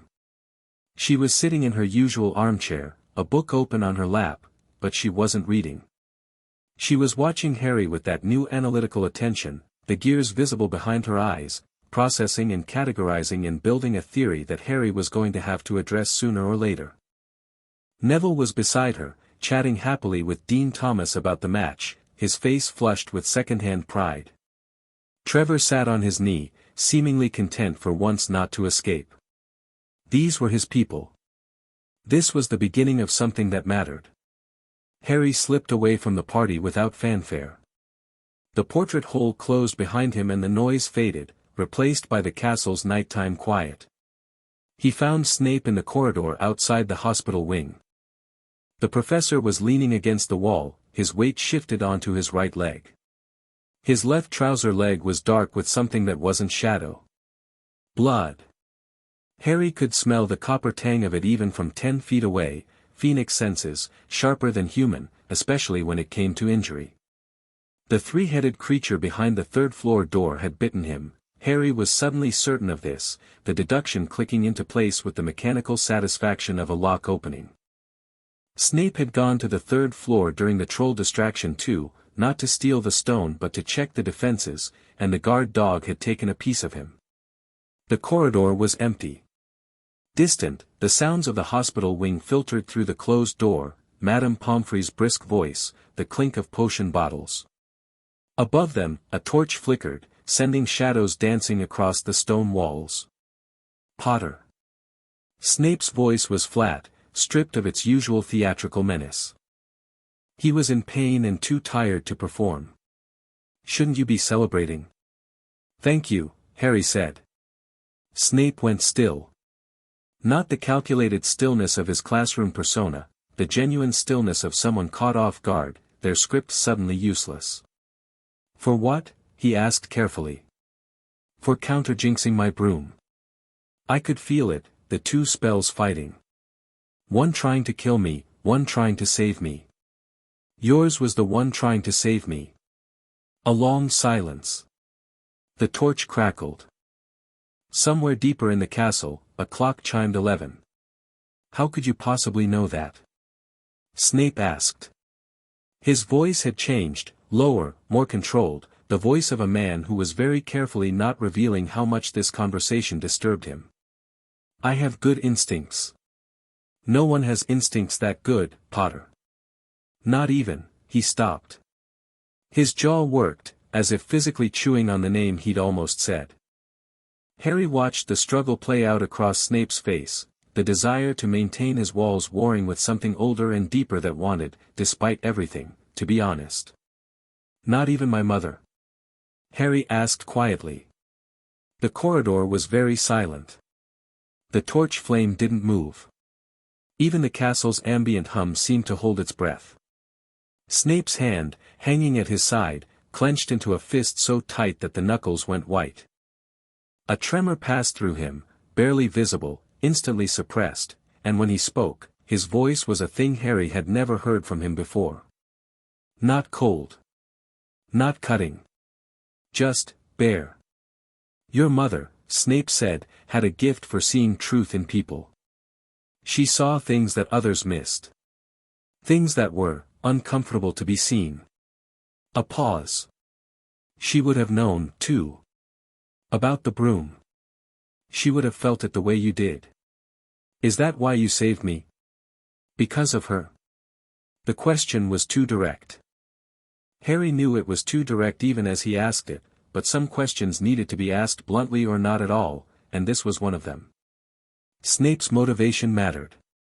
Not because Harry doubted the man had saved him, the evidence was clear, but because understanding why was the difference between having a reluctant protector and having a potential ally. Snape looked at him. Really looked, past the scar and the resemblance to James Potter and the boy who lived mythology, past all the layers of projection and assumption that had calcified around Harry since the day he arrived at Hogwarts. And Harry let him look. Dropped the performance, just for a moment, just for this man who'd saved his life and was bleeding from a wound received protecting someone else's secret. Something changed in Snape's expression. Not softened, Snape didn't soften. But it shifted, like tectonic plates adjusting, like a foundation being quietly rebuilt beneath a structure that had stood, damaged and listing, for 12 years. I made a promise, Snape said. A long time ago. To protect you. He paused. I haven't always honored it the way I should have.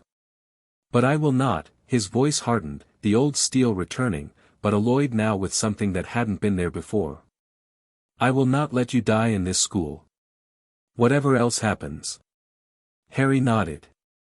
It wasn't forgiveness, Snape hadn't asked for it, and the months of classroom cruelty weren't erased by one act of protection. But it was understanding.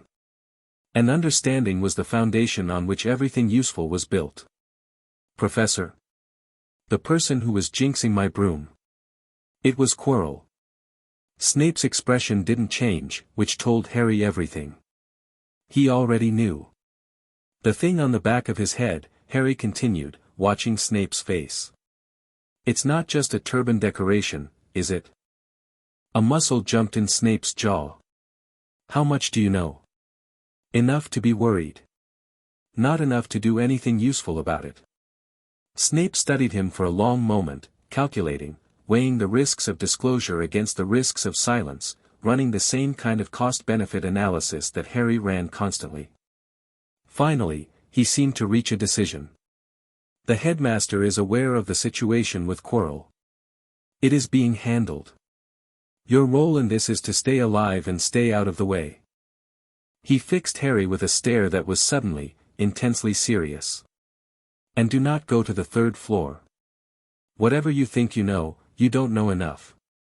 Not yet. What's behind the door? Something that Quirrell wants and the headmaster is protecting. That is all you need to know. It wasn't all Harry needed to know, not by a considerable margin. But pushing Snape further right now would break the fragile détente they'd built in the last 5 minutes, and Harry valued the progress too much to risk it. All right, Harry said. Not a promise. An acknowledgement. Go back to your celebration, Potter, Snape said. But the edge was gone from his voice. What remained was tired, and complicated, and almost gentle. Harry turned to go, then paused. Professor. Your leg needs proper treatment. Phoenix Tears would close it, but I'd imagine Madame Pomfrey's salves will do the job if you actually let her look at it instead of bleeding in a corridor and pretending you're fine. Snape stared at him. The silence that followed was the kind of silence that falls between two people when one of them has said something that reveals more than they intended. Phoenix Tears. Harry had said it casually, too casually. As though the properties of Phoenix Tears were the kind of thing an 11-year-old would reference offhandedly. As though healing magic was a subject he knew intimately rather than academically. Snape's eyes narrowed. The gears were turning behind those dark irises. The same analytical engine that made him a brilliant potioneer now applied to the puzzle of Harry Potter, who knew things he shouldn't know, moved in ways that shouldn't be possible, and had just mentioned Phoenix Tears in the context of healing with the easy familiarity of personal experience. Good night, Potter, Snape said, and his voice had an edge again, but not the old edge. A new one. The edge of a man who just added a very large piece to a puzzle he hadn't realized he was solving.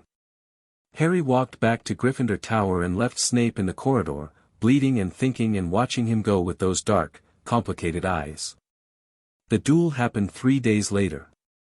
It shouldn't have happened at all, and in retrospect, Harry would recognize it as one of the pivotal moments of his first year, not because of the magic involved, but because of what it revealed about the people around him. Draco Malfoy had been simmering since the Quidditch match. Harry's spectacular performance, the near-death save, the impossible snitch catch, the overnight elevation to school legend, had done something to Draco that went beyond envy. It had exposed him. Draco was supposed to be the best, the purest blood, the finest breeding, the heir to the Malfoy fortune and all its attendant prestige. And a half-blood orphan raised by Muggles was outshining him in every metric that mattered. The challenge came via Crabbe, who cornered Harry in the corridor after transfiguration with the rehearsed awkwardness of someone delivering a message they'd memorized but didn't understand. Malfoy wants a duel. Tonight. Midnight. The trophy room. He says to bring a second. Harry looked at Crabbe. Crabbe looked back with the placid expression of an ox waiting for instructions. Tell Malfoy I'll be there, Harry said. Neville, who'd been walking beside Harry, waited until Crabbe lumbered away before speaking. Harry. It's obviously a trap. Probably. Last time Malfoy challenged someone to a midnight duel, he tipped off Filch and they nearly got expelled. I know. So why are you going? Harry stopped walking. The corridor was busy, students flowing between classes, robes swishing, the ambient noise of several hundred teenagers in transit, and he waited until the crowd thinned before answering. Because Draco doesn't actually want to get me in trouble. He wants to prove something, to himself, to the older Slytherins who've been needling him about living in my shadow. If I refuse, he escalates. If I accept and he tips off Filch, he wins but he knows it's hollow. The only outcome that actually satisfies him is a real duel. Neville considered this with the careful seriousness that Harry had learned to respect. And if you're wrong? Then I'll handle Filch. I'm coming with you. Nev, I'm coming. Neville's jaw was set. The bedrock was showing. You said I was capable. Let me prove it. Harry looked at his friend, at the round face that was starting to thin out as Neville grew into himself, at the steady brown eyes that didn't flinch anymore, and felt a surge of pride that was entirely separate from strategy or calculation. All right, he said. You're my second. They went at midnight. The trophy room was on the 3rd floor, not near the forbidden corridor, but close enough to make Harry's nerves tighten as they navigated the dark halls. The castle was different at night without his phoenix form, bigger, darker, full of sounds that his human ears parsed differently than his bird-sharp hearing. Draco was already there. No Crabbe, no Goyle, just Malfoy, alone, his wand drawn, standing between trophy cases that glittered in the moonlight streaming through high windows. He was pale. Not afraid. Harry could read fear by now, and this wasn't it. This was determination. The hard, brittle kind that came from having something to prove. You came, Draco said. He sounded surprised. I said I would. Where are your seconds? I didn't bring them. This is between us. Harry looked at Neville. Neville stepped back, understanding without being told. He positioned himself near the door, watching for Filch, for Snape, for anyone who might interrupt, and drew his wand with a steadiness that would have been unthinkable a month ago. Harry turned back to Draco. They faced each other across the trophy room floor, wands raised, moonlight cutting between them like a silver blade. Standard duel rules, Harry said. Disarm or incapacitate. Nothing that leaves permanent damage. Agreed. They bowed. Harry kept his eyes on Draco's wand hand because the bow was when amateurs like to cheat, but Draco held form. Whatever else he was, he'd been raised with manners. The pureblood dueling etiquette was ingrained in him, the precise angle of the bow, the formal wand salute, the 2-step retreat before combat. Draco's father had trained him for this. Not for the crude brawling of a schoolyard fight but for the ritual formality of a wizard's duel, and in the moonlit trophy room, with silver glinting on every surface and their shadows stretched long across the floor, there was something almost beautiful about it. Draco struck first. Flipendo. The knockback jinx was well cast, fast, accurate, powered by genuine anger, and Harry sidestepped it cleanly, the spell sizzling past his shoulder and exploding a trophy behind him in a shower of silver shards. The sound was enormous in the quiet castle, a crash and shatter that Harry was certain could be heard 2 floors away, and he made a mental note to end this quickly before the noise drew attention. Good. Draco had power and he had aim. This wasn't going to be the walkover Harry had half expected. Expelliarmus. Harry returned, deliberately aiming slightly wide, not enough for Draco to notice the miss was intentional, but enough to give the boy space to dodge and build confidence. Draco rolled sideways with surprising athleticism, came up firing. Locomotor Mortis. The leg locker curse. Harry blocked it with a shield charm that he kept deliberately thin, letting the impact knock him back a step, making it look like effort. Draco's face lit up at the apparent success of his pressure, and he pressed the attack with renewed vigor. Petrificus Totalis. Ricta Sempra. 2 spells in quick succession, a body bind and a tickling charm, the second designed to exploit the opening created by the first. It was a textbook combination, well executed, and Harry let the first spell splash against his shield while sidestepping the second, giving ground that he didn't need to give, creating the impression of a fight between equals. They dueled. Draco was better than Harry had expected, his father had clearly trained him, and the training was evident in his footwork, his wand angles, his instinct for combination attacks. He chained spells together with a fluency that most first-years couldn't match, jinx, hex, feint, hex from a different angle. It was textbook dueling, polished and precise. Harry matched him. Not with textbook precision, that wasn't his style, but with improvisation, using the trophy room's terrain to his advantage, ducking behind cases, bouncing spells off metal surfaces, forcing Draco to track a target that wouldn't stay still. He kept his magic restrained, first-year spells, first-year power levels, and relied on speed and creativity to maintain the edge. 2 minutes in, Draco was breathing hard but still fighting. His pale face was flushed, his hair disheveled, and his expression had shifted from determination to something that looked almost like enjoyment.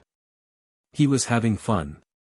Possibly for the first time since arriving at Hogwarts, Draco Malfoy was being challenged by an equal, and some part of him, buried deep beneath the posturing and the prejudice, was responding to it. Harry saw the opening. Draco overextended on a jinx, his weight shifting too far forward, his wand arm exposed. Harry could have ended it. A quick Expelliarmus to the wrist would have sent Draco's wand flying and the duel would be over. Instead, he waited. Let Draco recover. Let the duel continue. Because this wasn't about winning. This was about respect, earning it, giving it, building the kind of adversarial relationship that could, eventually, become something more useful than enmity. 3 minutes in, Harry ended it. Not with a disarm, with something subtler. He cast a trip jinx at Draco's feet, dodged the retaliatory hex, and followed up with a softening charm on the floor beneath Draco's landing zone. Draco stumbled, hit the softened stone, sank to his knees, and before he could rise, Harry's wand was at his throat. Yield. Draco's chest heaved.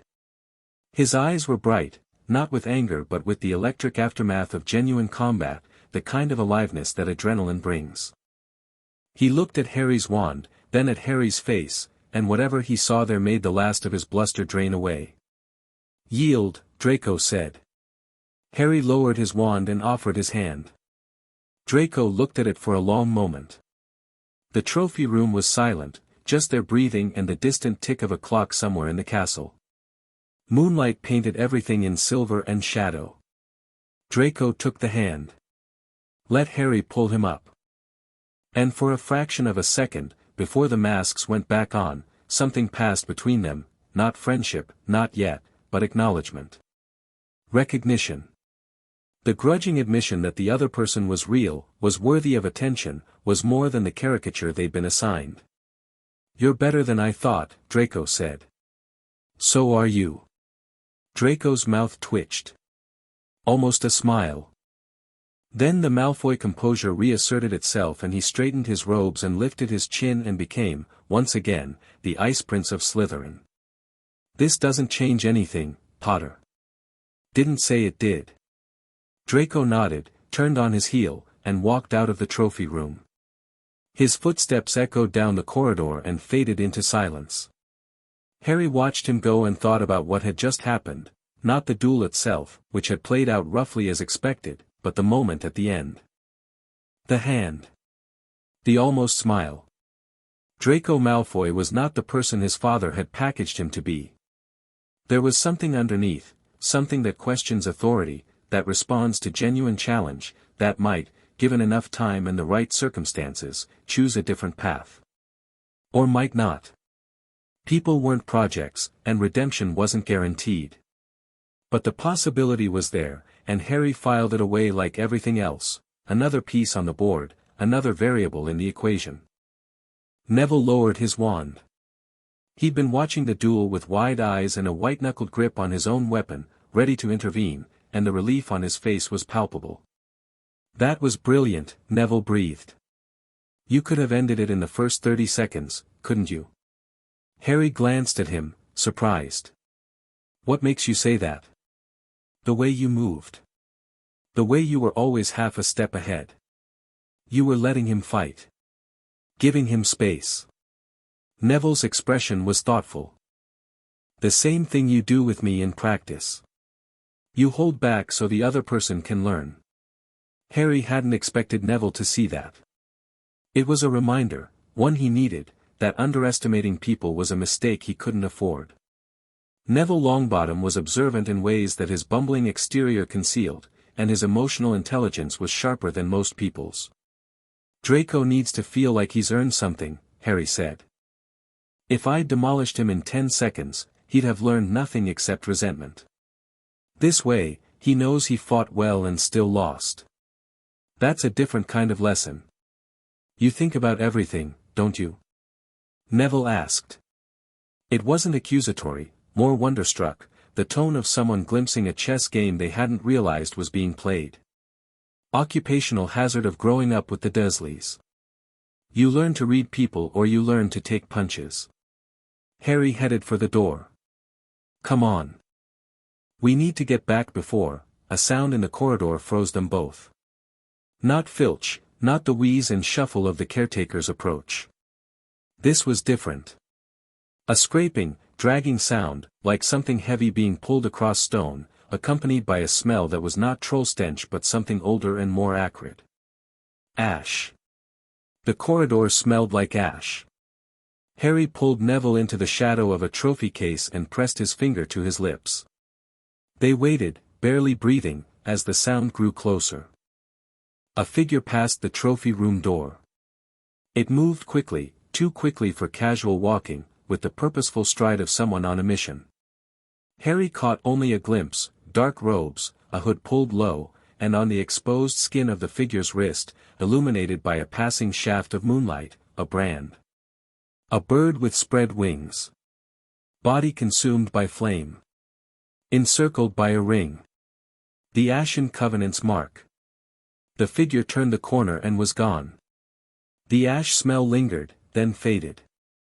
Harry and Neville stood in the dark for a full minute before either of them moved. Harry, Neville whispered. What was that? I don't know, Harry lied. But we need to get back. Now. They ran. Not walked, ran, through corridors that felt suddenly hostile, past portraits that might have been watching with more than painted eyes, up staircases that might have been shifting for reasons beyond their usual whimsy. They reached Gryffindor Tower, gasped the password at the fat lady, and didn't stop until they were inside the common room with the portrait shut behind them. Neville sank into an armchair, his face grey. That person, he said. They had a mark on their wrist. Like a brand. I saw it. I saw it too. What does it mean? Harry looked at the fire, the common room fire, ordinary and warm, nothing like the cold, branded symbol he'd seen on that anonymous wrist, and felt the weight of his secrets pressing down like a physical burden. It means we're not the only ones sneaking around the castle at night, he said. And it means Hermione needs to hurry up with her research. Neville nodded. He didn't push for more, which was one of the things Harry valued most about him. Neville trusted Harry's judgment, even when it meant accepting incomplete answers. They went to bed. Harry drew his curtains and lay in the dark and thought about the branded wrist and the ash smell and the figure moving through the castle with the confidence of someone who knew exactly where they were going. The Covenant had someone inside Hogwarts. Not a spy watching from a distance, a physical agent, walking the corridors, close enough to see Harry, close enough to touch him. The ember behind his ribs burned hot and steady, and Harry pressed his palm against his chest and felt it pulse. Let them come, he thought. I'm not the scared boy in the cupboard anymore. I'm something they've never seen. And if they want a fire, I'll give them one they'll never forget. But even as the defiance warmed him, a colder thought crept in, the memory of Hermione's research, the damaged passage about the vessel, the organization that had spent centuries preparing for exactly this. What if they're not wrong? What if I really am dangerous? The question had teeth. He'd been avoiding it for months, burying it under action and strategy and the daily business of surviving first year, but the branded wrist brought it surging back. The Ashen Covenant had existed for centuries. They weren't fools or zealots, you didn't survive a millennium on fanaticism alone. They had knowledge, resources, and a conviction born from experience that Phoenix Animagi were dangerous enough to warrant an entire organization dedicated to their containment. And they might be right. Harry thought about the power he felt when he transformed. The fire that could melt stone. The flight that could cross countries. The rebirth that mocked death itself. He was 11 years old and already capable of things that would terrify most adult wizards. What would he be at 20? At 50? If the fire kept growing, if his control ever slipped. He thought about the moment in the troll bathroom, the incendio that had erupted with 10 times the force of a first-year spell. He thought about the Quidditch match, when the jinx had pushed him to the edge and the phoenix had almost burst free in front of 500 witnesses. He thought about the ember behind his ribs, growing steadily stronger, burning steadily hotter, and the fact that he had no teacher, no guide, no one who understood what he was and could tell him where the boundaries were. I need to find Fawkes, he thought suddenly. The Phoenix. Dumbledore's Phoenix. If anyone can help me understand what I am, it's him. But that meant revealing himself to Dumbledore, or at least getting close enough to Fawkes for the Phoenix to sense him. And Dumbledore was playing his own game, watching Harry with those twinkling eyes that saw too much, hoarding information, making plans that treated people as pieces on a board. Harry couldn't trust Dumbledore. Not yet. Not fully. But he was running out of time to figure things out alone. He had no answer. The castle hummed around him, ancient and watchful, and somewhere in its depths, a phoenix sang a note of warning that only Harry could hear. He fell asleep to the sound of Fawkes, and his dreams were full of fire. Chapter 3 and Chapter 4, The Mirror and the Flame. December came to Hogwarts like a slow exhalation, the castle breathing out cold and white until the grounds were buried under a foot of snow and the lake froze solid from shore to shore. Icicles the size of sword blades hung from the turrets. The corridors were drafty, the dungeons were frigid, and the common rooms became havens of warmth where students clustered around fireplaces and complained about the cold with the cheerful fatalism of people who were, fundamentally, enjoying themselves. Harry loved it. Not the cold itself, his phoenix nature made cold uncomfortable in a way that went beyond the physical, a deep wrongness in his bones that had nothing to do with temperature and everything to do with being a creature of fire forced to exist in a world of ice. But the castle in winter was beautiful, achingly so, and the beauty was the kind that demanded solitude to appreciate properly. Snow on the turrets at dawn. Frost patterns on the windows that looked like frozen ferns. The way the lake's surface turned to clouded glass, and the giant squid's tentacles could be seen moving beneath it, dark shapes under white. He flew most nights, despite the cold. The Scottish winter at altitude was brutal, wind chill that would have killed a normal bird in minutes, but phoenix fire burned hot enough to create a bubble of warmth around his body, a sphere of heated air that trailed behind him like a comet's tail, melting snowflakes before they touched his feathers. He looked, from below, like a shooting star, a streak of gold against the black sky, there and gone, too fast to track, too bright to be real. He was careful. The snow made footprints, and footprints told stories, so he always launched from the astronomy tower's highest parapet, where the wind scoured the stone clean, and landed on the same spot, where no one would think to look. The transformation was silent now, 3 years of practice had refined it to a seamless shift that happened between one heartbeat and the next, boy becoming bird becoming fire becoming flight. On clear nights, he flew to the peaks. The highlands in winter were savage and beautiful, white mountains under black sky, the wind carrying ice crystals that flared and melted in his heat bubble, creating a constant shower of tiny sparks that trailed behind him like a wedding veil. He perched on mountaintops and looked down at the world, the silver thread of a river, the dark patchwork of forest, the distant glow of a Muggle town, and felt the strange double vision of his existence. Up here, he was fire and wind and absolute freedom. Down there, he was an 11-year-old boy with too many secrets and not enough answers. One night, perched on the highest peak within flying distance of Hogwarts, he sang. Not deliberately, the sound emerged from his phoenix throat the way breath emerges from lungs, natural and involuntary. A single note, pure and clear, that rang across the mountain landscape and echoed off stone faces and frozen lakes. He heard it return to him, changed, enriched, the echo carrying overtones that the original note hadn't contained, and he understood, in that moment, something fundamental about Phoenix song. It wasn't just communication. It was creation. The song didn't just describe the world, it added to it, enriched it, left traces of warmth and beauty in the places it touched. When he flew back to the castle that night, the mountainside where he'd sung was fractionally warmer than its surroundings, and would remain so for weeks, a ghost of phoenix fire lingering in the stone, a fingerprint of creation left on the face of the highlands. But even the flying couldn't quiet the thing that had been growing in his chest since the night he'd seen the Covenant agent in the castle. Fear. Not the sharp, immediate fear of trolls and jinxed broomsticks. He knew how to handle that, could channel it into action and burn it off like fuel. This was different. This was the slow, creeping fear of someone who suspects that the thing they love most about themselves might be the thing that destroys them. The Ashen Covenant believed he was a weapon. A vessel for something ancient and terrible. And every time Harry transformed, every time he felt the fire surge through him with that intoxicating rush of power and freedom, a small voice in the back of his mind whispered, "What if they're right?" He couldn't answer the question alone. He needed information. He needed perspective. He needed someone who understood what Phoenix Fire was and what it could become. He needed Fawkes. The opportunity came when the castle emptied for Christmas. Most students went home for the holidays.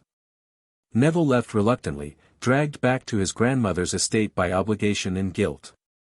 Hermione went home to her parents, though she left Harry with a stack of research notes on the Ashen Covenant that was thicker than most textbooks and annotated in her tiny, precise handwriting.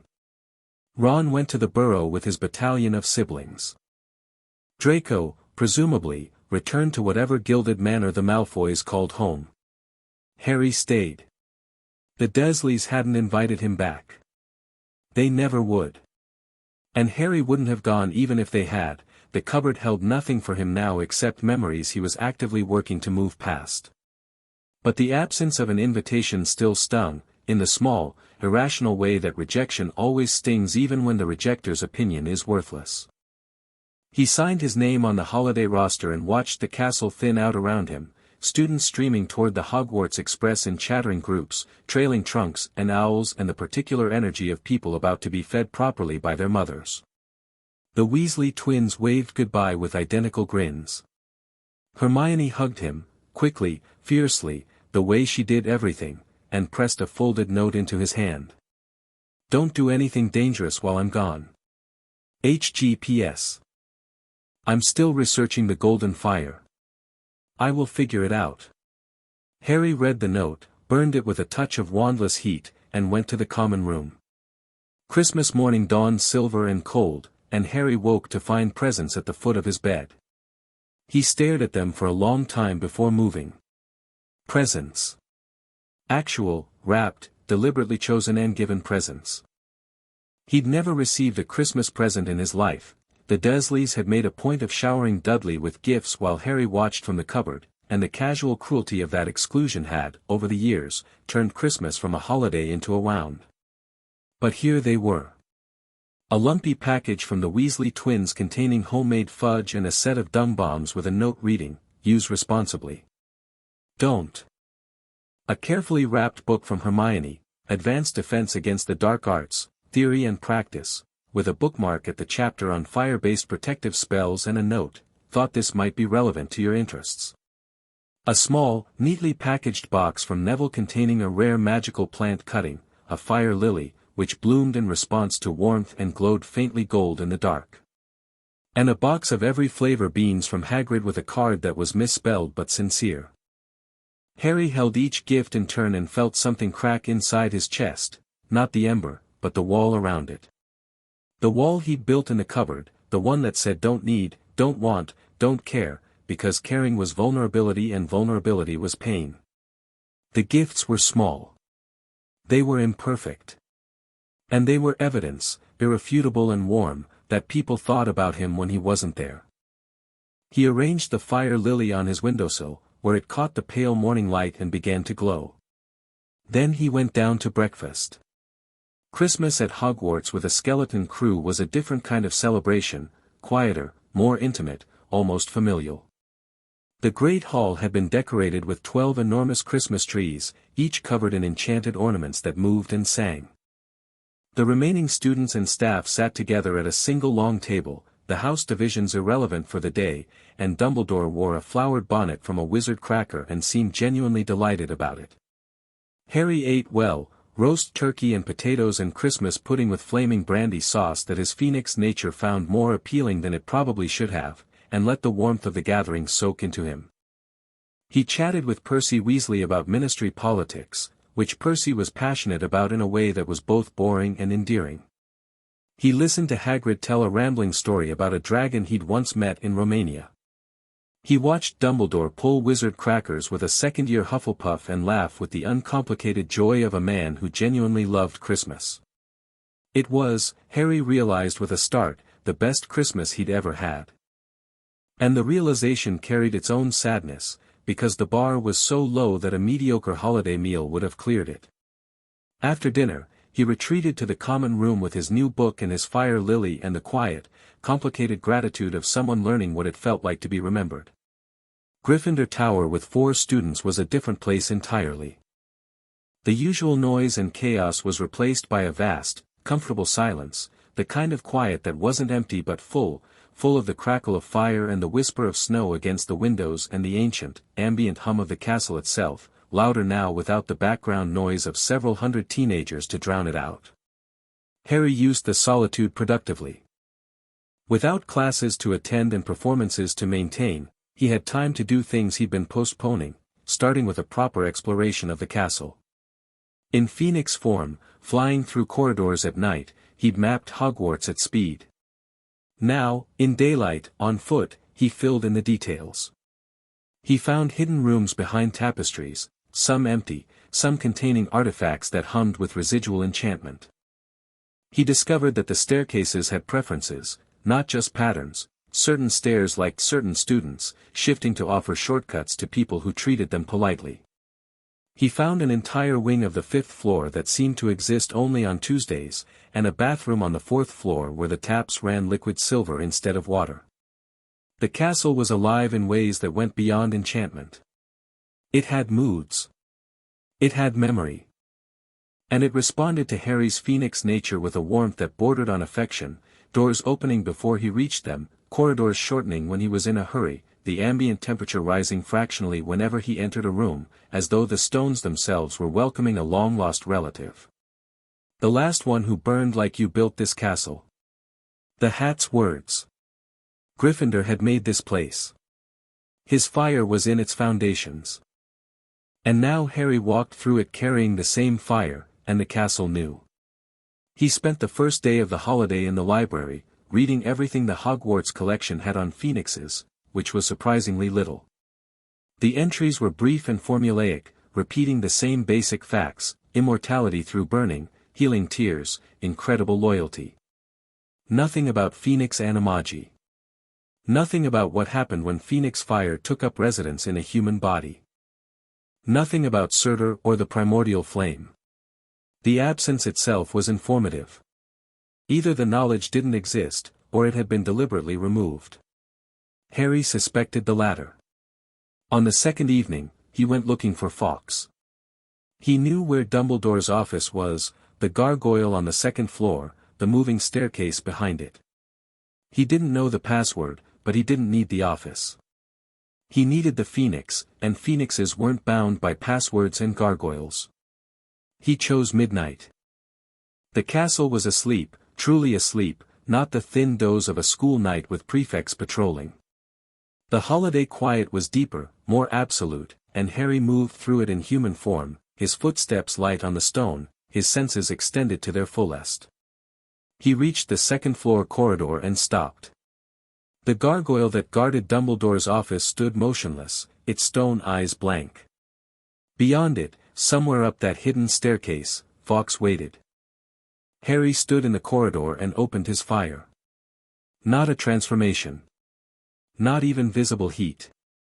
Just the ember, unshielded for the first time since he'd arrived at Hogwarts, allowed to burn at its full natural brightness instead of being dampened and compressed and hidden.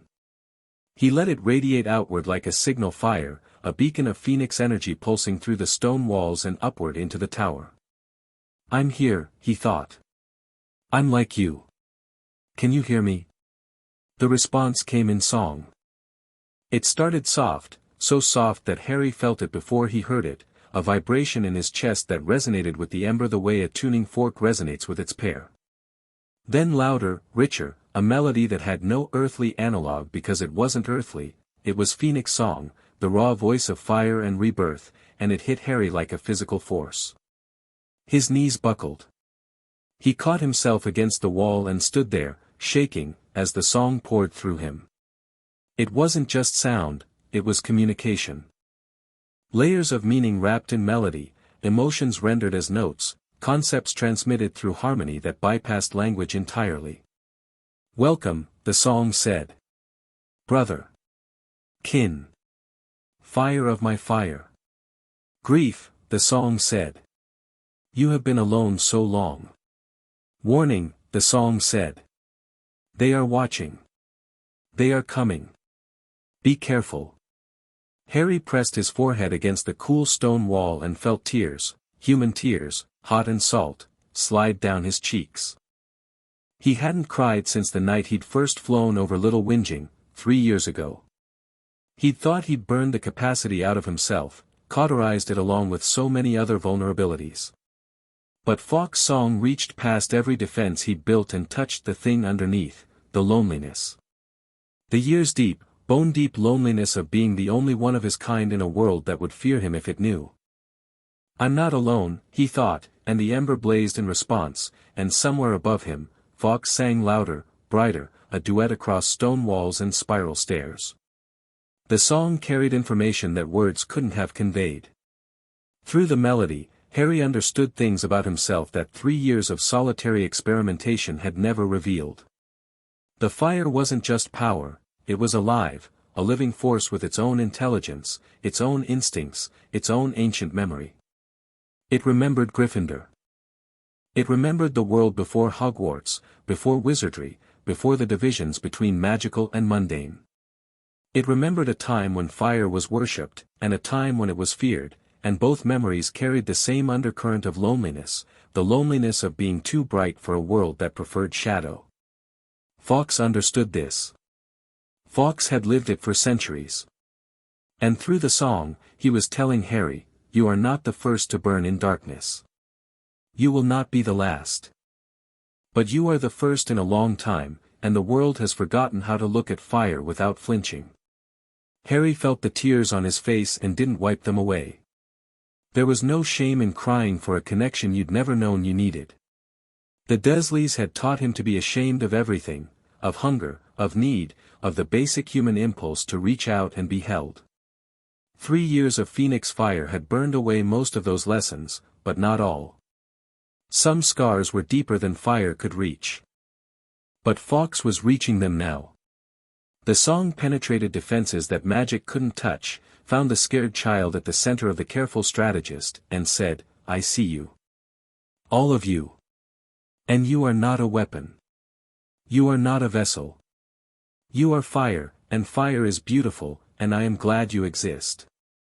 He didn't know how long he stood there. Minutes. Maybe longer. The song eventually faded, not ending but receding, pulling back to its normal level, a background hum that Harry had been hearing since his first night in the castle. Fawkes had retreated, but the connection remained, a thread of fire kinship stretched between them, thin but real, a lifeline in the dark. Harry wiped his face with the back of his hand. Breathed. Centered himself. Then he felt the other presence. Not Fawkes. Not the castle. Something else, something watching him from further down the corridor, hidden in the shadows beyond the torchlight's reach. Harry's Phoenix senses snapped into focus, scanning the dark, and found nothing. Whatever had been there was gone. A whisper of ash scent lingered in the air, faint, barely detectable, but unmistakable to Harry's fire-tuned senses. The Covenant's agent. They'd been watching. They'd seen him open his fire. Harry's blood went cold, genuinely cold, a sensation so foreign to his Phoenix nature that it felt like illness. He slammed the ember down, compressed it to its lowest glow, and stood in the dark corridor with his heart hammering and the ash scent fading around him. They saw. They know for certain now. He walked back to Gryffindor Tower quickly, checking corners, scanning shadows, every nerve alight. The fat lady was drowsy but admitted him without complaint, and he sat in the empty common room with his back to the fire and thought about what had just happened. He'd made contact with Fawkes. That was good, essential, even. The Phoenix's song had confirmed things Harry needed to know, that he was recognized, that he was kin, and that there was warning in Fawkes' awareness. But he'd also exposed himself. In the moment of connection, he dropped every shield, and someone had been there to see it. Stupid, he thought savagely. Careless. Emotional. But even as the self-recrimination burned, another part of him whispered, you needed that. You needed to know you weren't alone. And now you do. He stared into the fire until his eyes burned, then went to bed. The next night, he found the mirror. He hadn't been looking for it. He'd been exploring the castle in human form, mapping corridors and classrooms and hidden passages. The room was on the 3rd floor, a disused classroom that looked like it hadn't been opened in decades. Dust covered everything. Desks were stacked against the walls. And in the center of the room, draped in a cloth that had fallen half away, stood a mirror. It was tall, almost ceiling height, with an ornate gold frame carved with symbols that Harry didn't recognize. The inscription across the top read, Erised stra eru oit ube kafru oit on wosi. Harry pulled the cloth away. Dust billowed. He stepped in front of the glass. And stopped breathing. The mirror didn't show his reflection.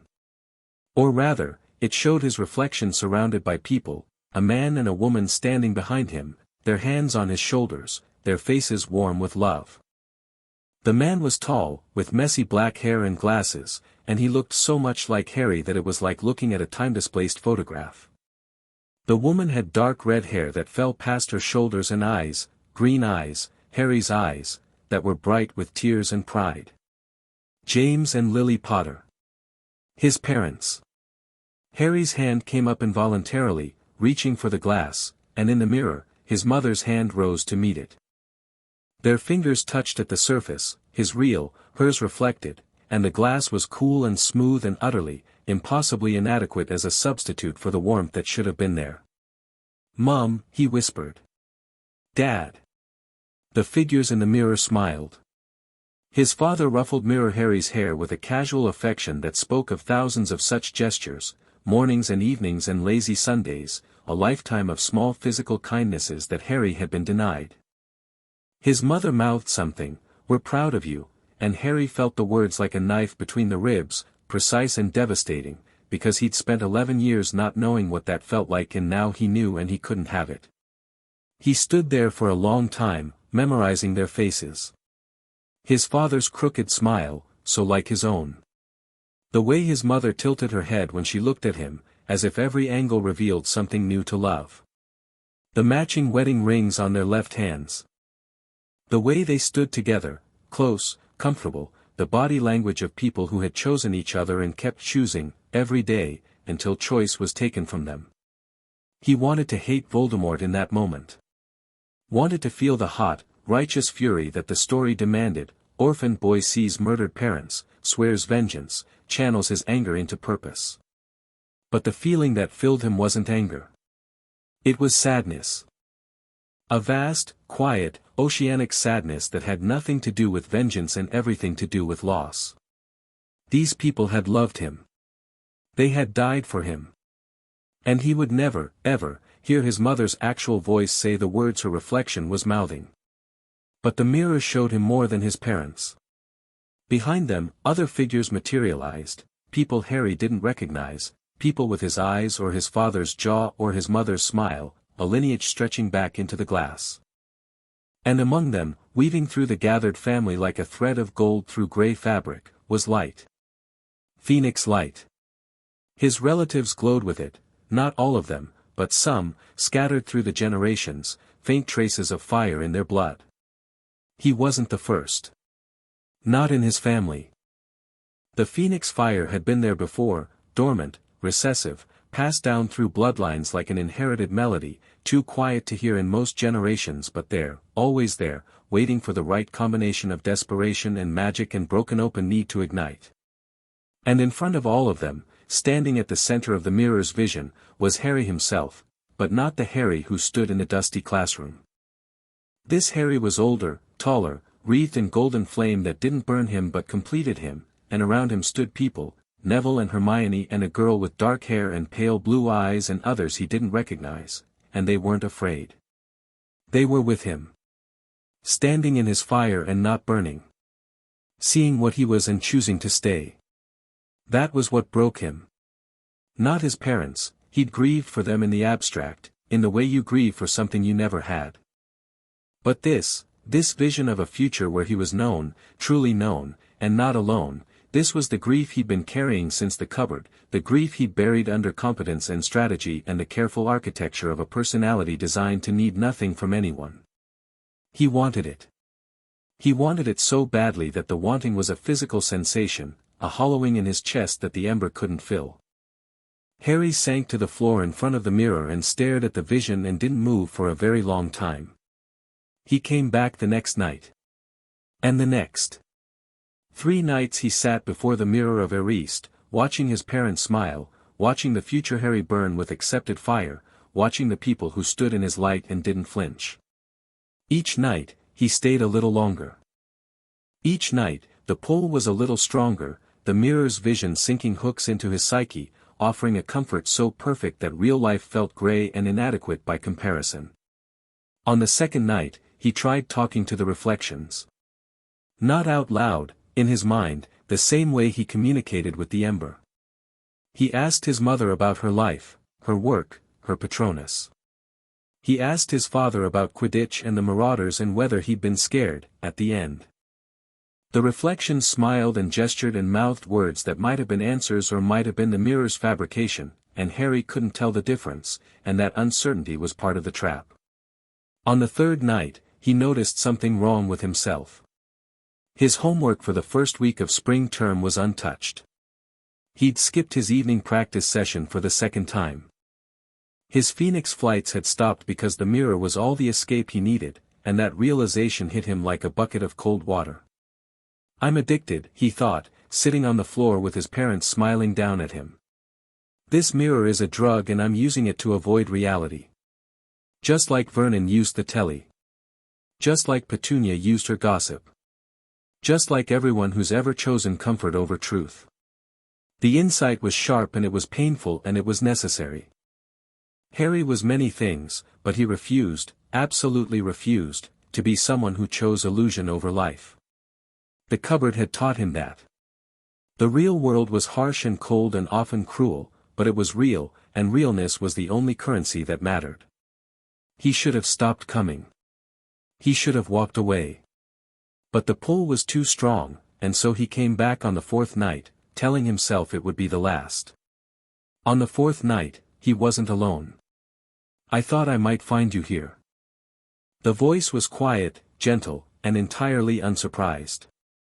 Harry spun, his hand going to his wand, his ember flaring instinctively before he caught it and damped it down. Albus Dumbledore stood in the doorway, wearing a dressing gown of deep purple covered in silver stars. His half-moon spectacles caught the moonlight. His expression was kind, but his eyes weren't twinkling. They were steady and serious and very, very old. Professor. The mirror of Erised, Dumbledore said, entering the room with the unhurried pace of someone who had nowhere else to be. A remarkable artifact. Also a remarkably dangerous one. It shows us nothing more or less than the deepest, most desperate desire of our hearts. He paused beside the mirror, looking not at the glass but at Harry. Can I ask what you see? Harry considered lying. Considered a partial truth. Considered deflection. Instead, he said, my parents. My family. And myself, being known for what I am and not being alone. The honesty surprised Dumbledore. Harry could see it, the fractional widening of the eyes, the slight pause before the next breath. The old man had expected evasion. Honesty required a different approach. The happiest person in the world, Dumbledore said slowly, would look into this mirror and see only themselves, exactly as they are. It gives us neither knowledge nor truth. Men have wasted away before it, entranced by what they have seen, or been driven mad not knowing if what it shows is real or even possible. Is it possible? Harry asked. The future it showed me? Dumbledore didn't answer immediately. He moved to stand beside Harry, both of them facing the mirror now, and Harry wondered what the old man saw in the glass, what the most powerful wizard in the world desired so deeply that it defined him. That depends, Dumbledore said, on choices not yet made. By you and by others. He turned to look at Harry directly, and the weight of his attention was like standing in front of a searchlight. Harry. I must ask you something, and I would appreciate honesty, though I won't compel it. Harry waited. What do you know about what you are? The room was very quiet. Dust motes drifted in the moonlight. The mirror gleamed. I know I'm a wizard, Harry said carefully. I know I'm the boy who lived. I know there's a prophecy connected to my scar, though I don't know its contents. I know that Voldemort is not as dead as people think. And I know that something about me is different. Different, Dumbledore repeated. Yes. That's one word for it. What word would you use? Dumbledore was silent for a long moment. When he spoke, his voice had a quality Harry hadn't heard from him before, something human and uncertain and a little afraid. I have spent a lifetime around phoenixes, Harry. Fawkes has been my companion for over 50 years. In that time, I have learned to recognize certain signatures. Certain resonances in magical energy that are unique to Phoenix Fire. He paused. I heard Fawkes singing 2 nights ago. Not his usual song, something different. A duet. Harry's blood went cold. He was singing to someone, Dumbledore continued. Someone in this castle. Someone whose fire called to his. Someone very young, who has been hiding an extraordinary secret with remarkable discipline. The silence stretched. Harry's mind raced, calculating options, weighing risks. He could deny it. He could deflect. He could transform and fly through the window and be 100 miles away before Dumbledore could react. But Fawkes had called him brother.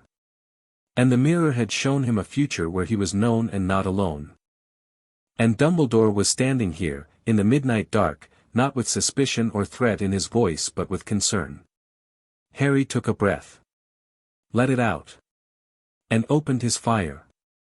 The ember blazed. Golden light spilled from his hands, his eyes, his skin, a warm, steady radiance that turned the dusty classroom into something luminous. Not the full transformation, Harry held back the shift, keeping his human form, but letting the fire that lived beneath it rise to the surface like lava through rock. His hair lifted. His eyes burned gold. The air around him shimmered with heat, and the dust motes that had been drifting lazily through the moonlight caught fire, each one becoming a tiny star that hung suspended in the radiance. The mirror's glass reflected it, doubling the glow until the room was swimming in phoenix light. The desks nearest Harry began to steam. The ice on the window panes melted and ran down the glass in rivulets that flashed to vapor before they reached the sill. And Harry stood at the center of it all, not burning, not transforming, just shining with the fire that had been his secret since he was 8 years old. It felt like exhaling after holding his breath for months. It felt like standing up after years of crouching. It felt like being, fully and without apology, for the first time since he'd walked through the doors of Hogwarts. Dumbledore's breath caught. His composure cracked completely, his eyes went wide, his hand gripped his own wand in what might have been reflex or might have been self-defense, and his face showed something Harry had never expected, wonder. Pure, unguarded, childlike wonder, the expression of a man who had spent a century studying magic and had just encountered something that made him feel like a student again. Good Lord, Dumbledore whispered. His voice shook. A phoenix animagus. Harry pulled the fire back. The light faded. The dust motes fell. The room returned to moonlit gray, and the only evidence that anything had happened was the faint smell of warm stone and the residual glow in Harry's eyes that took several seconds to dim. Since I was 8, Harry said. The night Vernon locked me in the cupboard and I think I was dying. My body transformed to save itself. He paused. I didn't choose it. It just happened. It didn't just happen. Dumbledore's voice was rough. Harry, nothing like this has happened in 400 years. Since Godric Gryffindor. The Sorting Hat told me.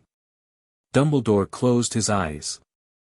When he opened them, the wonder was still there, but alloyed with the weight of understanding. Sit down, Dumbledore said. Please. They sat on dusty desks, facing each other in the moonlight, the mirror of Erised glowing faintly behind them. And Dumbledore talked. He talked about Godric Gryffindor, the founder, the builder, the man who had carried Phoenix fire in his blood and used it to raise Hogwarts from naked stone. How Gryffindor's fire had been both a gift and a burden, a source of incredible power and a beacon that drew enemies the way light draws moths. How the other founders had both revered and feared him, how Slytherin's eventual departure had been motivated partly by jealousy and partly by genuine concern about what Gryffindor's fire might become. Gryffindor understood the risks, Dumbledore said. He developed techniques for channeling the fire, mental disciplines, physical practices, ways of directing the energy outward into creation rather than allowing it to build and build until it became destructive. The castle itself was his greatest act of channeling. He poured decades of Phoenix fire into its construction. Every stone, every ward, every enchantment, it's all Gryffindor's fire, crystallized into architecture. That's why the castle responds to me, Harry said. The fire recognizes itself. Precisely. You are, in a very real sense, the castle's heir. Not through blood, through fire. The magic that runs through Hogwarts foundations is the same magic that runs through your veins. The weight of that settled over Harry like a mantle. He wasn't just a student here. He was connected to the castle's very essence, bound to it by fire, the same way Gryffindor had been bound to it 1,000 years ago. Dumbledore then told him about the Ashen Covenant, how they had formed in response to Gryffindor, convinced that his fire was a doorway through which Surtur could return. The Covenant is real, Harry said. It wasn't a question. Very real. And very old. They have operated in the shadows for centuries, waiting for the emergence of another Phoenix Animagus. Your emergence. Dumbledore's expression was grave. They sent the symbol. The feather. And they have someone inside this castle. I know. I've seen them. Branded wrist. Ash sent. Dumbledore nodded slowly, processing the fact that his 11-year-old student had been conducting his own intelligence operation. You've been remarkably thorough, Harry. I had to be. Nobody told me anything. The rebuke was gentle but unmistakable, and it landed. Dumbledore's expression shifted with the uncomfortable acknowledgement of a man confronting his own failure. You're right, he said. I had reasons for secrecy. Reasons I believed were sound. But the result was a child left to navigate something unprecedented with no guidance, and that was wrong of me. Harry hadn't expected the admission. It disarmed him more effectively than any argument could have. What can you tell me about Surtur? Harry asked. Is it real? Can Phoenix fire actually resurrect it? Surtur is complicated. Dumbledore steepled his fingers. The historical record is fragmentary. What we know is that Phoenix fire is not merely magical energy, it is a fundamental force, older than wizardry. The mythology of Surtur may be metaphorical, a personification of what happens when Phoenix fire reaches a critical mass without a conscious will to contain it. So I'm not going to accidentally resurrect a fire god. Almost certainly not. But the fire is dangerous. Not because it's evil, it's the opposite of evil, it's creation in its purest form, but because creation without constraint is indistinguishable from destruction. Including me. Dumbledore looked at him with an expression that combined affection and sorrow. Everything powerful is dangerous. The question is never what you are, Harry. It's what you choose to do with your burning. And Quirrell? You know about him? A flicker of surprise. What do you know about Quirrell? He's possessed. Something is living on the back of his head, under the turban. It's cold and dark and it wants the philosopher's stone you've hidden behind the three-headed dog. It tried to kill me during the Quidditch match. And it can sense my fire. Harry paused. I've been watching him at night. In phoenix form. He visits the third-floor corridor 3 or 4 times a week. He's testing the defenses. Dumbledore stared at him. The wonder had returned, but different, not the wonder of seeing something beautiful, but the wonder of recognizing something formidable. This child had been conducting surveillance operations in a form that was supposed to be impossible, gathering intelligence that the headmaster himself hadn't fully compiled. You have been remarkably busy, Dumbledore said faintly. I had to be. Again, nobody told me anything. And the Covenant? How much do you know? Enough to be worried. Hermione Granger, she's researching them, found the entry in obscure organizations of the magical world. I've received an ashen feather that functions as a phoenix detection device. I've physically seen a branded agent in the castle. And a Slytherin student has informed me that her family is being pressured to join or cooperate with them. Dumbledore absorbed this with the expression of a man who just realized that his chess game had more players than he'd accounted for. Miss Greengrass, he asked. I'd rather not confirm sources. Another ghost of a smile. You would have made an excellent Slytherin, Harry. The Hat thought so too.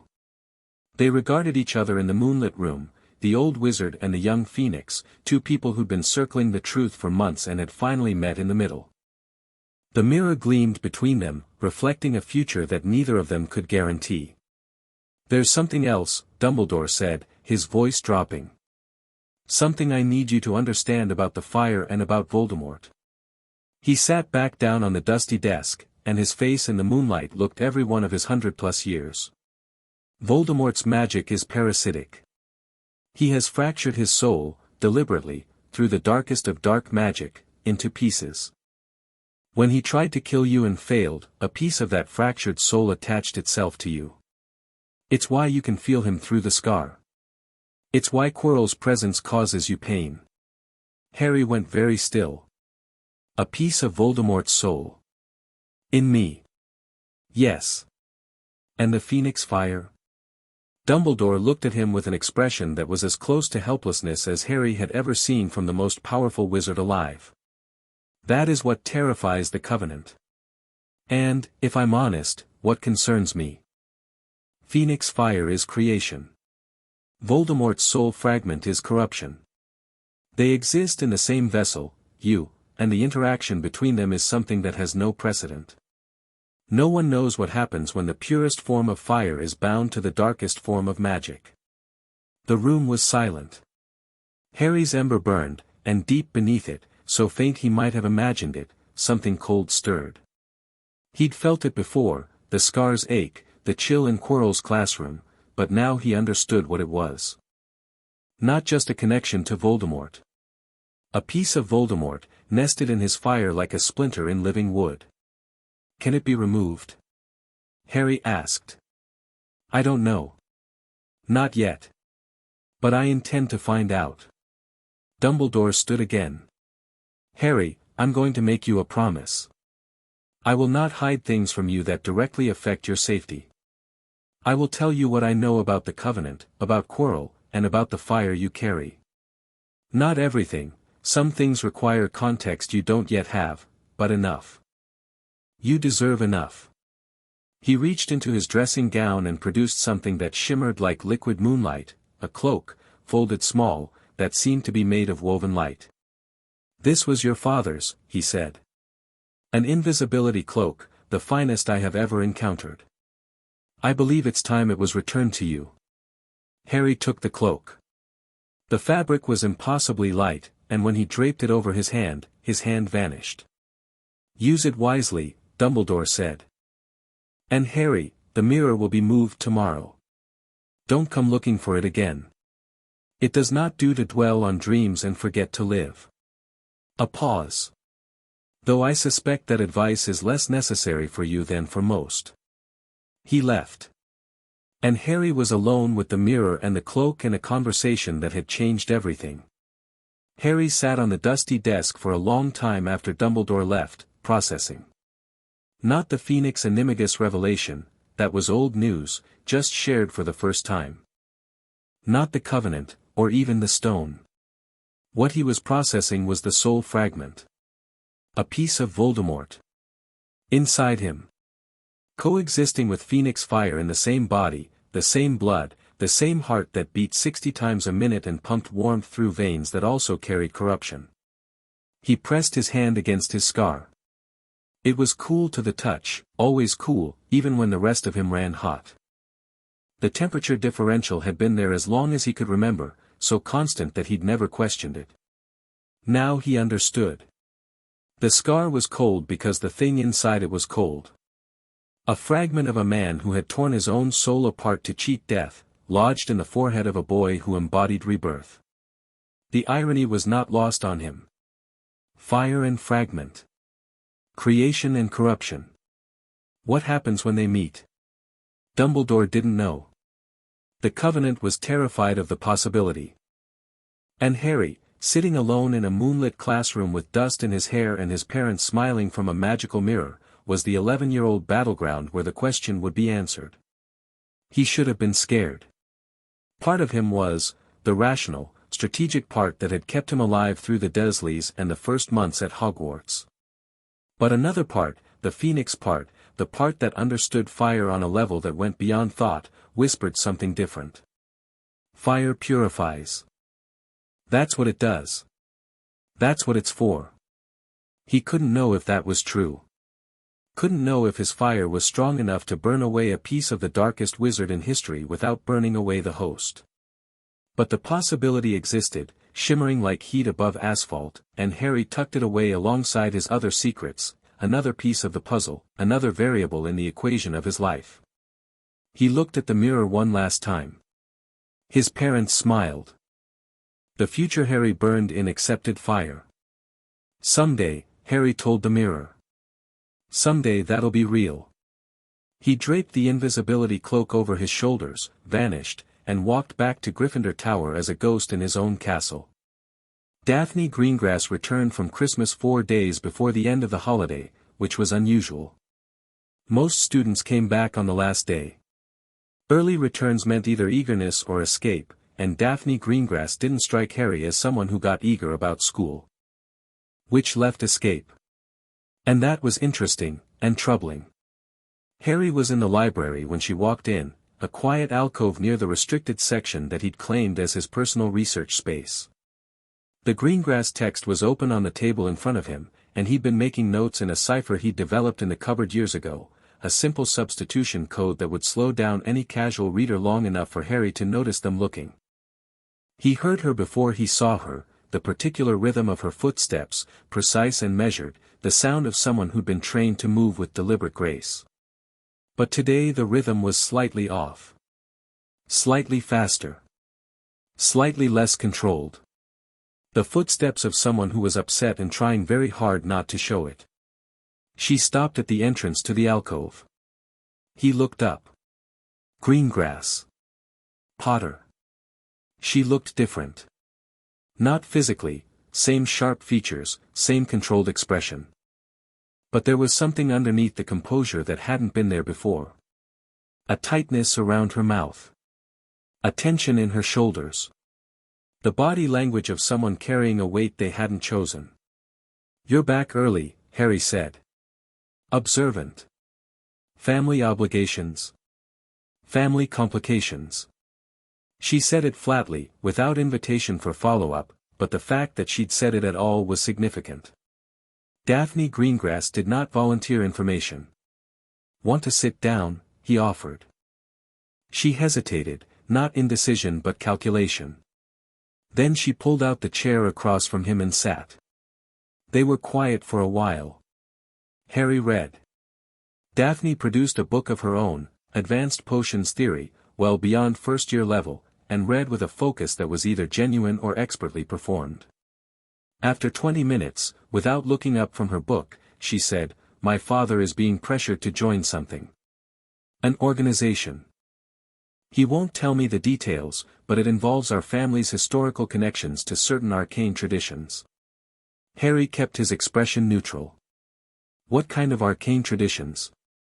The kind that involve very old magic, very old families, and very old grudges. The kind that have been dormant for generations and are suddenly, inconveniently, active again. Harry's ember pulsed. The Covenant. The Greengrass family was being recruited. "Why are you telling me this?" he asked. Now she looked up.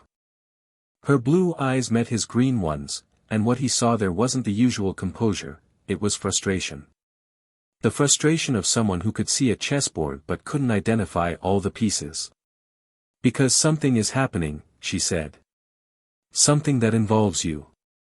I don't know the specifics, but the organization my father is being courted by, they're interested in a student at Hogwarts.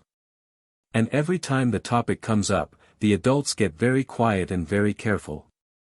And you think that student is me. I think everything at this school eventually comes back to you, Potter. You're either the most interesting person in this castle or the most inconvenient, and I haven't decided which." Harry almost smiled.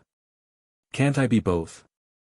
The ghost of an expression crossed her face, not quite amusement, not quite warmth, but adjacent to both. "Probably. You seem the type." She closed her book. Stood. And then she reached into her bag and produced a book, old, leather-bound, with a crest on the cover that Harry recognized as the Greengrass family sigil. "My family's private library includes texts that the Hogwarts collection doesn't," she said, holding the book out. "This one covers the history of Phoenix-related magic in Britain, including some organizations traditionally interested in it." Harry took the book.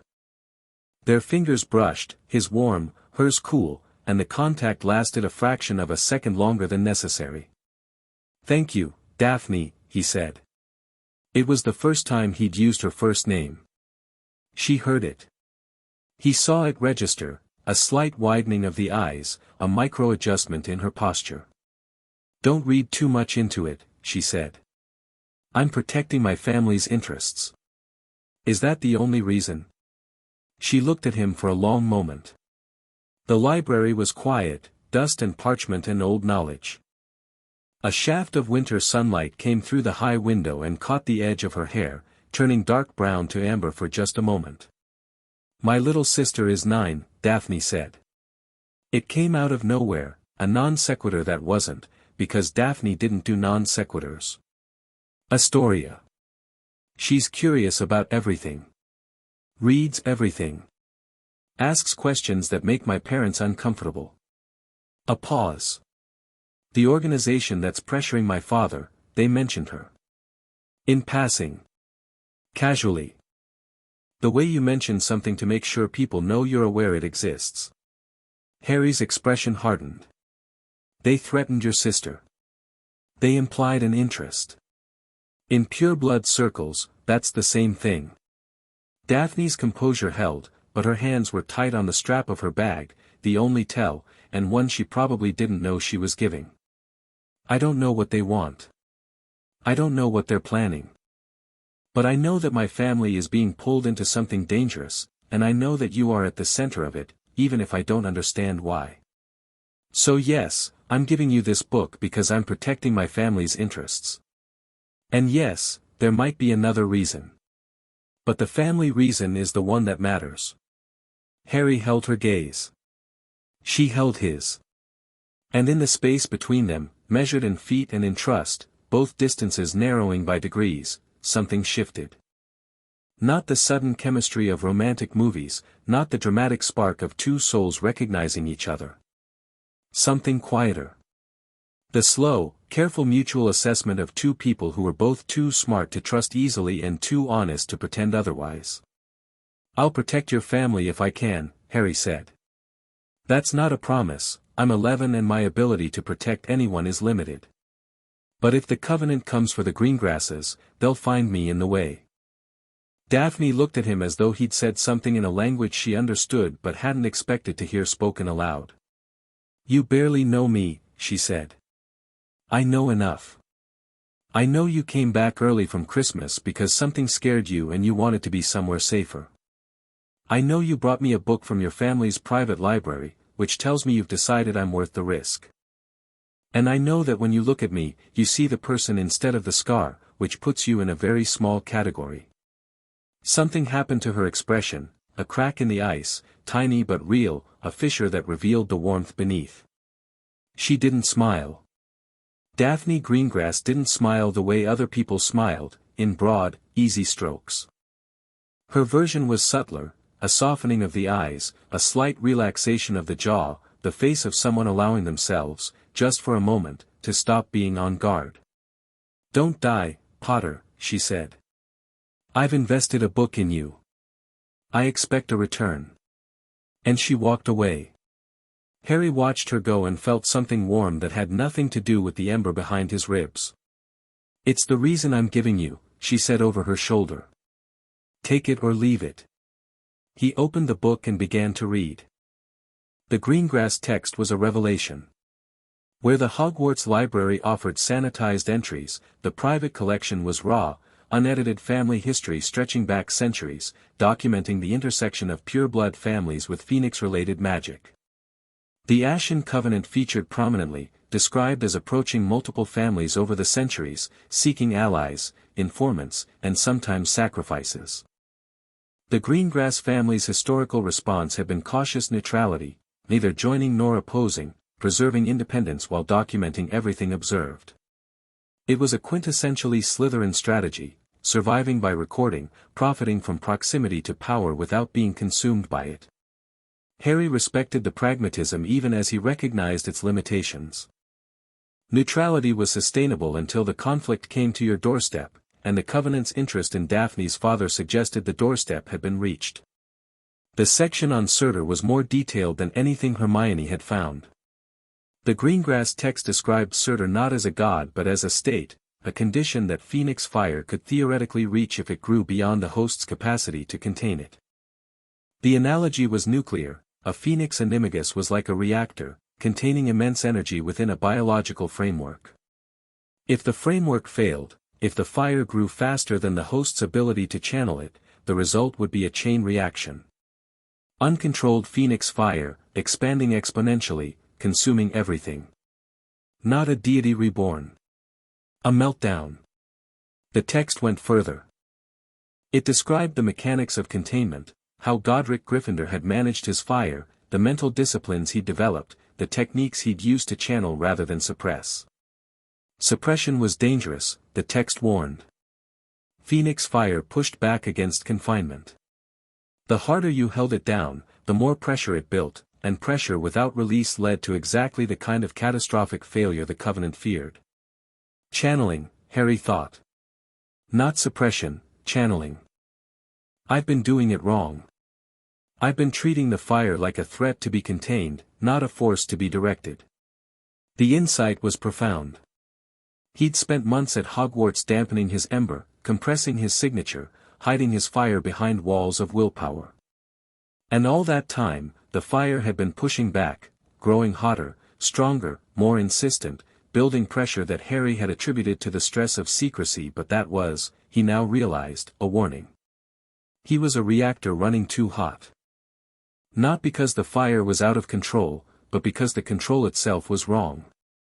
The text described what had happened the last time a Phoenix Animagus had lost control, a conflagration that consumed an entire valley in Scotland, turning it into a glass-floored wasteland still magically irradiated 1,000 years later.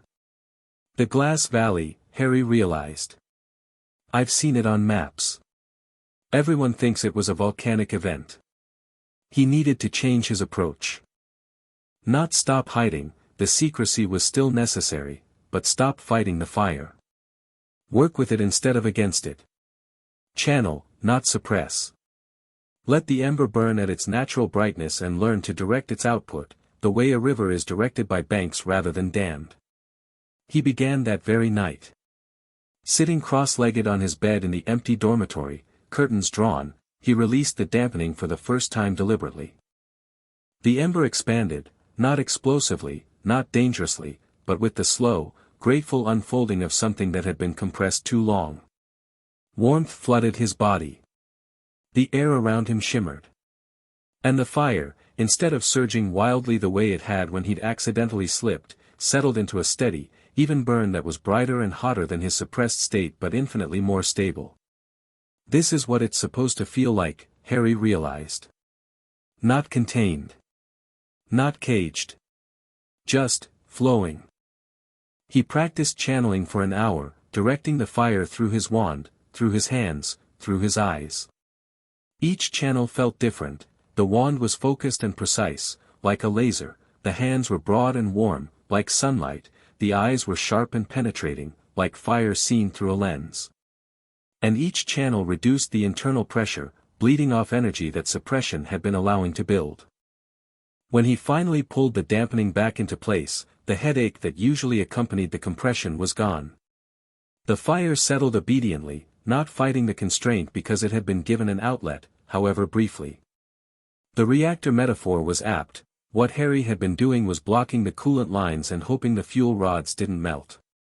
What he needed to do was manage the reaction, let energy flow, channel it productively, prevent buildup.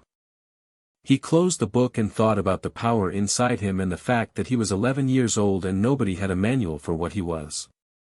But for the first time, he had something better than a manual, he had a principle. And principles, applied consistently, could be worth more than any instruction book. Neville came back 2 days before term started, arriving with Trevor, his grandmother's disapproval, and a new wand.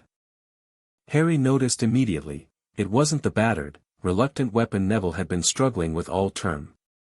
This one was dark cherry wood with a unicorn hair core, sleek and responsive, and when Neville held it, something in his posture shifted. Straighter. More grounded. His magical aura, which Harry could dimly perceive through his phoenix senses, like heat patterns through a thermal lens, was cleaner, more coherent, no longer fighting the constant interference of an ill-matched wand. Gran took me to Ollivander's, Neville said, flushing with a mix of pride and embarrassment. Someone might have mentioned, that my old wand wasn't a great fit. Since it was Dad's. Using your father's wand was like wearing your father's shoes, Harry said. They don't fit, and you spend all your time tripping. Neville stared at him. That's exactly what Ollivander said. Almost word for word. How did your gran take it? The new wand? A complicated expression crossed Neville's face, guilt, defiance, and relief tangled together. She wasn't happy. Dad's wand meant a lot to her. Meant a lot to me too, honestly. It felt like letting go of something. He paused. But Ollivander told her that wand loyalty was one of the most fundamental principles of magic, and that forcing a mismatched wand was like binding a person's hands and then blaming them for not writing clearly. Gran didn't like it, but she couldn't argue with it. Harry smiled. Ollivander's good. Ollivander's terrifying. But yeah, he's good. They practiced that evening and the difference was immediate, dramatic. The new wand responded to Neville like an extension of his body. Spells that had sputtered and fizzled now crackled with clean energy. The banishing charm fired consistently, powerfully, with a precision that made Neville's eyes go wide. Merlin, Neville breathed, staring at the cushion embedded in the far wall. Am I actually? You've always had the power, Harry said. Now you have the wand to match it. They ran through the full repertoire, levitation, locking charms, color changes, and each spell was cleaner, stronger, more controlled than anything Neville had produced in 4 months of struggling with his father's wand. Then Harry introduced something new. Protego, he said, demonstrating the shield charm with a casual flick that produced a shimmering barrier. Second-year material. Most first-years can't manage it. Want to try? Neville set his jaw. Protego. The shield that erupted was a blazing wall of silver-white energy that hummed with raw power. Neville staggered, not from failure but from the sheer force of his own magic, finally unleashed through a proper channel. The shield held for 3 seconds, then collapsed, leaving a scorch mark on the stone floor. "That," Harry said quietly, "is what you've been hiding behind a mismatched wand." Neville practiced for 3 hours straight, running through every spell they'd covered since September, and by the end he was exhausted and exhilarated and grinning with the uncomplicated joy of someone who just discovered they weren't broken after all. Walking back to the tower, Neville was quiet. "Then, Harry. Thank you. For everything. The sessions, the encouragement, telling me about the wand. You're the reason I." "No," Harry said firmly. "I gave you a push. You did the climbing." Neville looked at him with that expression, equal parts gratitude and determination, and nodded. "Same time tomorrow." "Same time tomorrow." Term resumed. Students flooded back. The castle filled with noise and the particular chaos of several hundred young witches and wizards returning from holiday with new gossip and questionable gifts. Hermione arrived with an expanded research file on the Covenant and a look in her eyes that told Harry she'd spent the holiday researching not just ancient organizations but him.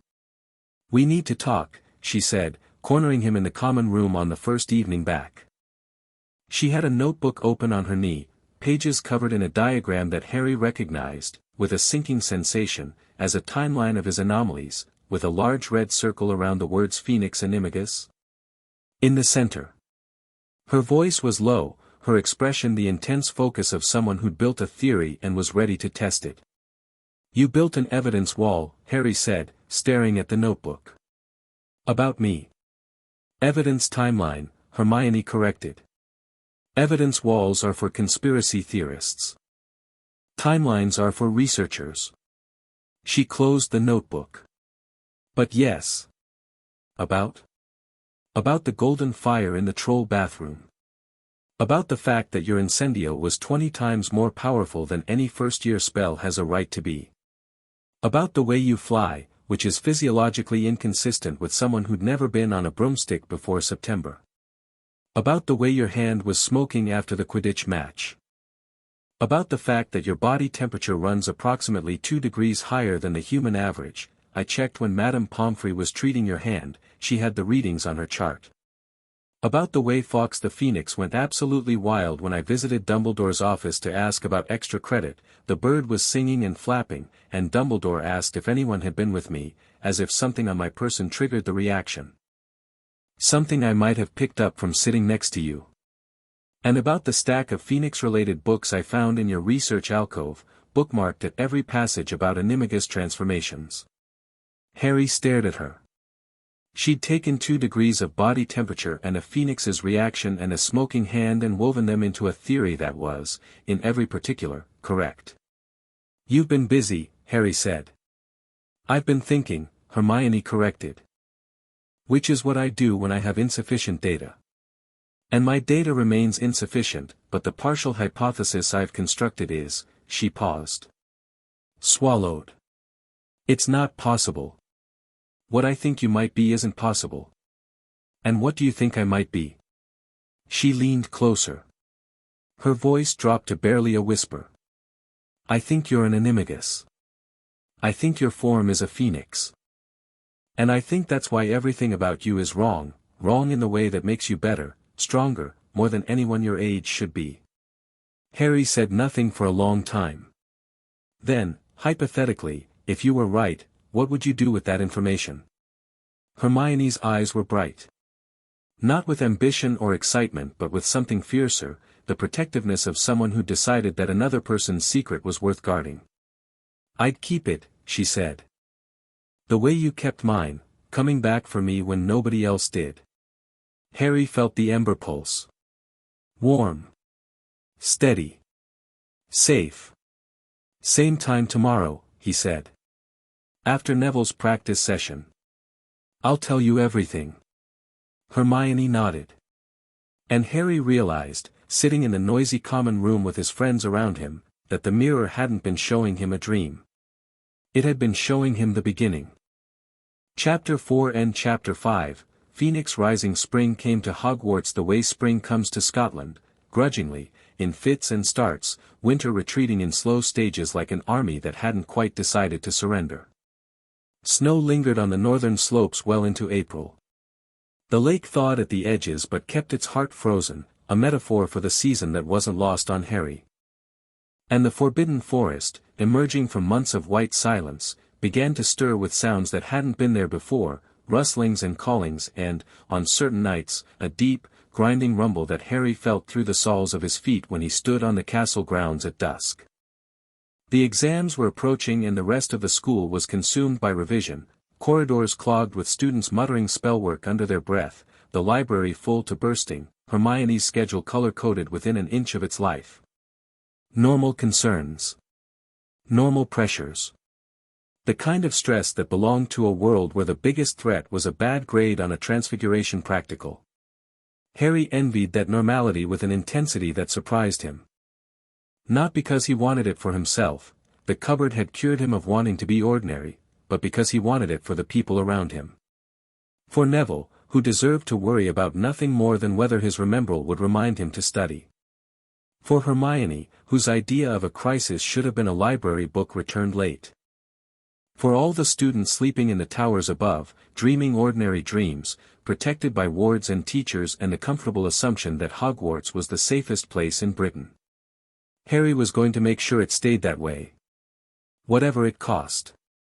Something was waking up in the forest. Something that didn't belong there.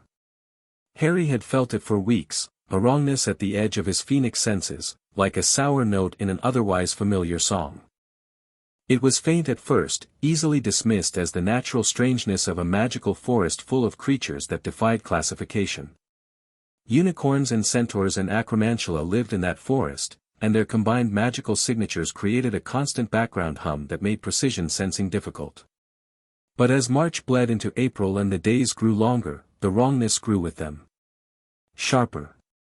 Closer. More deliberate. The centaurs felt it too. On one of his nighttime flights, Harry had passed over the centaur clearing deep in the forest and seen them gathered in an agitated cluster, their human torsos bare despite the cold, their hooves stamping the frozen ground. One of them, a palomino with fierce dark eyes, had looked up as Harry passed overhead, tracking his firelight across the sky with an expression that mixed recognition and ancient, starborn warning. The centaurs had knowledge that wizards didn't, knowledge written in constellations and planetary alignments, in the slow grammar of celestial mechanics that took decades to read and centuries to understand. They knew what Harry was. They'd probably known since his first flight over their territory. But they hadn't interfered. They watched and waited and read the stars and let the world burn or heal according to its own design. Harry had found himself envying that patience. His own reserves were running thin. He mentioned the forest disturbance to Dumbledore during one of their now regular meetings, Thursday evenings in the headmaster's office, where Harry sat across from Dumbledore and Fawkes perched on his stand between them like a feathered mediator. The meetings had begun after the mirror conversation and had evolved into something that was part briefing, part lesson, part therapy. Dumbledore taught him channeling techniques drawn from obscure texts that he produced from locked cabinets with the casual authority of a man who'd been collecting forbidden knowledge for over a century. Harry practiced directing his fire through specific pathways, his wand, his hands, his voice, learning to modulate output the way a musician modulates volume. Too much power crashed the channel. Too little was ineffective. The sweet spot was in between, controlled intensity, precise direction, maximum effect with minimum waste. Fawkes participated in these lessons. Not as a teacher, his communication was too abstract for instruction, but as a calibration point. When Harry's channeling was correct, Fawkes sang a clear, approving note. When it was wrong, the phoenix went silent. It was like learning to tune an instrument by listening for resonance, and Harry improved rapidly, his control sharpening week by week until the headaches that had plagued him since September disappeared entirely. Something's in the forest, Harry said, during the third week of March. Something that feels like ash. Dumbledore's hand paused over the sherbet lemon he'd been unwrapping. Ash. Cold fire. The same signature as the feather, the one the Covenant sent me. But bigger. Multiple sources. They've been getting closer to the grounds for weeks. Fawkes ruffled his feathers and let out a low, warning trill. The phoenix had been agitated for days, pacing his perch, singing in minor keys, watching the window with an intensity that made Harry's ember pulse in sympathetic alarm. The Covenant's next move, Dumbledore murmured. He set the sherbet lemon down and steepled his fingers, the gesture Harry had come to associate with the old man thinking at full speed. They've confirmed what you are. The agent inside the castle reported back after your encounter outside my office. Now they're escalating. What are they sending? If my suspicions are correct, ash fire constructs. Creatures made from corrupted phoenix magic, fire inverted, turned cold and consuming instead of warm and creative. The Covenant developed them centuries ago as weapons against Gryffindor. They're designed to seek and identify phoenix fire signatures. Designed to find me. Yes. Harry sat with that for a moment. Outside the office window, the sun was setting over the forbidden forest, turning the canopy to gold and shadow. Beautiful. And somewhere beneath that canopy, things made of cold fire were gathering, drawn to the warmth of a boy who was trying very hard not to be found. How dangerous are they? Harry asked. Dumbledore looked at him with an expression that managed to combine honesty and reluctance in roughly equal measure. Individually, manageable. In numbers, extremely dangerous. They feed on ambient magic, the more powerful the environment, the stronger they become. And Hogwarts is the most magically saturated location in Britain. So they'll be at full strength. If they breach the wards, yes. Can the wards hold them? A pause. A long one. The wards were built by Gryffindor. They were designed to keep out dark magic, human threats, conventional creatures. Ashfire constructs are none of those things, they're corrupted phoenix magic, which means they carry the same fundamental signature as the wards themselves. It's like trying to keep water out of a boat using a net made of water. Harry understood. The wards would recognize the Ashfire creatures as phoenix-derived and hesitate, not fail entirely, but create gaps, moments of uncertainty that the constructs could exploit. We need a plan, Harry said. We need more than a plan, Dumbledore replied. We need allies. The telling happened on a Saturday evening in late March, in the Room of Requirement. Harry had discovered the room 2 weeks earlier, or rather, the room had revealed itself to him, a door appearing in a 7th-floor corridor that hadn't contained a door before. He'd been pacing, frustrated after a practice session that had gone badly, thinking I need somewhere safe to figure this out, and the castle had answered. The room became whatever you needed, a training space, a library, a comfortable sitting room. Harry had been using it for private channeling practice and, increasingly, as a headquarters for what Hermione had started calling, with only mild irony, the war effort. Tonight, Harry had asked it for somewhere safe to tell the truth, and the room provided, a circular chamber with a domed ceiling, warm light from wall sconces, comfortable chairs arranged in a loose circle, and a fireplace that burned with gold-tinged flames. The castle was not subtle in its support. Neville arrived first, because Neville was always first, early, reliable, his cherry wand already in his pocket and his expression set with the calm readiness of someone who'd learned that Harry's conversations tended to be followed by events that required wands to be accessible. Hermione arrived second, with her evidence notebook and a barely contained energy that vibrated through her like a struck bell. She'd been waiting for this, the confirmation of a theory she'd been building for months, the answer to a question that had consumed her holiday. And then, announced by a knock that was precise and measured, Daphne Greengrass entered. Neville blinked. Hermione's eyebrows climbed toward her hairline. Greengrass? Neville said, confused and faintly alarmed. Longbottom. Daphne took in the room, the chairs, the 3 Gryffindors, and sat down with the composed grace of someone who had walked into more intimidating rooms than this one. Potter invited me. I assumed there was a reason. There is, Harry said. He stood by the fireplace, facing all 3 of them, and felt the weight of what he was about to do settle across his shoulders like a physical mantle. He'd agonized over this. Weeks of debate, running calculations, weighing risks. Every instinct he'd developed in the cupboard, every lesson about secrecy, about self-reliance, about the danger of trusting anyone with your vulnerabilities, screamed at him to keep his mouth shut. The fewer people who knew, the safer he was. That was the fundamental equation, simple and brutal. But the equation had changed. The Covenant was coming. Quirrell was moving toward the stone. And Harry couldn't face both threats alone, not because he lacked power, but because power without coordination was just force, and force without allies was just isolation wearing armor. He needed these people. More than that, he wanted them. Not as assets or resources, but as the people the mirror had shown him. The ones who stood in his fire and didn't flinch.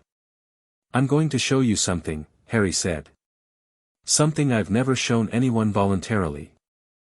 After I show you, I'll explain everything, the Ashen Covenant, the Philosopher's Stone, Quirrell, all of it.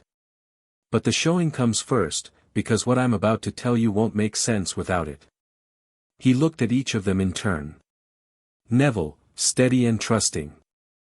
Hermione, alert and nearly vibrating with anticipation. Daphne, unreadable but present, which was its own kind of commitment. Ready? 3 nods. 3 people choosing to be here. 3 acts of faith. Harry closed his eyes. Breathed. And let the fire rise. Not the partial reveal he'd given Dumbledore, the golden glow, the shining skin, the hint of something extraordinary beneath the surface. This was the real thing. The full transformation, held back for 3 years, suppressed and channeled and hidden from every living soul who might have seen it. He let it come. The fire erupted from his core like a sunrise, golden light flooding outward, filling the room with warmth and radiance. His body changed. Arms becoming wings, legs becoming talons, spine curving and shortening, skin roughening into scales and then bursting into feathers that were crimson and gold and burning, burning with a light that had no heat because it wasn't consuming, it was creating, filling the room with beauty instead of destruction. The phoenix that stood where Harry had been was no longer the small, raven-sized bird of his childhood. 3 years of growth had transformed it into something magnificent, a raptor the size of a swan, with a wingspan that stretched nearly 6 feet, plumage that shifted between crimson and gold in waves like living flame, and eyes, golden, ancient, impossibly intelligent, that looked at each of the 3 humans in turn and saw them completely. The heat in the room intensified, not uncomfortably, but the way sunlight intensifies when you step from shadow. The chairs nearest Harry began to glow faintly. The stones warmed beneath his talons. And the gold-tinged fire in the room's fireplace stretched toward the phoenix like a plant toward light, recognizing its kin. Harry spread his wings. The full wingspan filled the space between the chairs, each feather individually ablaze with a fire that was the purest thing in the room, not magic exactly, not fire exactly, but something older and more fundamental, raw creative energy given form and feathers and burning eyes. The light that poured from him cast no shadows. Where ordinary fire creates darkness behind the things it illuminates, Phoenix fire illuminated everything equally, filling every corner, leaving nothing hidden. Daphne's frost, the ambient cold she carried without thinking, the low-level ice magic that chilled her hands and crystallized her breath, reacted. Not in opposition but in recognition. The frost on her fingertips flared and then sharpened, the crystals reorganizing into more complex geometric patterns, as if the ice was responding to the fire the way a harmony responds to a melody. 2 sides of the same elemental coin, meeting for the first time and discovering they fit. Fawkes, in Dumbledore's office 2 floors above, let out a cry that echoed through the castle walls, a sound of recognition and fierce joy that rattled portraits and hummed through windowpanes. The room of requirements fire blazed higher. And somewhere deep in the forbidden forest, things made of cold ash stirred at the sudden pulse of phoenix energy that swept across the grounds like a shockwave. Harry held the form for 10 seconds. Then he shifted back, the reverse transformation smoother than the first, fire condensing, feathers retracting, a boy standing where a bird of fire had been, slightly out of breath but otherwise unchanged. The room was silent. Neville's mouth was open. His eyes were the size of dinner plates, and his hands were gripping the arms of his chair so tightly that the wood was creaking. But he wasn't afraid. Harry could see it, the absence of fear in Neville's expression, replaced by something that looked like awe and something that looked like understanding, as if a puzzle he hadn't known he was solving had just clicked into place. Hermione was crying. Not dramatically, 2 quiet tears tracking down her cheeks, her expression a complicated mixture of vindication and wonder and the particular emotion that comes from learning that the impossible is real. She was holding her evidence notebook in her lap, and her knuckles were white around its spine. Daphne wasn't moving. She was utterly still, the kind of stillness that Harry had learned to recognize as deep processing, the mind working at maximum speed while the body conserved energy. Her pale blue eyes were fixed on Harry with an intensity that made the ember pulse, and her composure, the famous Greengrass composure, the ice that never cracked, had developed a hairline fracture that was visible only because Harry had been learning to read her for months. "Phoenix Animagus," Hermione whispered. "I was right." "You were right," Harry confirmed. "Since you were 8. "Since I was 8. Locked in a cupboard. Dying. My body transformed to save itself." Neville stood up. He crossed the room in 3 steps and did something that Harry didn't expect, he hugged him. Not a complicated hug, not a dramatic one. Just the simple, solid embrace of a friend who had just learned something enormous about someone he cared about and wanted them to know that it didn't change anything. "Okay," Neville said, stepping back. His eyes were bright. "Okay. That's a lot. But okay." Harry laughed. It surprised him, a short, genuine laugh that broke the tension in the room like a hammer through glass. "Yeah, Nevada. It's a lot." Hermione was already on her feet, her tears dried, her brain engaged. The incendio in the troll bathroom. The flying. The body temperature. The way Fawkes responds to you. It all makes sense now. The Phoenix nature isn't just a transformation, it's pervasive. It's changed your base magical signature, your physical capabilities, your sensory range, Hermione, Harry said gently. "There's more. Sit down." She sat. And Harry told them everything. He told them about the Ashen Covenant, their history, their beliefs, their conviction that Phoenix Animagi were vessels for Surtur's return. He told them about the agent inside Hogwarts, the branded wrist, the ashen feather. He told them about Quirrell and Voldemort, the possession, the turban, the attempt on his life during the Quidditch match. He told them about the Philosopher's Stone and the 3rd-floor corridor and Dumbledore's defenses. And he told them about the soul fragment. The piece of Voldemort, lodged in his scar, coexisting with Phoenix fire in the same body. When he finished, the room was quiet for a long time. The fire crackled. The room of requirement, responding to the emotional temperature, had dimmed its lights and warmed its air, creating a space that felt safe and contained, a cocoon against the enormity of what had just been shared. 2 fires, Daphne said finally. Her voice was controlled but her hands, folded in her lap, were pressed together hard enough to whiten the knuckles. Phoenix fire and soul corruption in the same host. And the Covenant believes that combination could trigger a Surtur-level event. That's the theory, Harry said. Dumbledore thinks it's more nuanced than that the fire could potentially purify the fragment instead of being corrupted by it. But nobody knows for certain. Because it's never happened before. Because it's never happened before. Harry, Hermione said. She'd stopped crying. Her voice was the careful, measured tone she used when processing something that terrified her but which she refused to let terror prevent her from addressing rationally. The soul fragment. Dumbledore told you it's been there since you were a baby? Since the night Voldemort tried to kill me. 15 months old. And the Phoenix transformation happened when you were 8.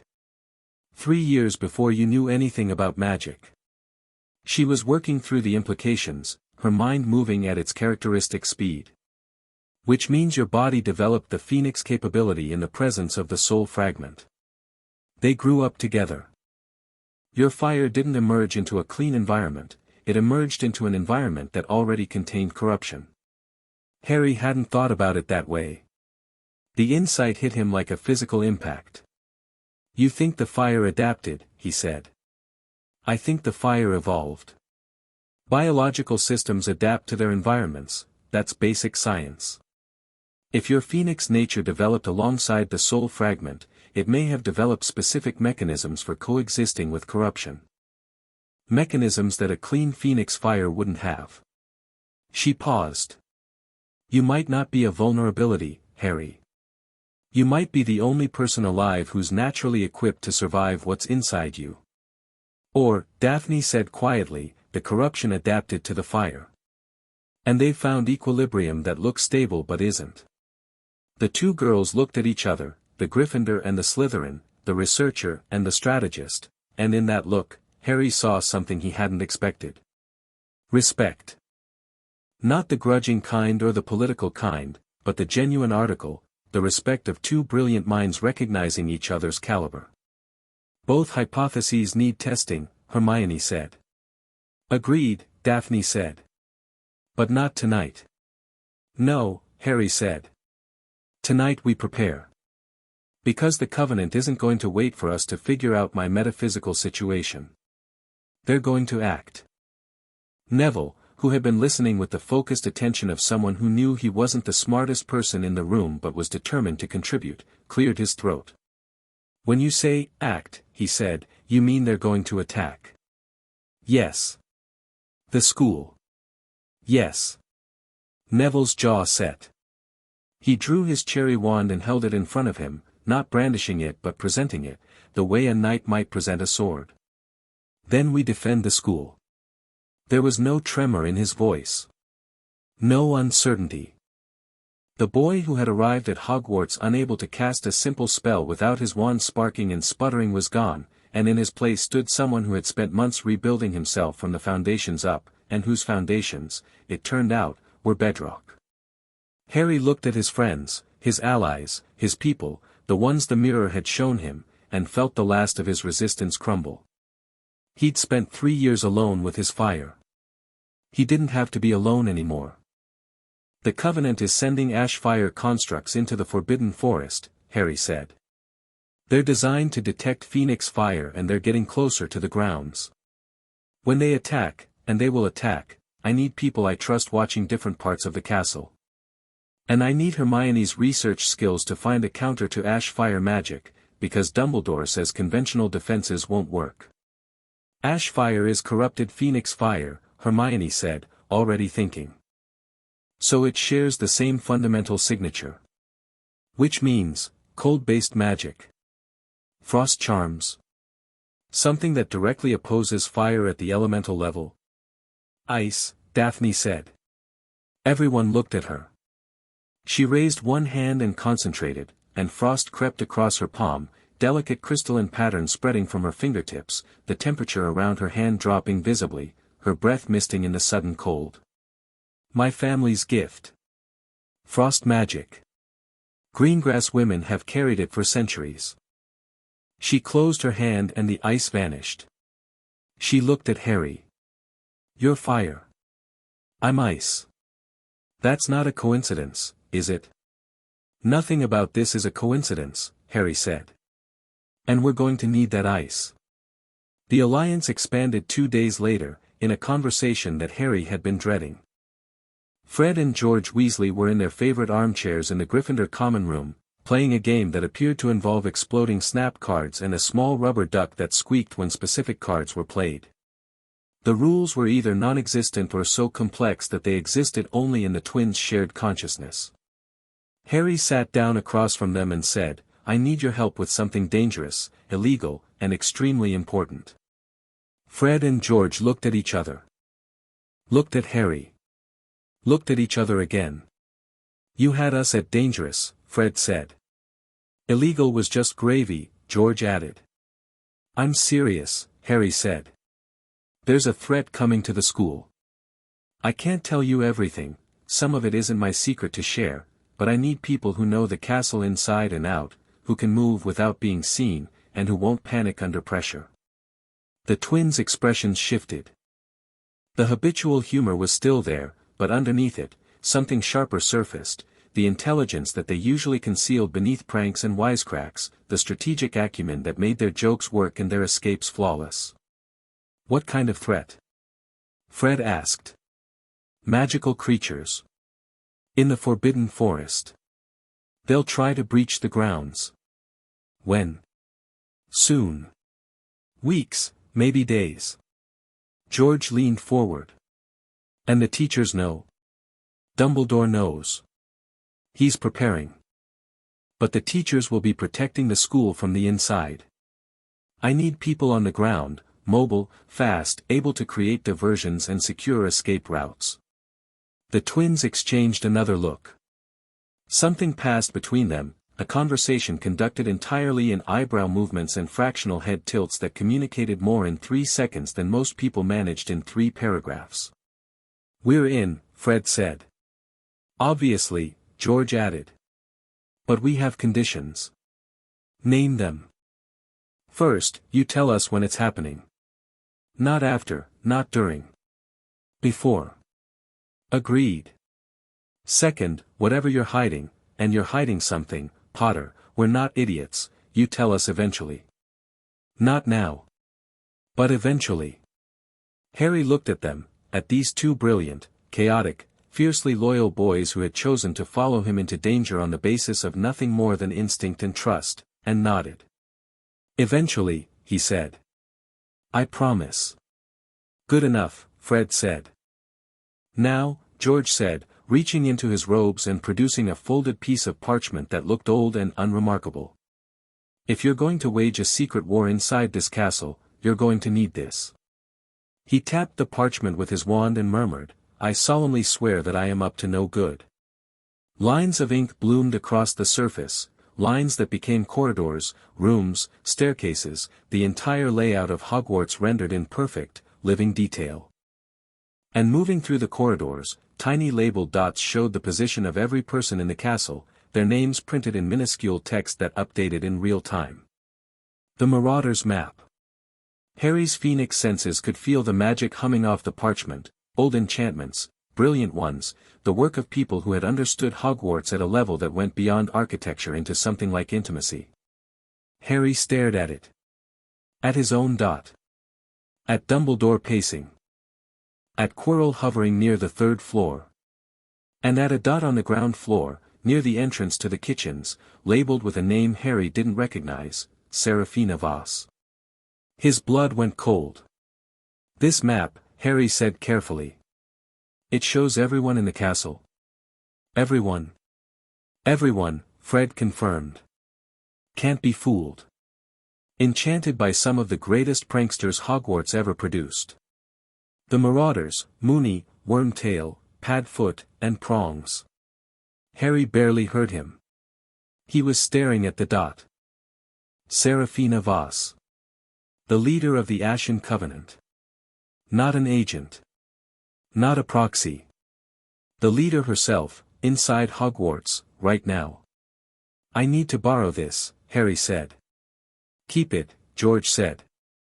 Consider it a loan from the Weasley War Cabinet. Harry took the map and walked out of the common room with his heart hammering and his ember burning and the name Serafina Voss searing itself into his memory. She was here. The woman who'd spent centuries hunting Phoenix fire. The woman who believed Harry was the key to an apocalypse or the bomb that needed to be defused before it detonated. She was inside the castle. Harry found Dumbledore in his office, showed him the map, and watched the old man's face go pale. Serafina, Dumbledore breathed. I didn't sense her. She must be using fire-masking enchantments, the same ones the Covenant developed to approach Gryffindor. He looked at Harry. This changes the timeline. If she's here in person, the ash fire attack isn't weeks away. It's imminent. Tonight? Possibly. She wouldn't risk personal exposure unless the endgame was close. Dumbledore stood, and the twinkling headmaster vanished, replaced by the wizard who had defeated Grindelwald, sharp, focused, radiating a controlled power that made the air in the office crackle. Alert your friends. I'll alert the staff. And Harry, I know. Stay hidden. Don't let her find me. I was going to say, be ready.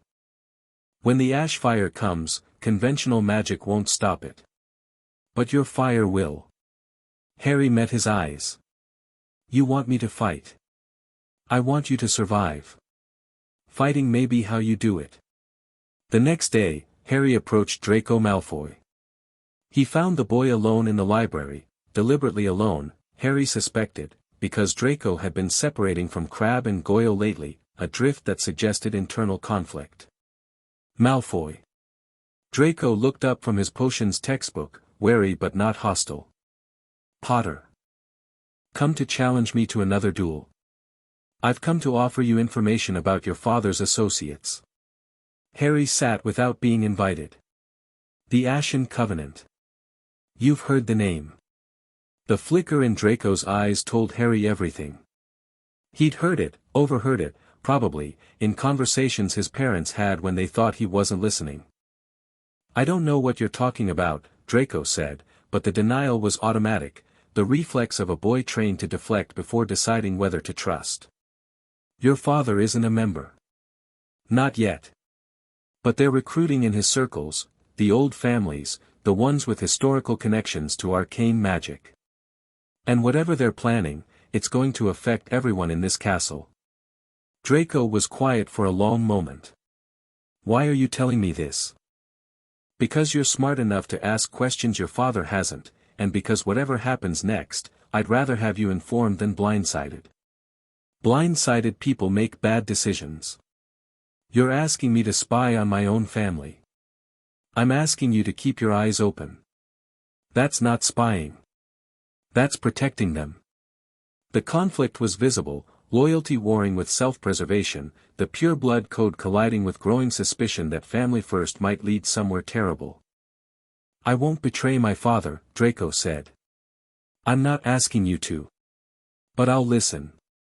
And if I hear something that threatens the school, my school, Potter, as much as yours, I'll tell you. It wasn't an alliance. But it was a crack in the wall between them, and cracks were how light got in. 3 days passed. Harry used them to prepare, running drills with his friends in the room of requirement, refining the enchanted coin communication system with Hermione, practicing channeling techniques that let him direct Phoenix fire through his wand with devastating precision. Daphne worked on her frost magic, pushing her abilities to their limits, learning to project ice in targeted bursts rather than wide waves. Neville drilled his combat spells until they were automatic, muscle memory replacing conscious thought. The twins mapped evacuation routes and stocked emergency supply caches in 3 hidden locations throughout the castle.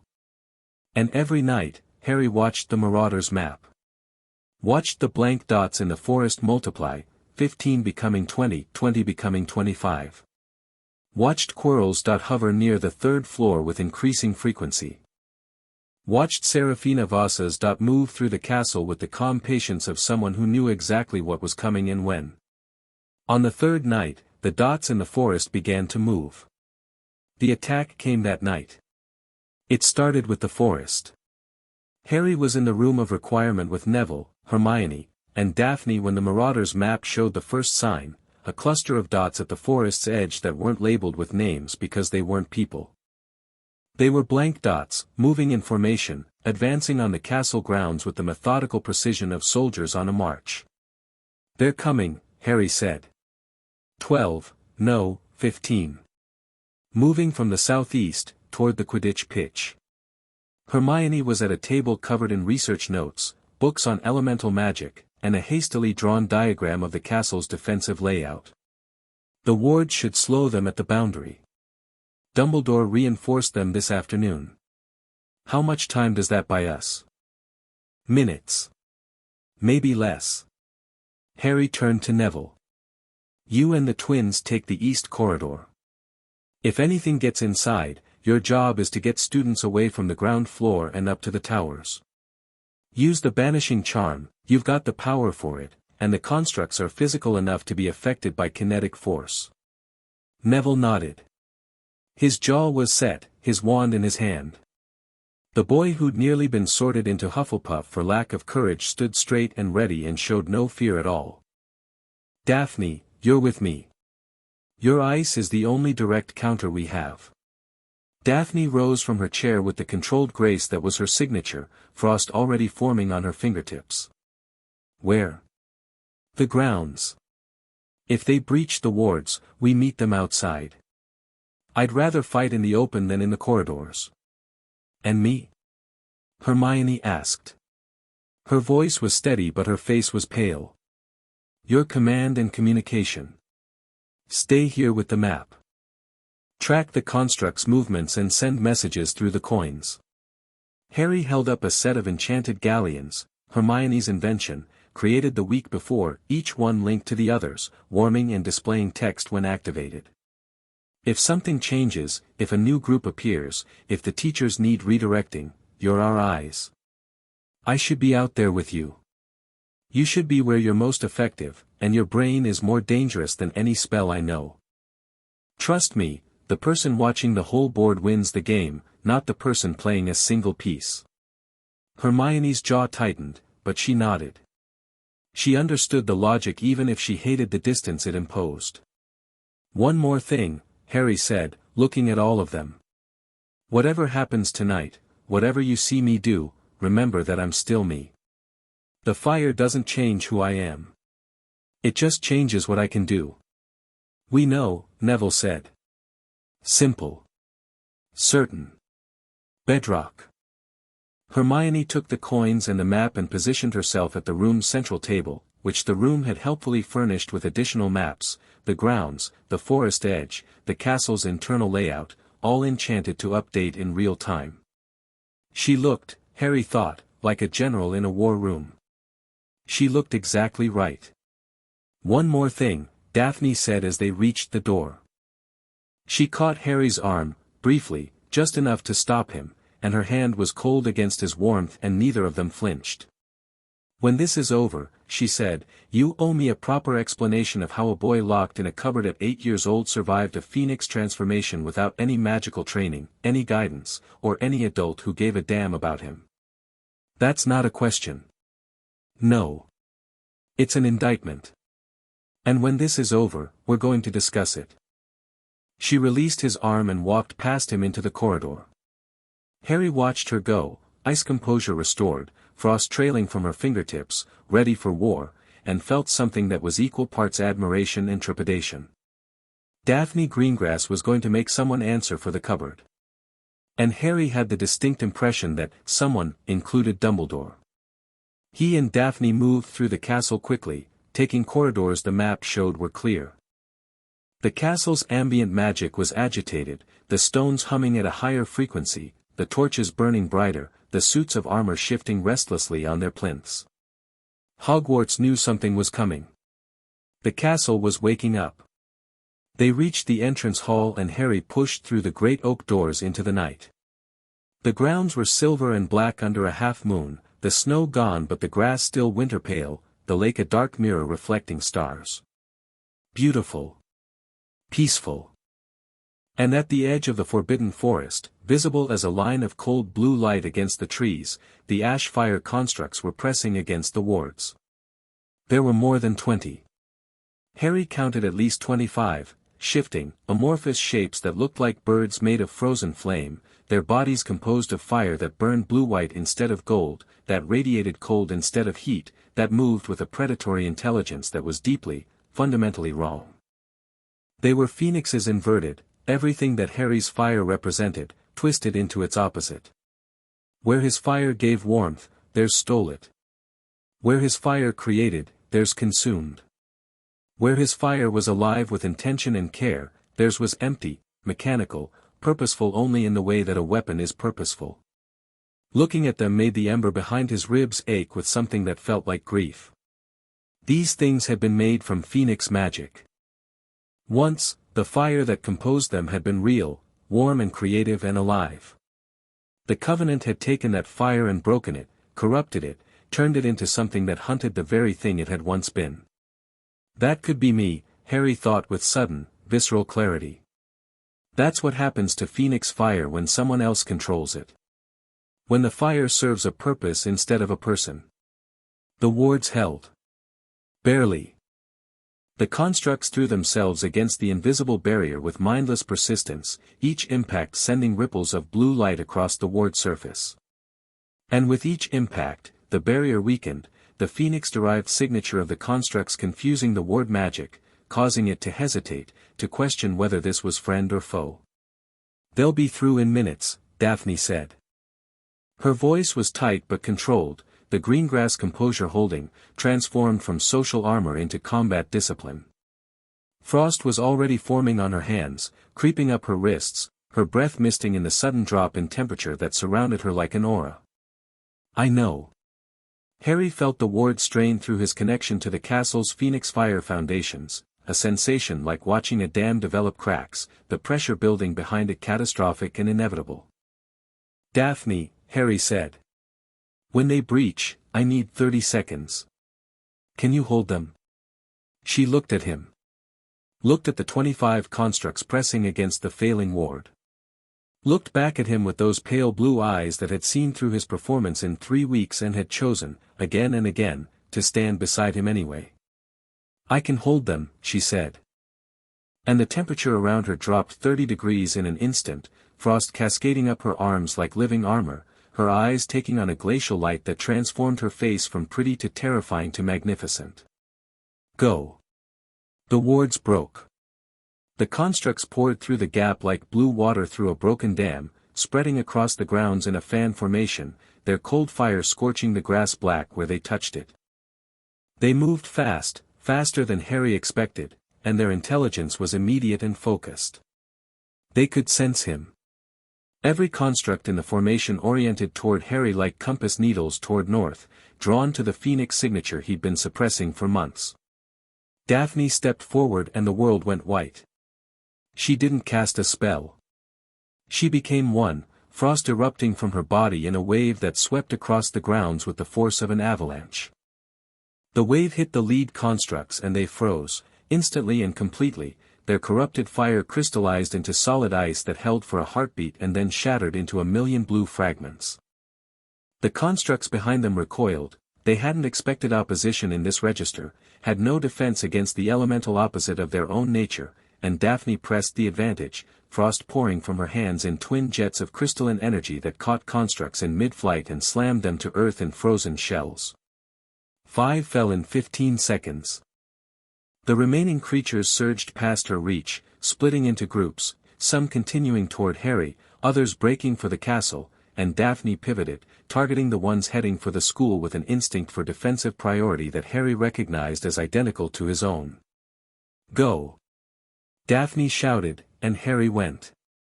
He ran. Not toward the castle, away from it, toward the open grounds, drawing the construct's attention away from the school and the students inside it. The ash-fire creatures tracked him, abandoning their assault formation to pursue the beacon of Phoenix fire that blazed through the night like a torch.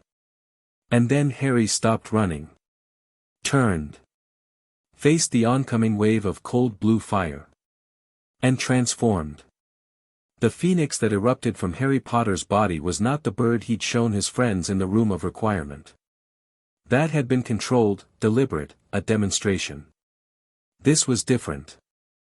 This was need, the fire responding to threat, to danger, to the primal imperative to survive and protect, and it rose from him like a son being born. The transformation was instant and total. One heartbeat he was a boy running across scorched grass. The next he was airborne, wings spread, fire streaming from every feather, climbing into the night sky with an acceleration that left a trail of golden sparks hanging in the air behind him like the tail of a comet. He was enormous. Not swan-sized, eagle-sized, with a wingspan that stretched 8 feet from tip to tip, plumage that burned so bright it turned the night into day for 100 yards in every direction. The constructs nearest him actually melted, their corrupted forms losing cohesion in the heat of his presence the way frost melts on a sunlit window. And the sound he made, the phoenix cry that erupted from his throat, was a weapon in itself. It wasn't just loud, it was meaningful, a blazing, triumphant note that carried the full force of phoenix creation and hurled it against the corruption like a wave against a seawall. The cry shattered the air, set the ground trembling, woke every sleeping creature within 3 miles. In the castle, students bolted upright in their beds. In the forest, the centaurs raised their heads and watched the golden light above the castle with ancient, knowing eyes. And in Dumbledore's office, Fawkes answered, his own cry joining Harry's, 2 phoenixes singing war song across the Scottish night. 3 constructs disintegrated instantly, just gone, their corrupted fire overwhelmed by the sheer intensity of the real thing. 5 more staggered, their forms flickering, cracks appearing in their frozen flame bodies. The remainder pressed forward with mindless determination, driven by their programming to seek and identify and report, even as the fire that composed them rebelled against its own corruption in the presence of the genuine article. Harry dove into them. The air battle above the Hogwarts grounds was unlike anything he'd experienced. The constructs were fast, coordinated, and they fought with relentless programmed aggression. He took 2 more by diving through their formation at full speed, the creatures simply ceasing to exist where his fire touched them, corruption purified on contact. But the remaining constructs adapted. They spread out, refusing to cluster. 3 peeled off and dove toward the castle, toward windows, doors, the gaps where centuries of weather had cracked ancient stone. Harry sent a pulse through the enchanted coin, 3 heading east wall, ground floor. Neville, twins, intercept. Inside the castle, Neville Longbottom and the Weasley twins received the warning and moved with the coordinated efficiency of people who had drilled exactly this scenario 3 times in the past week. The first construct breached through a weakened window, pouring through the gap like blue liquid, reforming into its bird shape on the other side. It began scanning the corridor for phoenix fire. It found Neville instead. Depulso. The banishing charm hit the construct with the full force of Neville's unlocked magical power. The construct was hurled backward, hit the wall, and cracked like blue glass. It wasn't destroyed, the cracks sealed, the form reconstituted, but George was already throwing a modified flash bomb that disrupted its targeting, and Fred followed with a blasting curse that sheared its wing off. Protego. Neville's silver-white shield blazed to life, catching the wounded construct's charge and pushing it back. The construct slammed against the barrier and the shield held, raw force driving the creature away while its damaged form struggled to regenerate. "It's reforming," Fred warned. Neville looked at the construct and felt something crystallize inside him. Not anger. The absolute conviction that this creature would not get past him, would not reach the student sleeping above. Reducto. The Reductor curse was 4th-year material. Neville had never attempted it. But the cherry wand responded to his intent, and the bolt of red light that erupted hit the construct with enough force to shatter it into 1,000 fragments of dying blue light. The twins stared at him. "Bloody hell, Longbottom," George said with genuine respect. 2 more constructs breached the castle.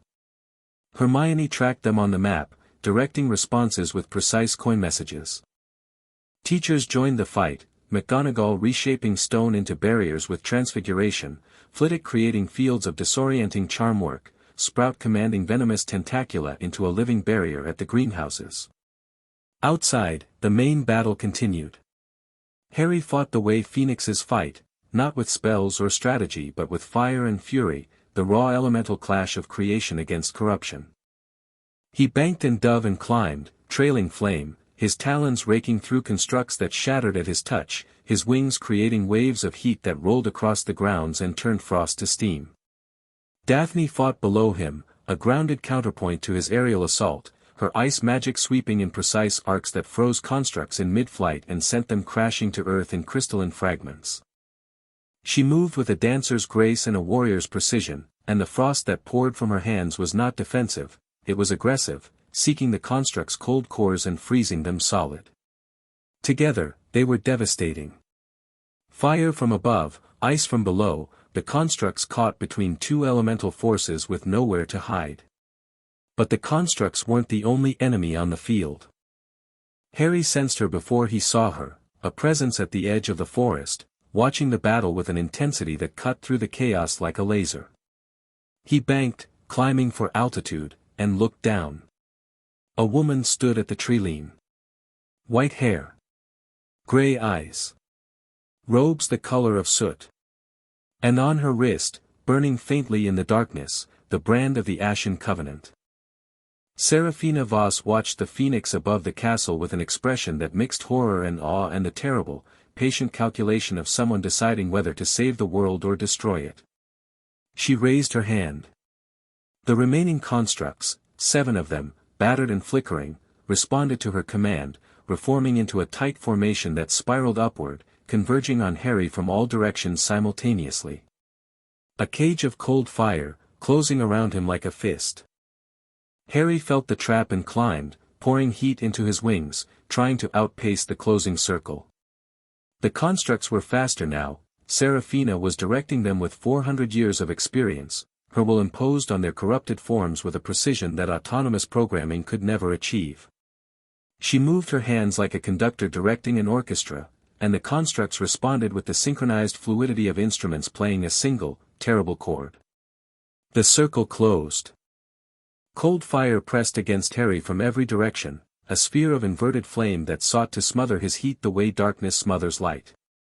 He felt it reach for him, felt the corrupted magic trying to latch onto his fire, trying to feed, to drain, to convert creation into consumption. The ember behind his heart screamed. Harry burned hotter, expanding his flame aura until the air around him crackled with thermal shock. The cold fire met his heat and the collision produced steam, sound, and a visible shockwave that rippled across the sky like a stone dropped in water. It wasn't enough. The constructs were drawing power from Hogwarts itself. The castle's ambient magic, filtered through Serafina's corruption, turned against its own defender. Harry felt his fire faltering, the cold creeping inward, the temperature differential narrowing. For one terrible moment he thought, this is how it ends. Not with Voldemort. With ice. Then Snape arrived. Harry didn't see how. One moment the grounds below were empty except for Daphne, and the next a figure in black robes was striding across the grass with his wand raised and his face set in an expression of such concentrated fury that the air around him seemed to darken.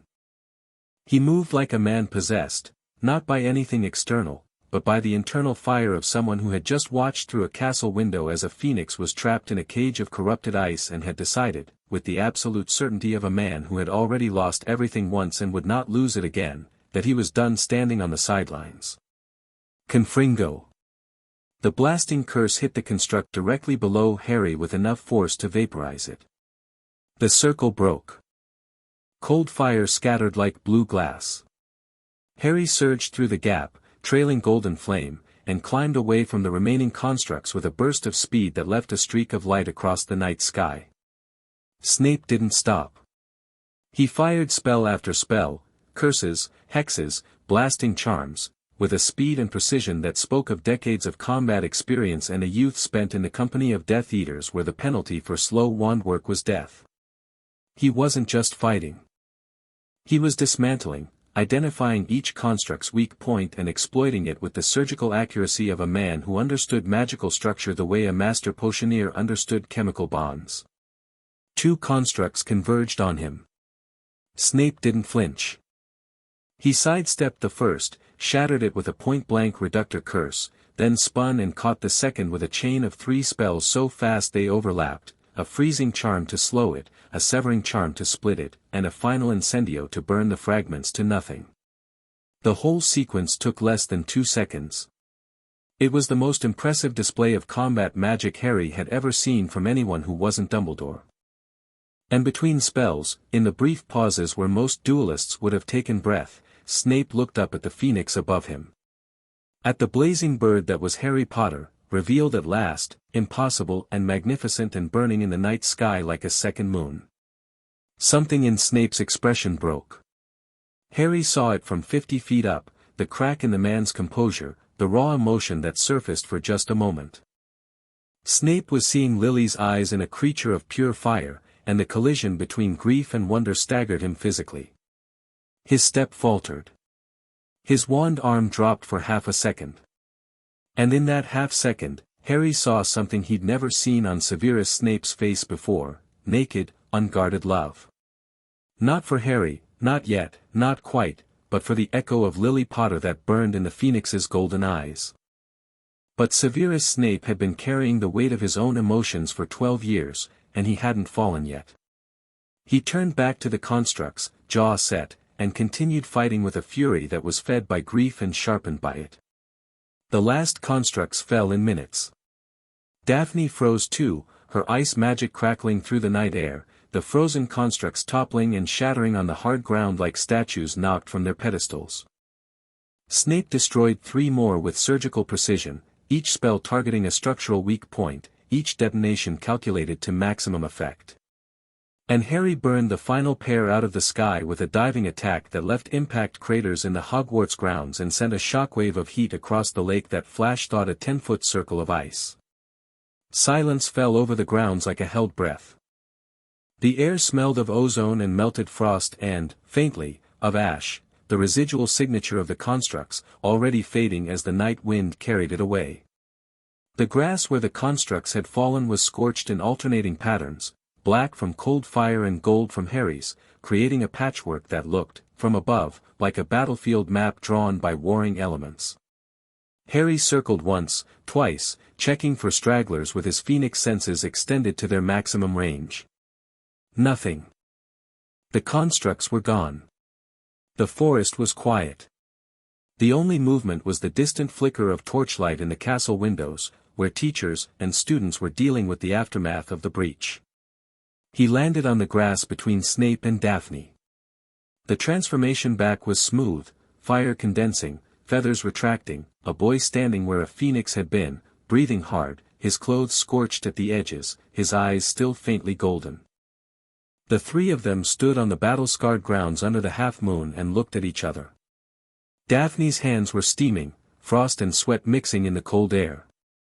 Snape was bleeding from a cut above his left eye where a construct fragment had caught him. Harry was trembling with the residual adrenaline of the most intense magical combat of his life. Snape spoke first. His voice was rough, not with anger but with something more complex, an emotion that didn't have a clean name because it existed in the space between several cleaner ones. How long? Since I was 8, Harry said. Snape closed his eyes. Opened them. Your mother's eyes, he said, and it was not a non sequitur, it was the completion of a thought that had been running since September, the final piece of a puzzle that explained everything about Harry Potter that had confused and infuriated and fascinated him. The fire. The power. The impossible instincts. The way Harry saw through people with a clarity that was more than human. Lily's son was a phoenix. The woman Snape had loved more than anything in the world had produced a child who embodied rebirth, the very thing Snape had spent 12 years failing to achieve. The irony was devastating and beautiful and exactly the kind of cosmic joke that the universe seemed to specialize in. She would have been proud, Snape said. And then, before the moment could become something his defenses couldn't handle, he turned to Daphne. Miss Greengrass. You have frostbite on your left hand. Go to the hospital wing. I'm fine. That was not a suggestion. Daphne looked at Snape, looked at Harry, and understood.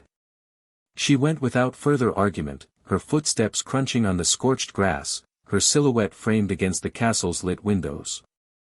At the doors, she paused and looked back, one glance, brief and warm, that carried more than any words she'd have been willing to say. When she was gone, Snape turned back to Harry.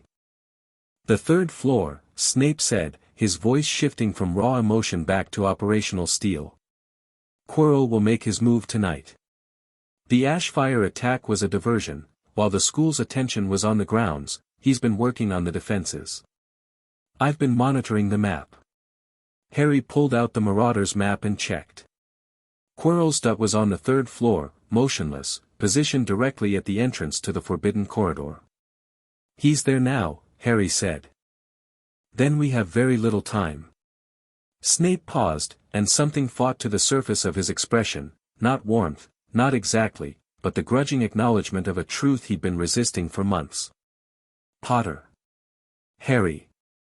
You understand what's waiting down there. Beyond the traps. The stone. And Voldemort. And you understand that if Voldemort obtains the stone, he returns. Not as a shade. Not as a parasite. As himself, fully restored, fully powerful, with nothing standing between him and the war he's been waiting to resume. I understand. And you understand that you, what you are, the fire you carry, represents something Voldemort wants, possibly even more than the stone. Phoenix fire could restore him completely. Could make him truly immortal. The combination of the stone and your fire would give him everything he's ever desired. Harry met Snape's eyes. Then we'd better make sure he gets neither. Snape studied him for a long moment. The grounds were quiet around them, the aftermath of battle settling into the earth, the castle's lights burning steady against the dark sky. Your mother once told me that the bravest thing she ever did was trust someone she had every reason to distrust, Snape said. I didn't understand what she meant until now. He held out his hand. Harry took it. Not a handshake, something more. An alliance sealed in the aftermath of shared combat, between a boy who carried fire and a man who had spent 12 years burning with a different kind of flame entirely. The traps will be partly disabled, Snape said as they turned toward the castle. Quirrell has had all term to work on them. But the final defense is mine, a logic puzzle involving potions. I designed it to be unsolvable without specific knowledge that Quirrell doesn't have. Unless Voldemort helps him solve it. Unless Voldemort helps him solve it, Snape agreed grimly. Which is why we need to get there before he does. They walked back into the castle together, the Phoenix boy and the man who had loved his mother, moving through corridors that still bore the scorch marks of the ash fire breach, past suits of armor that had been dislodged in the fighting, past a cluster of first years being herded to safety by a harried-looking Percy Weasley. Harry checked the map as they climbed the stairs. Quirrells that had moved. It was inside the forbidden corridor now, past the door, descending through the trap sequence. He's through, Harry said. Snape's pace increased. Not running, Severus Snape did not run, but moving with the controlled urgency of someone who understood that every second counted and that dignity was a luxury he could afford precisely because he never wasted it. They climbed the stairs in silence, the castle quiet around them, the eerie quiet of aftermath, when the crisis has passed but the adrenaline hasn't faded and every shadow looks like a threat. The portraits watched them go, whispering to each other in urgent tones. One portrait, a medieval knight with a broken lance, saluted Harry as he passed, and Harry didn't know why until he realized that the knight was looking at his eyes, which were still faintly golden, still carrying the residual fire of battle. Potter, Snape said as they reached the third-floor landing. What I'm about to say, I will deny if you ever repeat it. Understood. You are, without question, the most extraordinary student I have ever taught. And I have taught thousands. A pause. Your mother would have said something insufferably encouraging at this point. I will simply say, don't die. Wasn't planning on it. Plans are irrelevant in combat. Stubborn refusal to accept death is considerably more effective. Harry almost smiled. Almost. They reached the third-floor corridor and found the door already open, the lock blasted away. From somewhere below came the sound of a harp playing, enchanted, drowsy, and beneath the music, the low, rhythmic breathing of something very large that had been put to sleep. The dog, Snape said. Fluffy. Hagrid's contribution to the defenses. He looked at Harry. Are you ready? Harry looked down the dark passage. The ember behind his ribs burned steady and bright, banked but ready, a reactor running clean and hot. Behind him, the castle hummed with the aftershock of battle and the fierce, protective love of a 1,000-year-old building for the fire that had made it. I'm ready, he said. Behind them, on the scorched grounds, the last traces of ash fire faded into nothing. The grass was already beginning to heal, green shoots pushing through the char. And at the edge of the forest, hidden in shadow, Serafina Voss watched them go. Her face was wet. She hadn't cried in centuries, not since the ritual that had burned the color from her hair and the soft edges from her soul, the ritual that had bound her to the vigil and granted her the centuries of life needed to see it through. Tears had been among the first casualties of that transformation. Emotion was a luxury for mortals, and Serafina had stopped being mortal before most of the trees in this forest were saplings. But watching the Phoenix boy fight, watching him burn not with rage or hunger but with protection, his fire turning outward to shield instead of inward to consume, had broken something inside her that 400 years of vigil hadn't touched. Gryffindor's fire, she whispered to the empty forest. But not Gryffindor's rage. Godric Gryffindor had been a force of nature, brilliant, passionate, ungovernable, his phoenix fire as likely to level a mountain as to raise a castle, depending on his mood. The Covenant had been right to fear him, because Gryffindor had been fundamentally unstable, a man whose power outstripped his wisdom, whose fire burned brighter than his judgment. This boy was different. She'd watched him direct the battle, coordinating allies, protecting the castle, fighting with a precision and restraint that would have been impressive in a trained adult and was remarkable in an 11-year-old. He hadn't panicked. He hadn't lost control.